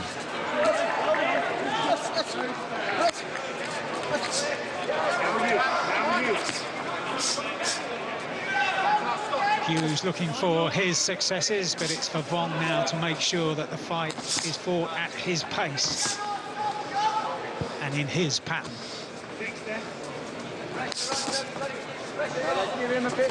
They're calling the Hughes to apply more pressure. Yeah, the shoelace of Vong undone.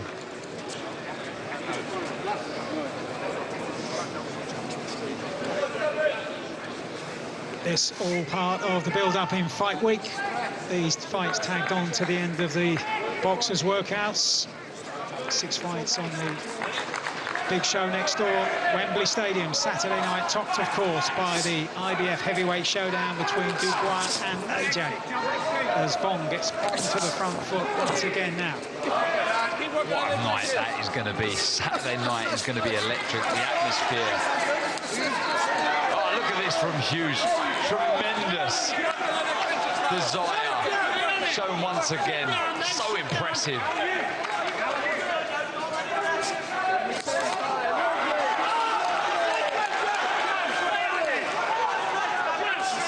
Stirred a few in the crowd as well, getting behind Hughes. Half a minute to go in the 7th. Heart of a lion, a warrior is Hughes. Second best in every department, but he's still there trying to land heavy shots, trying to unsettle the young contender.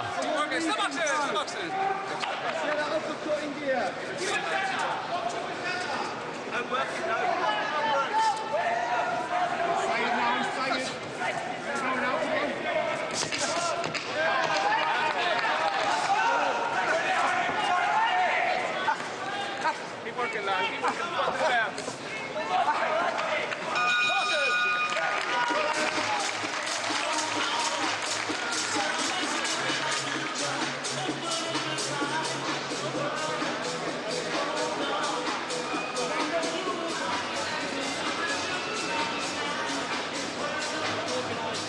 Well, I tilt my hat to Hughes.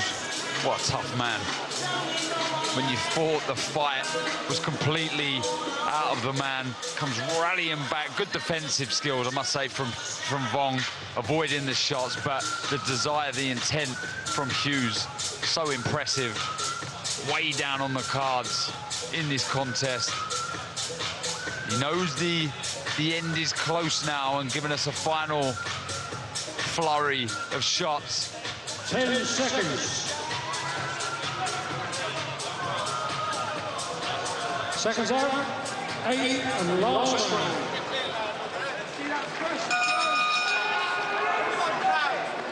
So the Joe Underwood Hughes corner asking for pressure in this 8th and final round.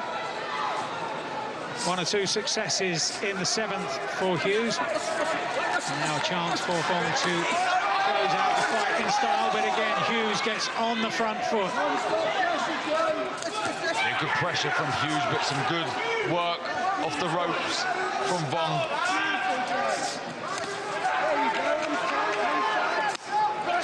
A chance for Vong to capitalise on any gaps left by Hughes, by the bravery of Hughes. Took a nice right hand there. Again, Hughes, beautiful shot from Vong, didn't budge.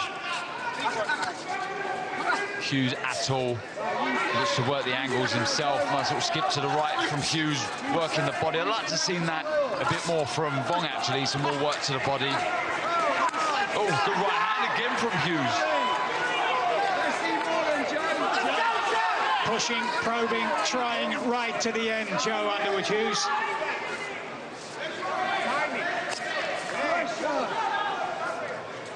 A late opportunity for all of these appearing here tonight.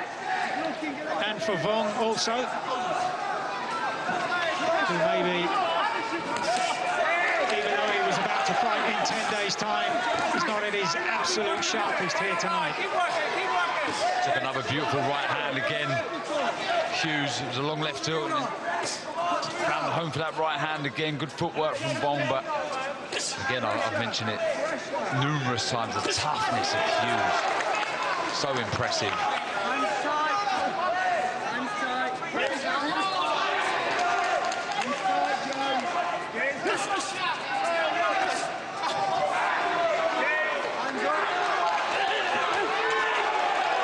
Well, Hughes asked for it. Vong delivered. Final 50 seconds of the final round. I've enjoyed this. It's been a good contest to close the show here at Wembley Arena. Vong showcasing what he's all about, what he's got. Still learning, of course. But if you take into account the 10 rounds that he had with Buatsi, the 8 rounds that he's going to have here against Hughes, invaluable, I believe, moving forward for Vong. Plenty of takeaways for Vong and the team. And he's finishing in style here, putting Hughes under pressure. One final time in Hughes' own corner. Big finish here from Vong. Hughes tries to respond and the bell comes just in time. Brave performance by Joe Underwood Hughes. But it was a very smart, sharp performance in the circumstances from Cameron Vong. Still less than a year into his professional career. and building momentum and building a reputation fight by fight. And Hughes there suggesting that he is more than happy to have made it through to hear the final bell. And it was exactly that, saved by the bell. And I'm glad he got to hear the final bell. Underwood, Hughes, he deserved it. Showed so much toughness, so much heart, so much will to win in there. But he was just second best in every department. That was all it was. I think that was a good display from Vong. Showed us a bit of everything. You can see just leaning over the rope right above us here at the commentary desk. And you see the damage to the face of Underwood's Hughes. They've done a really good job, actually, stopping the blood flow of that cut. But good performance from Cameron Vong. Well, we cannot wait. 3 days' time now, we'll be next door at Wembley Stadium for the latest All-British World Heavyweight title fight. A record crowd for these two men, both of them on the revival path. Who will land that first destructive punch? Will it be enough? We cannot wait. All happening in 3 days' time, live here on the Zone. Fantastic undercard, all building towards that big heavyweight showdown. Record crowd, 96,000 expected. Here then for Cameron Vong against Joe Underwood Hughes. Let's get the official scorecard from Thomas Treiber. Ladies and gentlemen, after 8 rounds of boxing, our referee in charge, Sean McAvoy, scores it 79-73 for your winner. And still undefeated, Cameron the One Vong.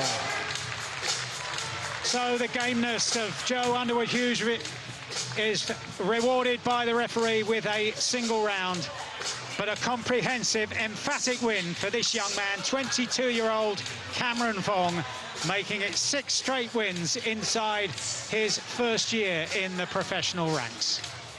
Yep, impressive display. He goes on to bigger and better things. He'll be desperate to get on one of these main cards one day, and with the talent that he has shown us this evening, I've no doubt he will. Look at that lovely left uppercut, just skipping off. He did show us a lot of skill.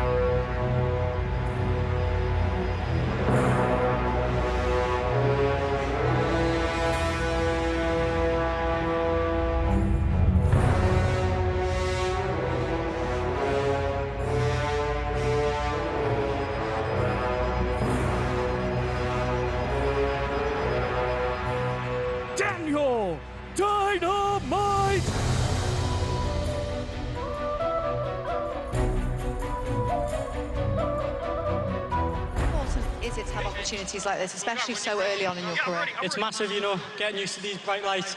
I feel I'm a different fighter to when I was 3 months ago against Jeff Fafori. I feel like that fight brought us on leaps and bounds, and I'll continue to get better. Just talk us through the fight, and especially the ending. You had a flurry of punches. Looked like you were maybe trying to get him out of there just at the end. Yeah, I would have loved to get him out of there on my Riyadh season debut, but it wasn't to be. Another 8 rounds in the bank, and the learning continues. It certainly does, and a lot of the boxing fans were looking forward to your fight with Jordan Flynn. He was ringside watching. When is that fight going to happen? Any updates? Listen, it's never going to happen. The man's a pussy. He was offered the fight on November 30th. He turned the fight down. He doesn't want to know. That man, he's only relevant because of me, and he's nothing without me. He'll never fight or match him again if it's not me next. So what is next for you? Whoever, wherever. I'd love to box in Saudi. Someone like Gavin Gwen. I feel like I'm due a step up. I don't want to be a prospect no more. I want to be a contender. That wasn't my best performance tonight, and I'll show it in future, God willing. Well done tonight. Another great performance.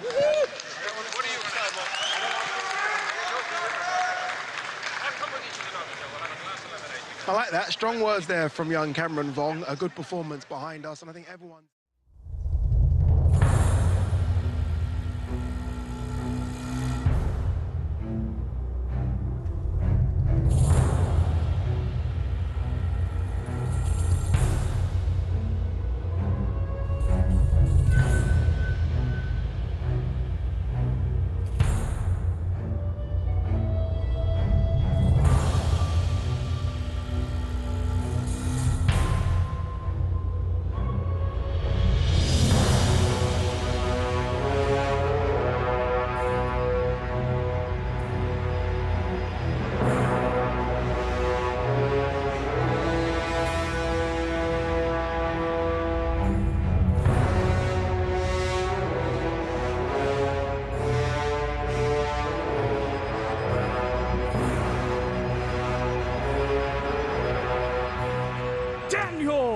Dynamite!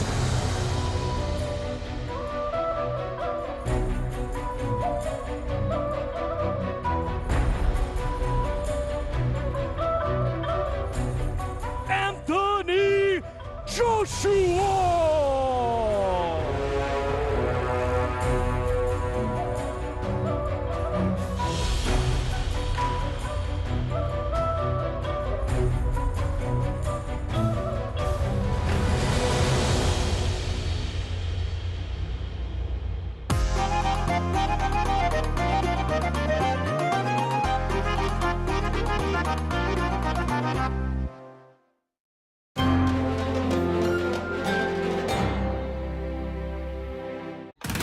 عشاق الساحرة المستديرة، أنتم على موعد مع مباراة النادي الأهلي وجورماهيا الكيني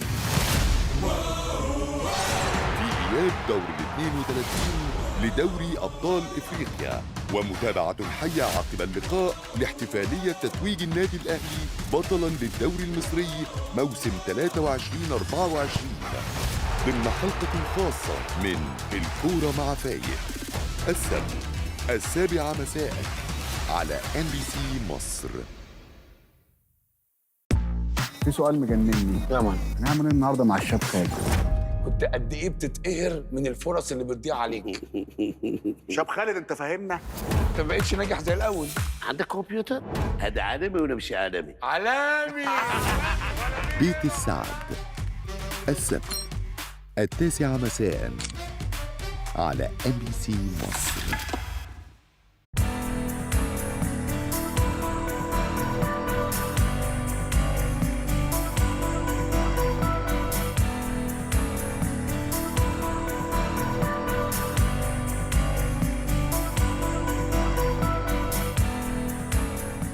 يلا جاهزين يا رجاله؟ ايوه. اعزائي المشاهدين في كل بيت، اعزائي المستمعين في كل مكان. خبر عاجل. عاملين ايه؟ هو هي الضحك بقى فوري مش آجل. تعالى. في ايه؟ انت بترميني في الخزان؟ ونجوم مسرح مصر معاك لأنك تستاهل. اصطدت ايه انا دلوقتي؟ لا اله الا الله. ارنب متحنط. لا وبالمكتبه بتاعتي. مسرح مصر كل جمعة 8 مساء على NBC مصر.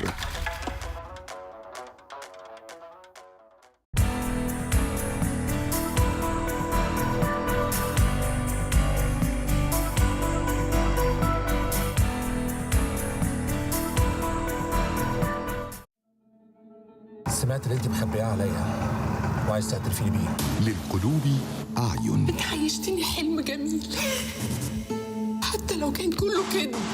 سميرة مش عايزة تخش في حرب يخرج منها الكل خسران.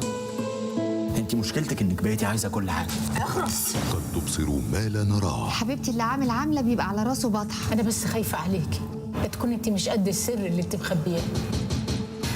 لكنها انا مش عامية زي ما كنتوا فاكرين. يا ريت نتكلم في حاجة تانية. قد تعمى أحيانا. البوليس قبض عليه بتهمة قتل الظابط. عارفة انك ضحيتي عشان كتير والدور عليا انا المرة دي. مشكلتك يا مدام زينة ان انت شايفاني صغيرة، بس بكرة الايام تثبت لك العكس. انا قلت لك من الاول البت دي مش سهلة. مين الفلوس؟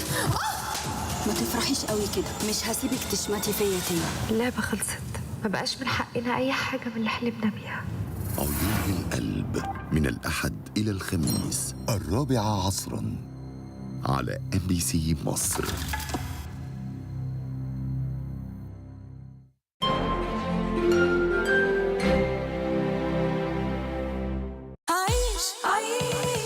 اللي أوله حكاية آخره سيطرة. ناس كتير قوي نفسها تنتمي لاسم زي ده. ARG Development. Bouquet. The new fragrance for him and her by Rosemary. جنة في منها طعمين، الزبدة الصفراء وطعم جديد نيوزيلاند. جربيها وخلي المطبخ لعبتك. خرطوشة فك الكرب بقسط شهري 830 جنيه. مفيش سؤال يصعب عليك مع سلاح التلميذ بشكله الجديد. ده ايه الشطارة دي؟ EELU. بولي فريش قطرة لجفاف العين هتخلي العين دايما فريش.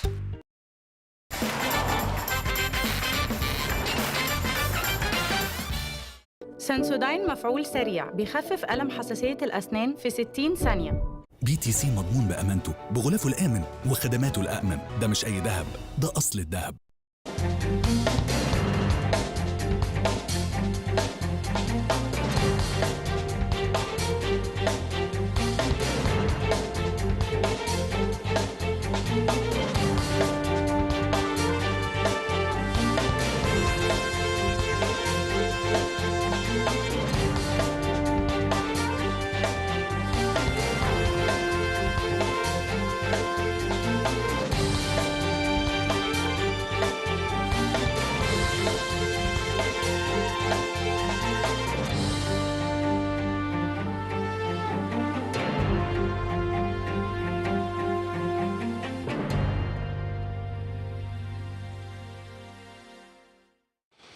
اهلا بحضراتكم معانا النهارده يحدث في مصر.